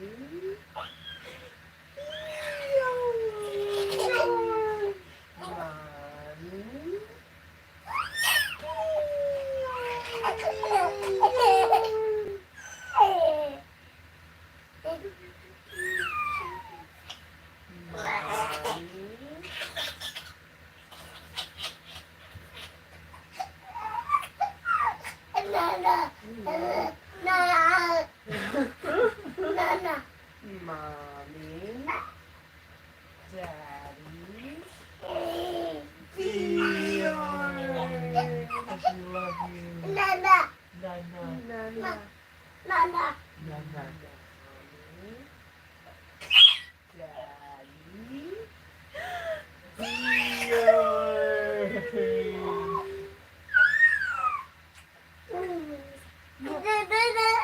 Is that right? Nana.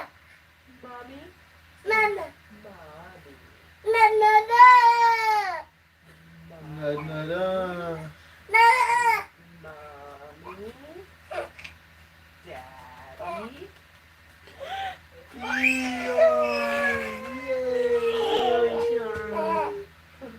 Nana. Monkey from a hunky and punky junkie.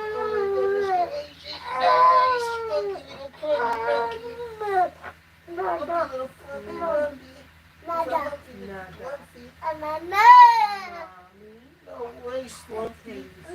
Why would you be like Uncle Grumpy? Mama. Mama. Daddy.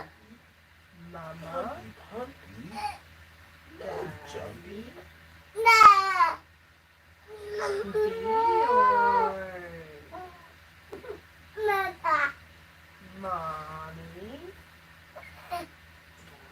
boy.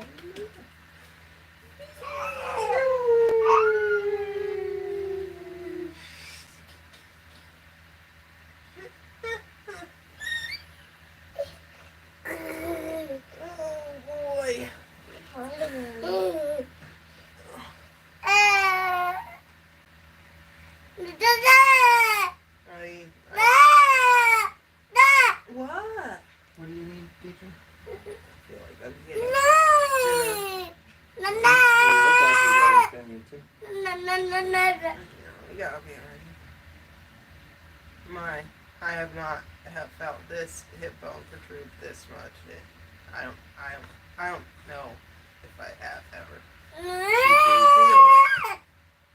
Yeah, I don't know. I've never been that like that. I mean, I felt it at least be close to that before back in the day, but I don't know for sure which one it was most. Well, most of my hips have probably repositioned a little since having been on. Which is also, yeah. So that's also part of it.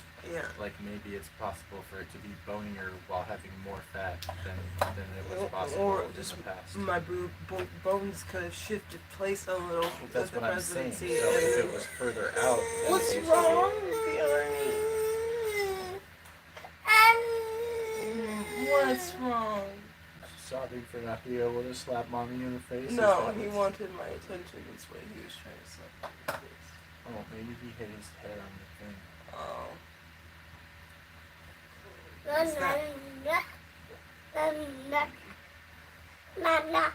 Mommy.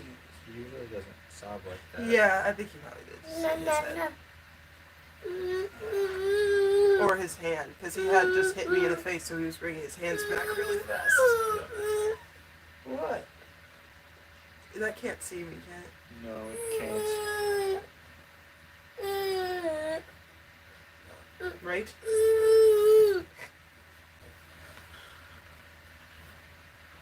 Move your body. Those are my hands.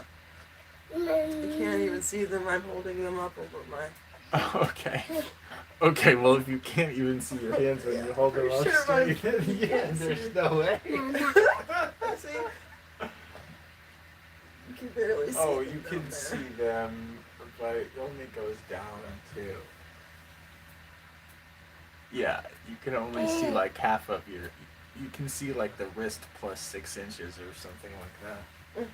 Heard it. So just don't sit up like this. I will. At least I'm facing the other stuff that way. You see. Yeah, we go. When that work, leave me alone. Shush.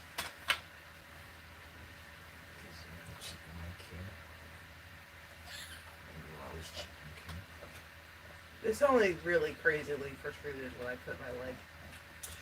Although that is how I stand. I was like, when I bend my leg like this, it doesn't feel anywhere near like it protrudes as much. Well, obviously. That's not how to put your stand, No. Yeah. So. Oops. Well, there's no time to lay around raping a hot wife. Yeah, no time. You see? Go away. You see? You would never. The only time. The only time. You have no idea the conundrum.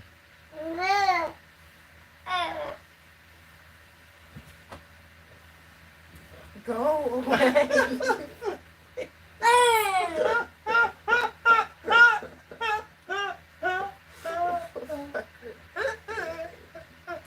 Mommy, butt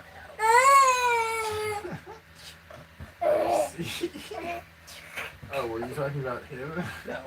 Oh, me. Yes. Hilarious.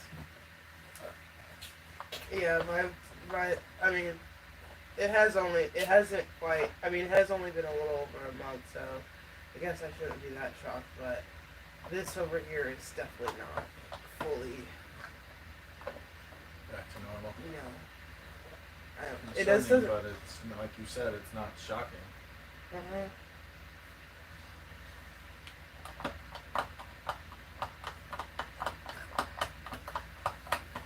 I mean, come feel.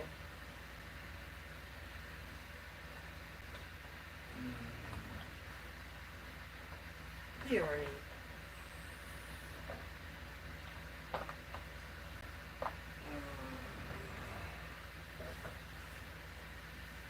Put your hand like this.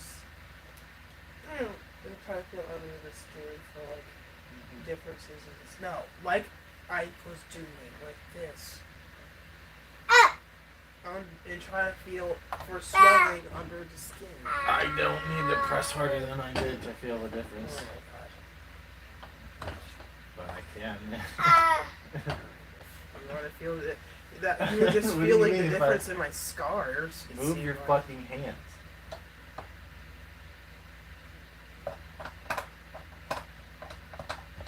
I feel like this side doesn't quite go down as much as this side. Again, that was the exact same thing I felt last time, but this time I just pressed harder. You're trying to pull the hair out, kid. Yeah, he does that. He has this habit of pinching it right up against the fucking scalp. Yes! Like, is he sitting on your head? Yes, or he's stepping on your head. Yes. Right next to your head. Like he stepped on your head and slid off it. Yeah, I'm just pulling your hair out. Or literally just stomps down like 2 inches away from you. Yes. Yeah. Hair? What is that? Right. Seems like a good secondary support structure.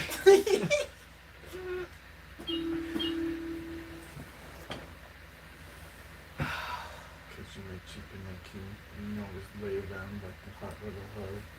No, I don't always lay around. Never lay around. Wait, they can't see me? Oh, God.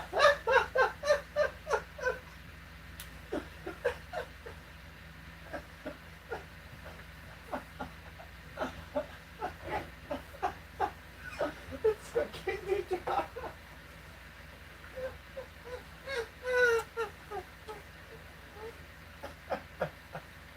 It's okay, teacher.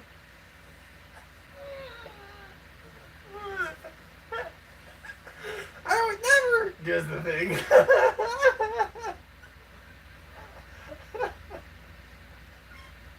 I'm stretching. I'm stretching to stand. You're stretching like a cat. Yes, I do that.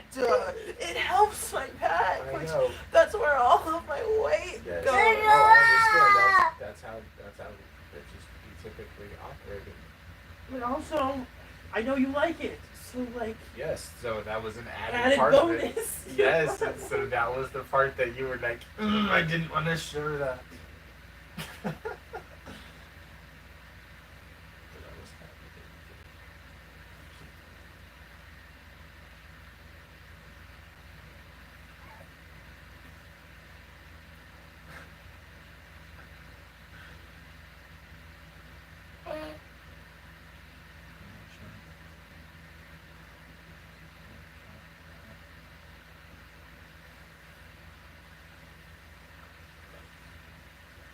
But I also forgot the camera was there for a second. Yeah. You have to stream your life, he says. It's a great idea. No, it's not. It's a fantastic No. and perfect idea.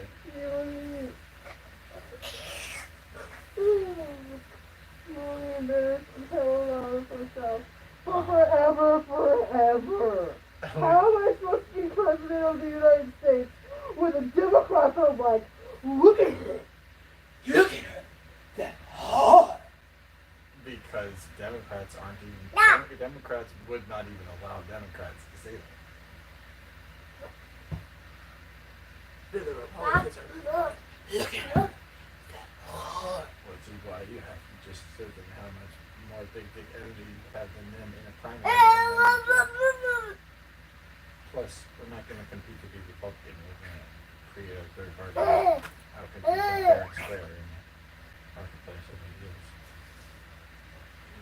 You don't have to be a Republican. You just have to be a Democrat Republican.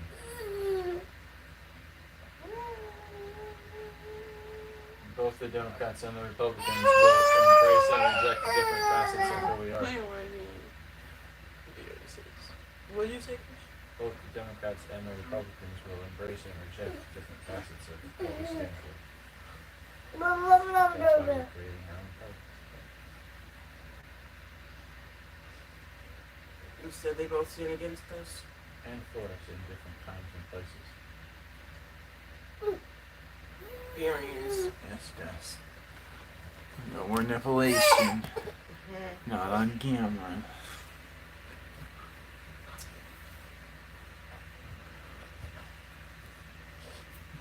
Blame Big Brother.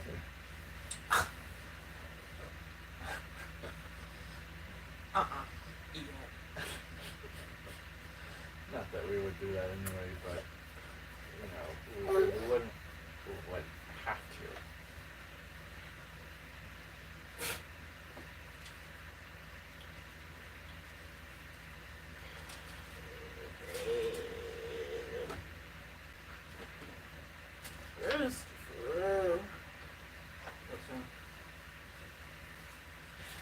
I don't expect you to do those dishes, kind of way. Then says she said she didn't expect me to do all of the dishes. Well, yeah, she expects us to get. She would say she expects us to get her own, or maybe most of hers. That's. I don't know. I don't know what that means. I think my interpretation of that in the moment was that she only expected me to do 90 to 95%.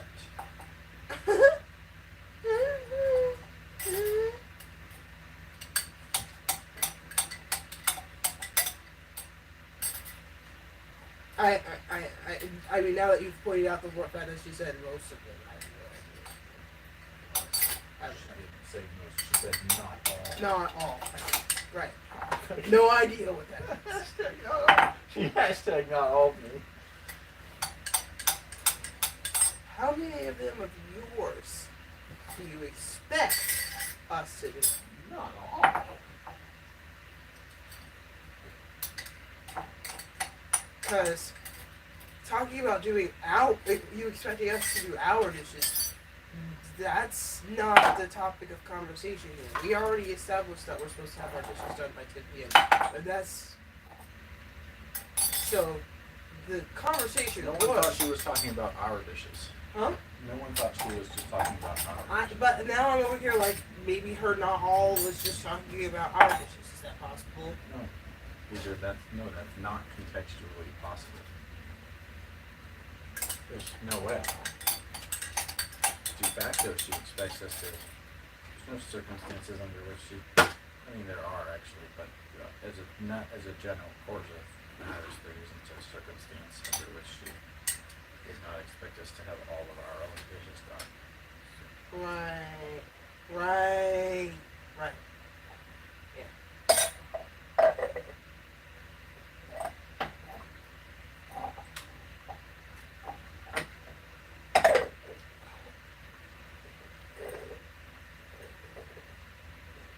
Which means she was referring to the rest of the dishes.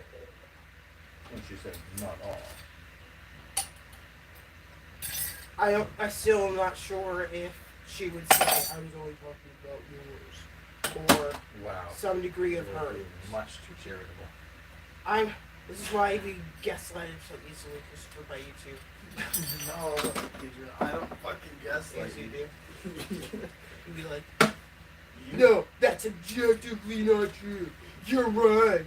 No, this is fine. You're fucking hallucinating right now. It's not possible to You're accidentally. No, you'd be like, you're fucking hallucinating. Would you earlier today? Would you like to hallucinate some more?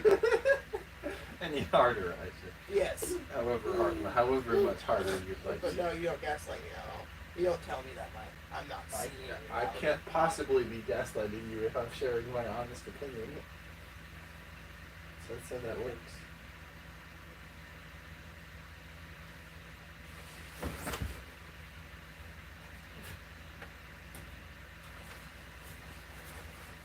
No, I don't agree. Look up You the could definition. no. Even if the definition says it, they're wrong. Because That would mean you need a you different could word be for it. because Beowulf is a type in like all the issues. They be like not understanding women, and they be like thinking that they're wrong for being irrational and all this crap. So they have all these like what they think is true. Like so they're thinking they're saying the truth, but they're telling her some shit that is not true. But they're telling her that it is the truth. That is still gaslighting. They're telling her this is objective reality. You are wrong. You are crazy. You're hallucinating. But really, he's wrong for thinking she's crazy. That's not gaslighting. Yes, it is. Yes, it is. No, it's just, I no, de- there's I a difference between. No, you're just describing hallucinating. There's a difference. No, You know what? that is not hallucinating, Christopher. Being wrong, You could yes. have Being no, wrong. just because you've come to an illogical conclusion on some moral stance doesn't mean you're hallucinating. Like, if you think that because your girlfriend gets irritated so frequently, she's like too bad of a person, or like handles her, or like you could be wrong about the reason for that. You know, like you could come to the wrong conclusion. Easy to understand why you could come to that wrong conclusion, but wrong conclusion nevertheless. But if you keep telling her you are wrong because of this, but you are on the wrong conclusion, then you are gaslighting her. But you're not hallucinating. You're just wrong. You used too many words. Say that again. Oh my god.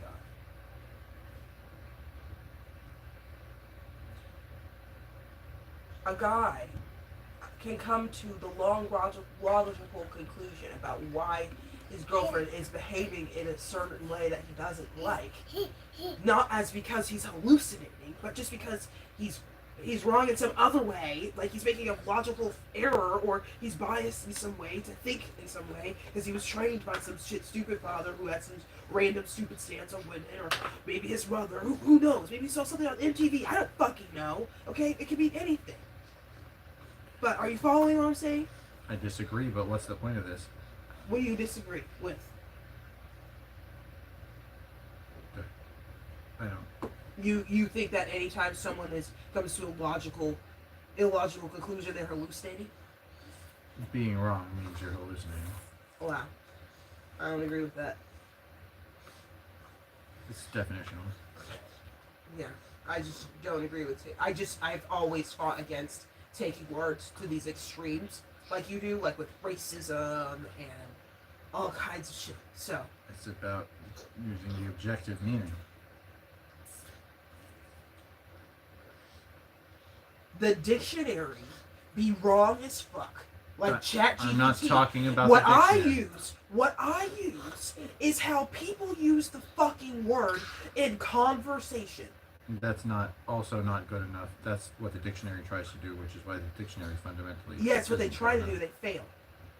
It's because that's an inherently a mission, an impossible mission. No, there's no point in trying to just arbitrarily decide on the definitions of words. The definitions of words are how they're used in the most frequent of ways. Like if you can pick out that word from and how if you could take a snapshot of a word and how it's used in one day, the definition that overlaps the most in how people used it, that's what the definition should be in the dictionary. That's my moral stance.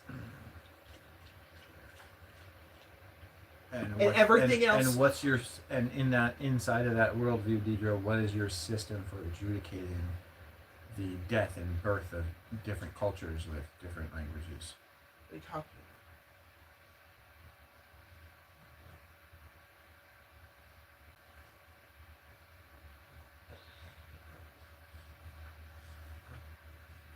about?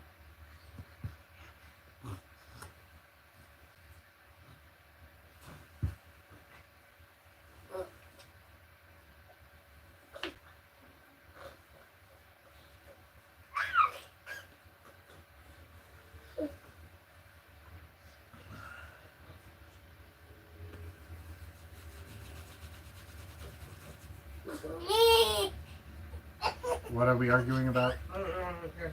Anyway.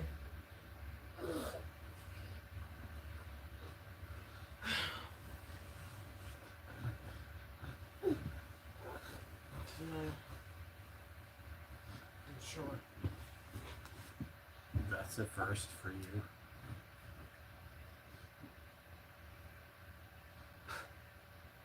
I don't even remember what it was about, but I remember that it wasn't about something like. I think it feels like we were talking about barrels or something. It was important. But it's recorded. But I had a great thought and I didn't get to see it.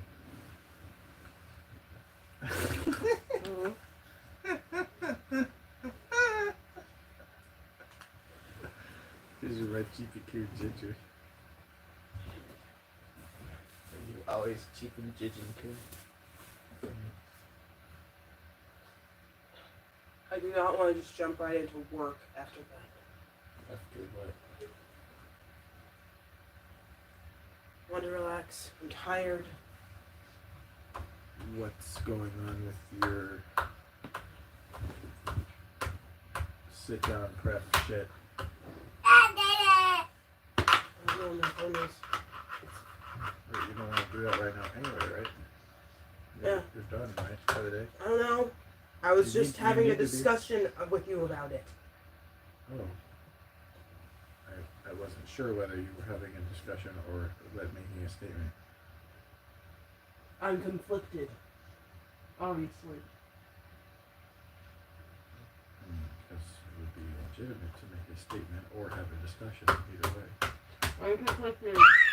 So I think our discussion needs to be had. At least in convinced. Yeah. Well.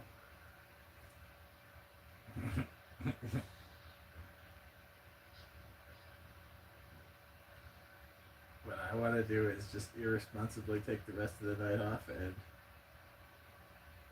Please don't do it. I was just going to say chill with you. I wasn't thinking about watching Star Wars. What were you guys... What? If you're asking... Sounds fun. We haven't done that in a very long time, but it'd be very hard to do it with you, but he does have to go down soon.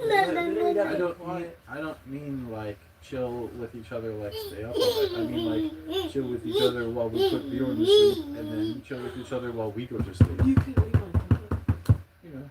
Yeah, you need to read to Bjorn to sleep anyway. I haven't done that in like a week. Yeah, you haven't never folded any laundry ever in the existence of anything. Exactly.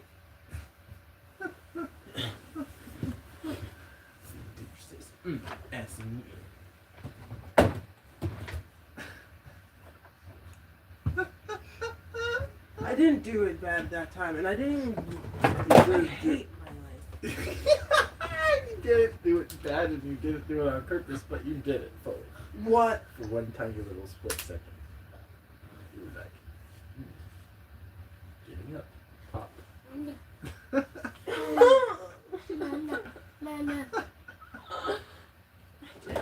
Do anything.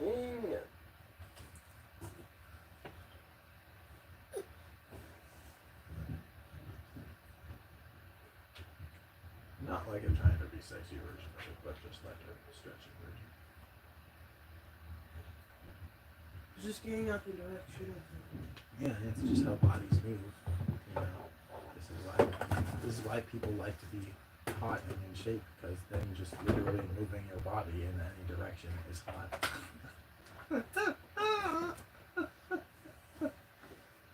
No, we're opening it. But why not? I like moldy sauteed potatoes.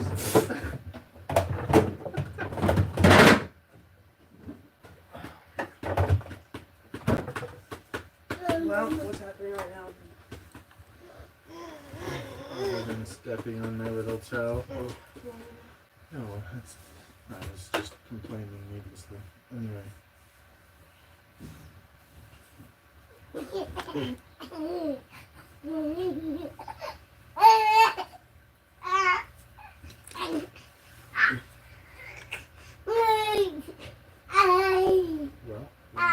we need to break out the book and the lantern and the darkness.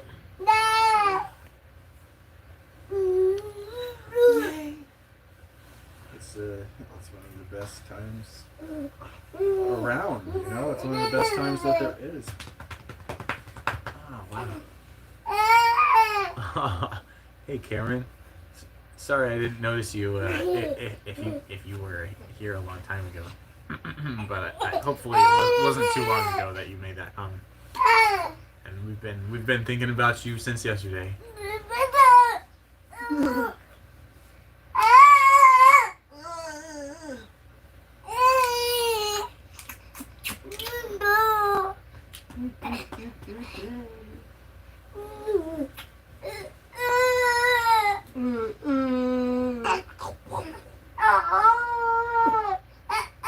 Dion wants to breastfeed. He wants laying down at him, so it's time for the stuffs. Do you want to get the lantern while I get my phone and book? What are you doing, Sean? Fluff me little fluff me tan. You should set up this futon. Shoot. Na na na na na na na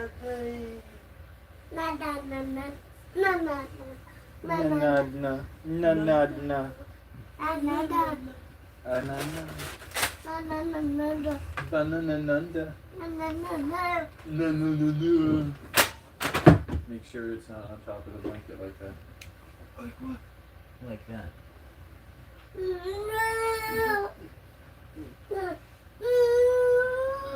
It's the middle piece. So that. There's your night Runchy McBunchy. How is he so hyper so late? I know, right? He's it's interesting really because he kind of like sleeps at all times of day, but he's also like awake at all times of day. He's just sort of like mini, so he goes through these mini cycles.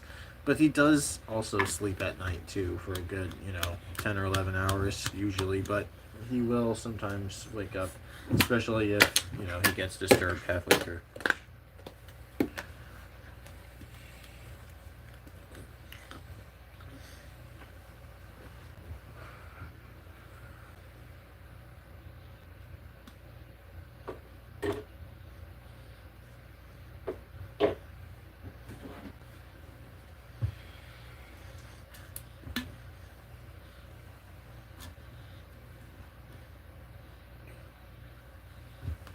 This.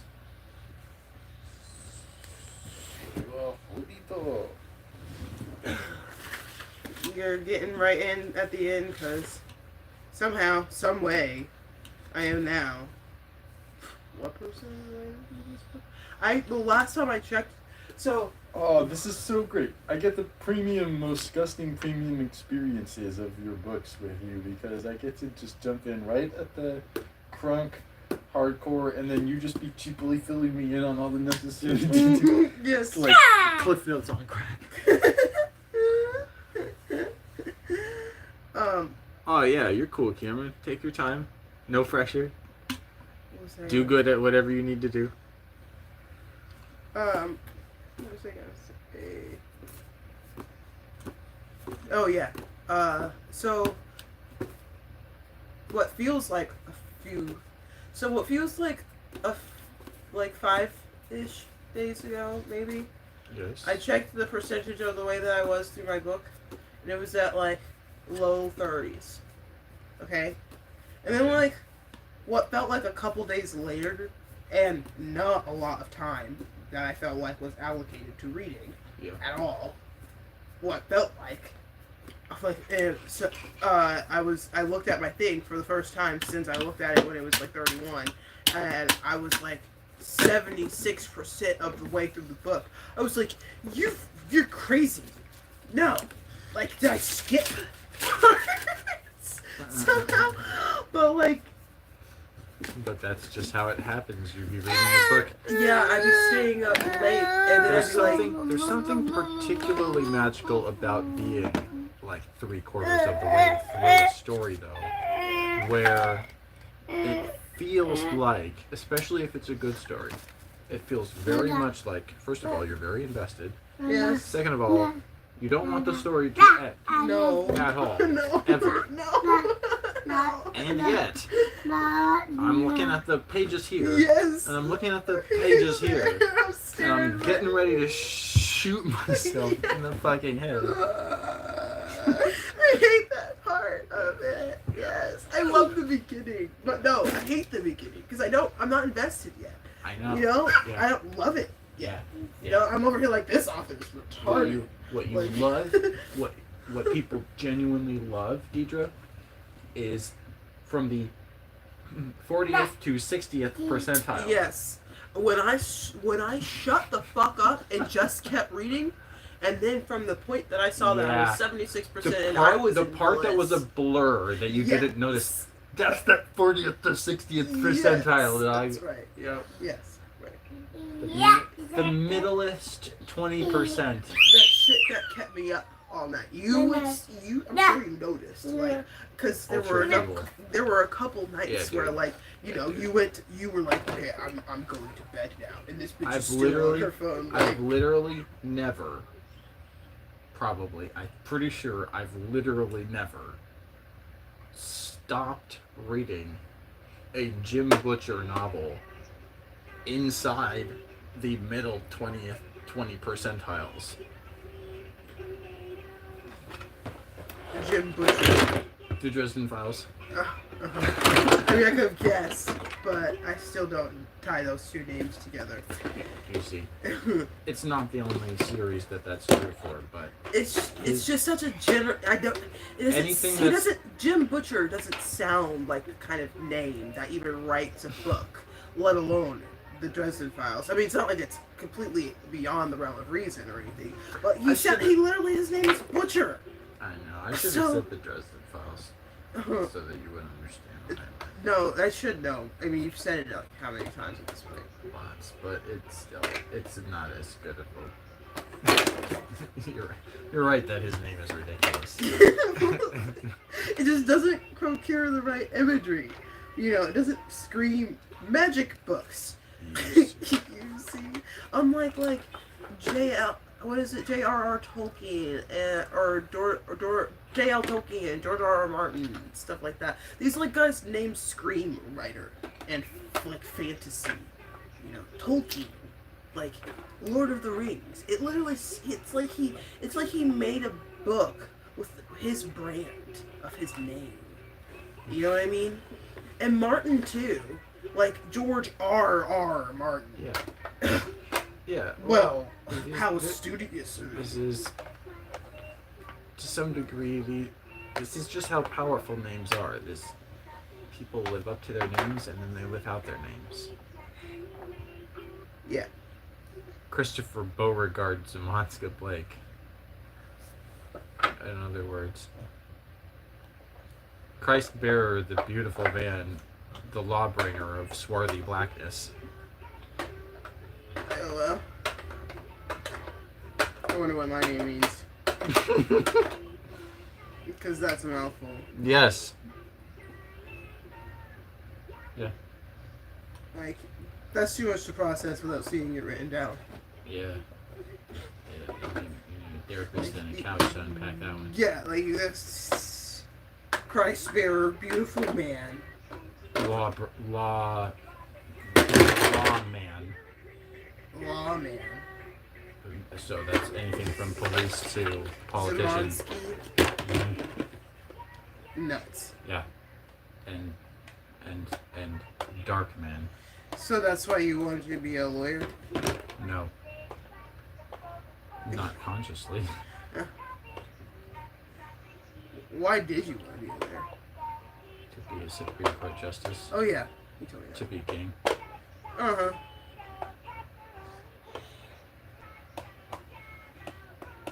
Makes sense. You're like, what? You're like, what did I learn from my parents? Well, she read me some fairy tales. Well, what was the protagonist do? Well, the protagonist was working for the king usually for the purpose of getting some immortality. Huh. Actually, that seems pretty smart. I see why they write about it. Yeah. Magic apple, eh? Mm-hmm. Oh, the fountain of eternal youth. Doesn't sound like that.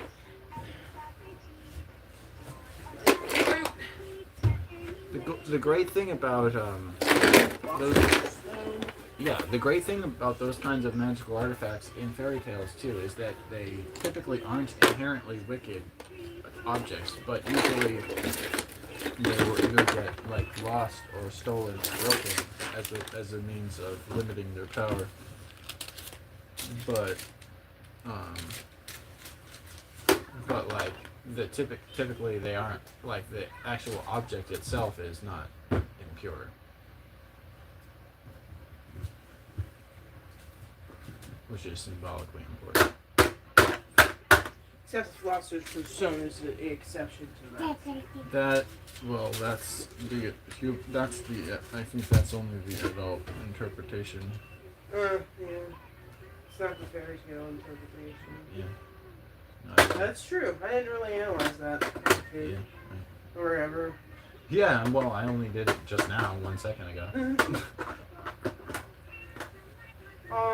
They don't always say it. No, they typically do. When adults make the story for adults, they almost always make the immortality like at least tied to something bad, like vampires have to It's suck literally blood. always some Orochimaru shit. Well, Or some Thanos shit. No, they be like, I think the general, like in Twilight is like the general stance on immortality. I think, because Edward and Bella ended up immortal with their immortal family together, live happily ever after. The reason they're so they were able to, because they found animals and everybody was happy. No. No, dog. Listen to me carefully. The reason that Sith exist in the history of the lore of Star Wars universe. What? Stop. What? None of this is explained in the 6 movies. The reason Sith exist at all in the history of Did this. we even see those in the 4th movie? I mean, the 4th episode? Siths? Are you giving me spoilers? I don't even know what the fuck those are. Well, you were barely watching the movie. Were they in the movie? Anyone with a red lightsaber is a Sith. Did they say Siths?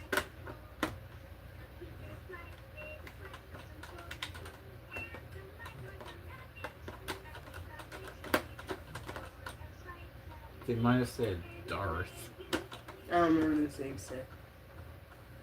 Okay.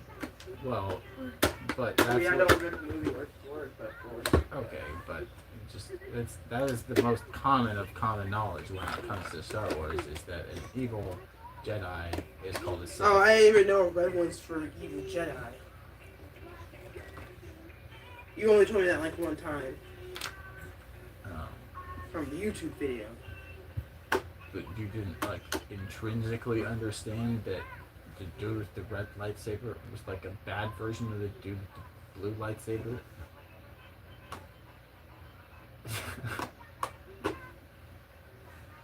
There weren't enough examples. And I'm skeptical. I was still skeptical about, like... Because, I don't like it when the Empire is bad. So, like... Yeah, I know. Well, but listen, this is going to make that even worse. Okay, so listen. The reason in Star Wars universe lore, officially, according to Stupendous Wave, which is a credible source, the reason,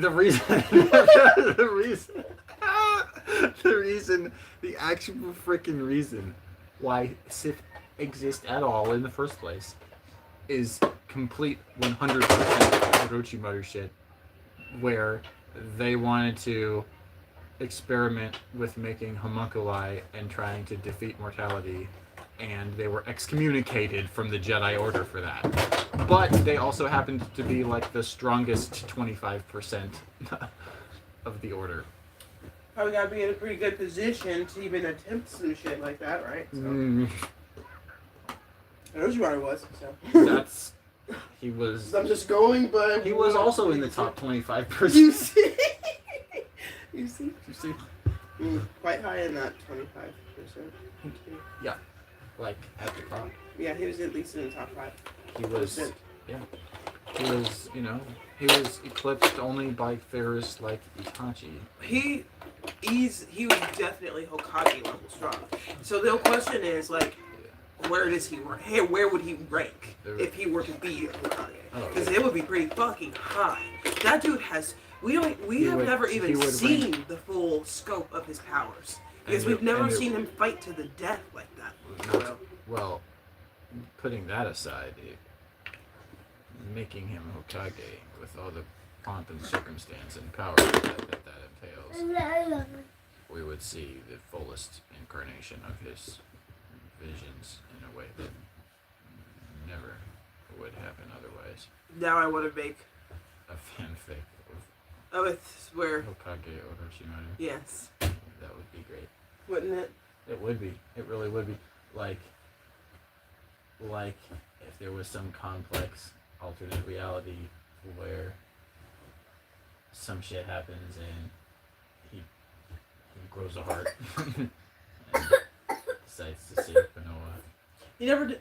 No, I don't think he needs to do too much growing. He was because like you could just do it at like because one of those situations could happen where like he just so happens to be the strongest guy left, and now the council is showing up like, Orochimaru, we need you to be Hokage because there's no one left. And then he's like, fuck yeah, I'm gonna do it. But like, but if you did it at like an older point in his life, as that easily could happen, given like something drastic would have to happen in order for him to be the. Well, what you could do is you could have the alternate timeline be that he becomes Hokage instead of Tsunade. Yeah, because he wasn't wilding then. He wasn't what? He wasn't going crazy then. I don't think. I don't remember him because he kind of cooled off after like Sasuke almost killed him. He was still pretty psychopathic. Was he? I don't remember the timeline pretty well, but he cools off at some point. And then like by the time Boruto rolls around, he's like just a guy who gets watched constantly, but he doesn't really do too much by his research. The Tsunade became Hokage a long time before Sasuke killed Orochimaru. That's true. That happens in Naruto, not Shippuden. Yeah. So I'm talking about like post Sasuke's assassination attempt, and that was really where he started to be on his redemption arc. Yeah. After he lost the fight to Sasuke, because Sasuke was wrong to be there in the first place. It was the fight that you lose by winning. So yeah, he should have had a good enough relationship with Sasuke that would have never happened by that point in his life. Otherwise, it's clear that he made a mistake by taking Sasuke in the first place. If like Sasuke's gonna want to kill him. That's a good point, but I mean from Sasuke's perspective too. It was a mistake to be there at all, and therefore by winning the fight, cursed himself with assuming the mantle of Orochimaru and the responsibility associated with that. He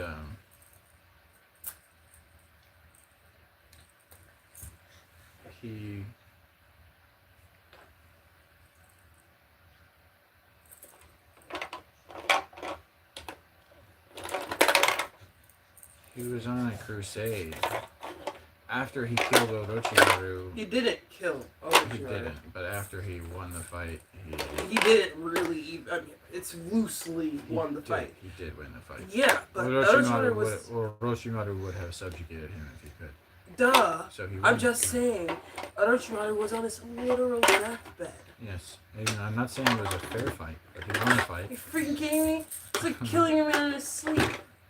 No one ever said defeated him fair and square. But I'm saying, I'm just saying, I don't even Absolutely. think that means you could say he assumed the mantle of Orochimaru. Because Orochimaru continued being Orochimaru after that, just less vicious. Slightly. No, Who but, knows what he's doing behind closed doors? Well, no, so thank you for reminding what my point was. So, from Kishimoto's perspective, No. and in the world just at a macro level, Mm-hmm. symbolically speaking, Nope. by sinking to the new low of trying to kill Orochimaru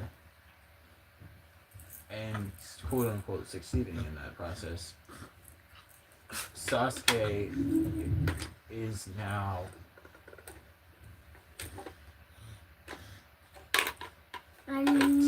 taking away.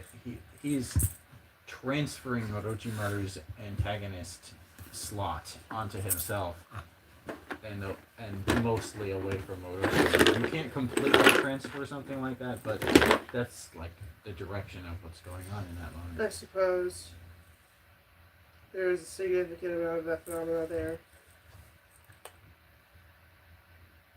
But Orochimaru's legend is just so huge. And he didn't stop his stuff. No, like, he never would. Look at Mitsuki. I know. Okay? Yeah. He just has higher tech shit. Yeah, and he just does it more secretly. Because the Leaf is watching him constantly. Yeah. Maybe he has smarter ways of doing it. Okay, no, he definitely does. There's like this scene, a couple scenes with him in Boruto, where like Boruto shows up to his lab, and like he'd still be having all sorts of. He has a giant. He has people in jars. Yes! Rows and rows of them. Bunch of Mitsuki clones, and he has All sorts his of giant twisted, fucked operation up all animals and over pieces the of world. shit. And he's still controlling like random experiments in all kinds of places. Like, and then like fucking all of his actual experiments are still like running wild, and he still like gets blamed for that. Like, what's his face? One. Jugo. Yes. Yeah. That one arc of Boruto. But Jugo isn't even his fault. He didn't make Jugo. He didn't. He gave him the bite. No. That bite comes from Jugo. Jugo's. He just found him. Orochimaru bioengineered a weapon using his body. Multiple times. No. Once and then put it on multiple people. Yeah. That. Most of them died too. Oh my Immediately. God. Yes. Yeah.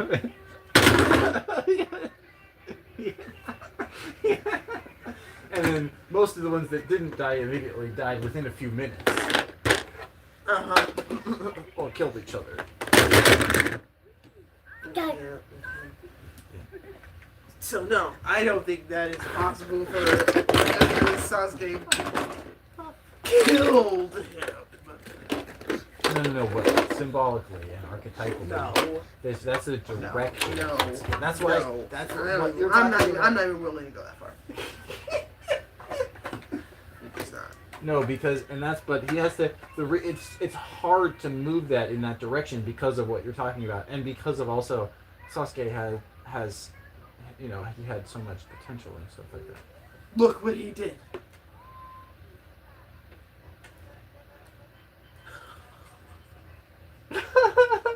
He deleted all your apps. All the instances. Holy shit. Good job. You're an extremely chunky little monkey from Flunky Chunky Heaven.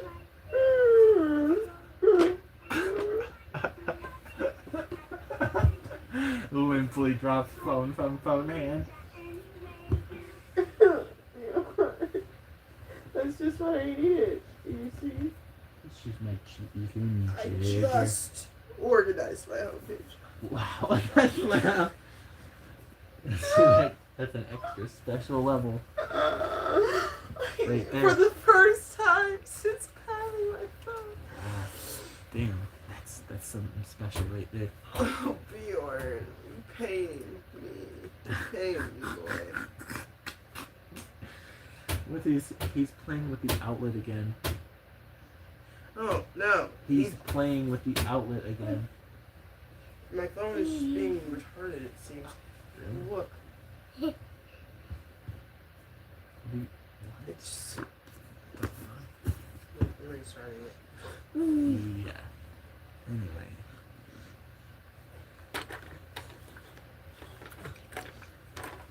Crazy. Apparently I've been wearing my phone out. Right? Biori also goes all around that time. Yeah.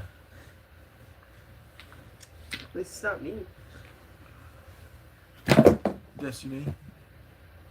Not anymore. Hi, I'm a cheerful race car. Oh, wow. Dude, Deidre. Found his toy from Christmas. Oh, wow, dude.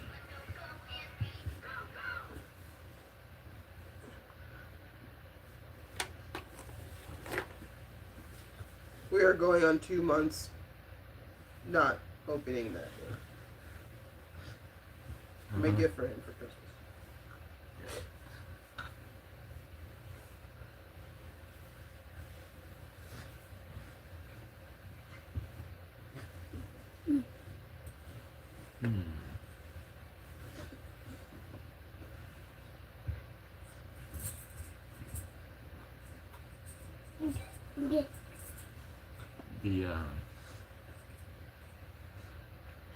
It's back. Oh god. Still naughty. The Hobbit is copyrighted in the United States until the year 2032. Wow. And in the UK until the year 2043. Wow. So in 7 years, you can read it for free on the internet. Which means I have to be rich before then, so that you I can read it You still have with the time. licensing. Yeah, I still to have pay time. them. It's how wonderful. And maybe I have a significant amount of time because the UK licensing might still bind Americans even without American licensing. Mm-hmm. So that means you can't. Oh damn! I'm 80% right now. Oh, go ahead. Shit, I'm about to be finishing your book with you and shit. Mm-hmm. But yeah, I have less than 100.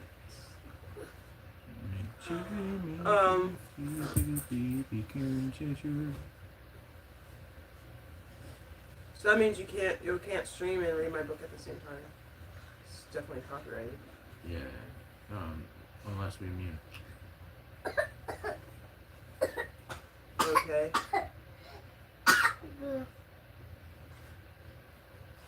So are we doing that? Might as well. Okay. Are you doing? I thought you were gonna do a lantern.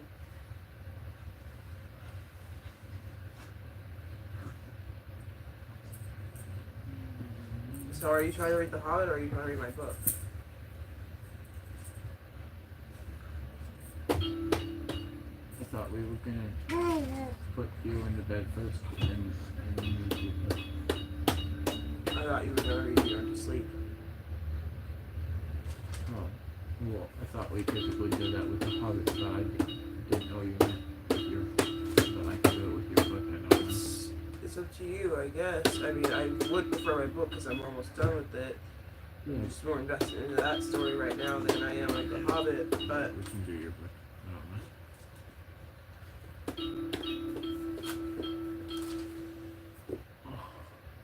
just about to finish it off.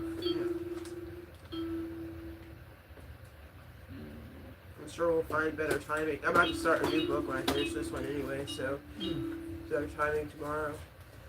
I'm not worried about it. Or the next day, whenever I do the next thing. Yeah. Oh, I'm such a thirsty little bursty.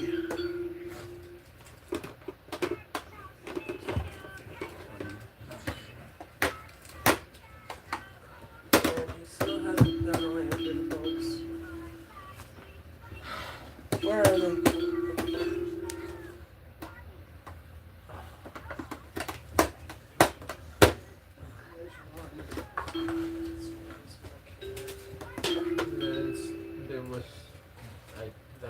That's the one that we didn't get down the other time. Last place I saw it was on the. There's another one right there. Oh, yeah, that was the one we used last time.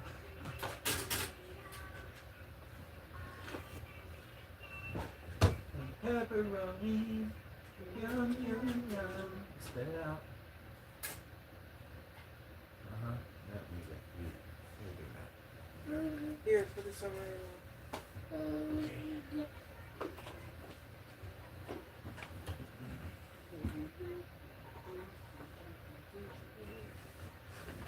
Yeah.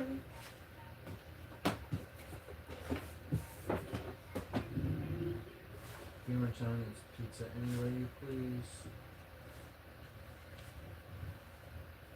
Yeah, you can't grab that. It's not open. Yeah, we don't do that. Come here, Bjorn. Can you get the comforter from over there when you do a second?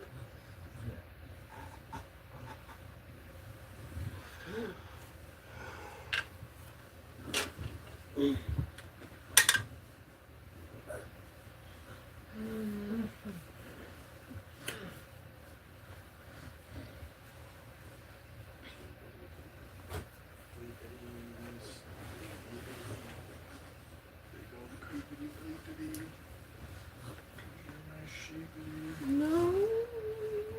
Daddy, You little greepity. Oh, goodness, greepity. So cute, Poppy. Oh, you're joking. Still wearing double pants from earlier You today. see. Leon, are you turning the pages? Is that how I skipped forward in my book so fast? Yes, Mommy. It's how you did that. That's what I thought. I thought I was missing something, Leon. I really thought I did. I really thought I was. No, Bjorn. No. Can you not have the lantern within his reach? No, Bjorn.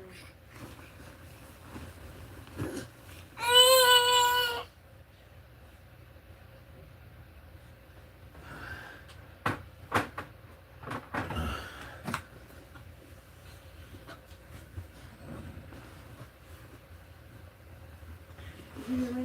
Yeah, I hear you, but I was just gonna protect it myself. Right here.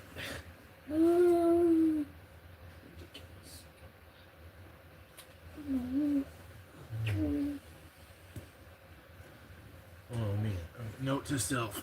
Invent something that allows the rest of the audio to still come through to the stream, but not copyrighted content.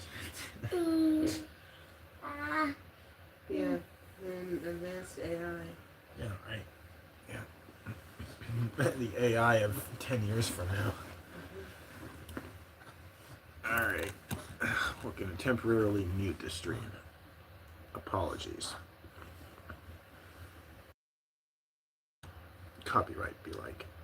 Oh, by the way, abolish all copyrights. Anyway.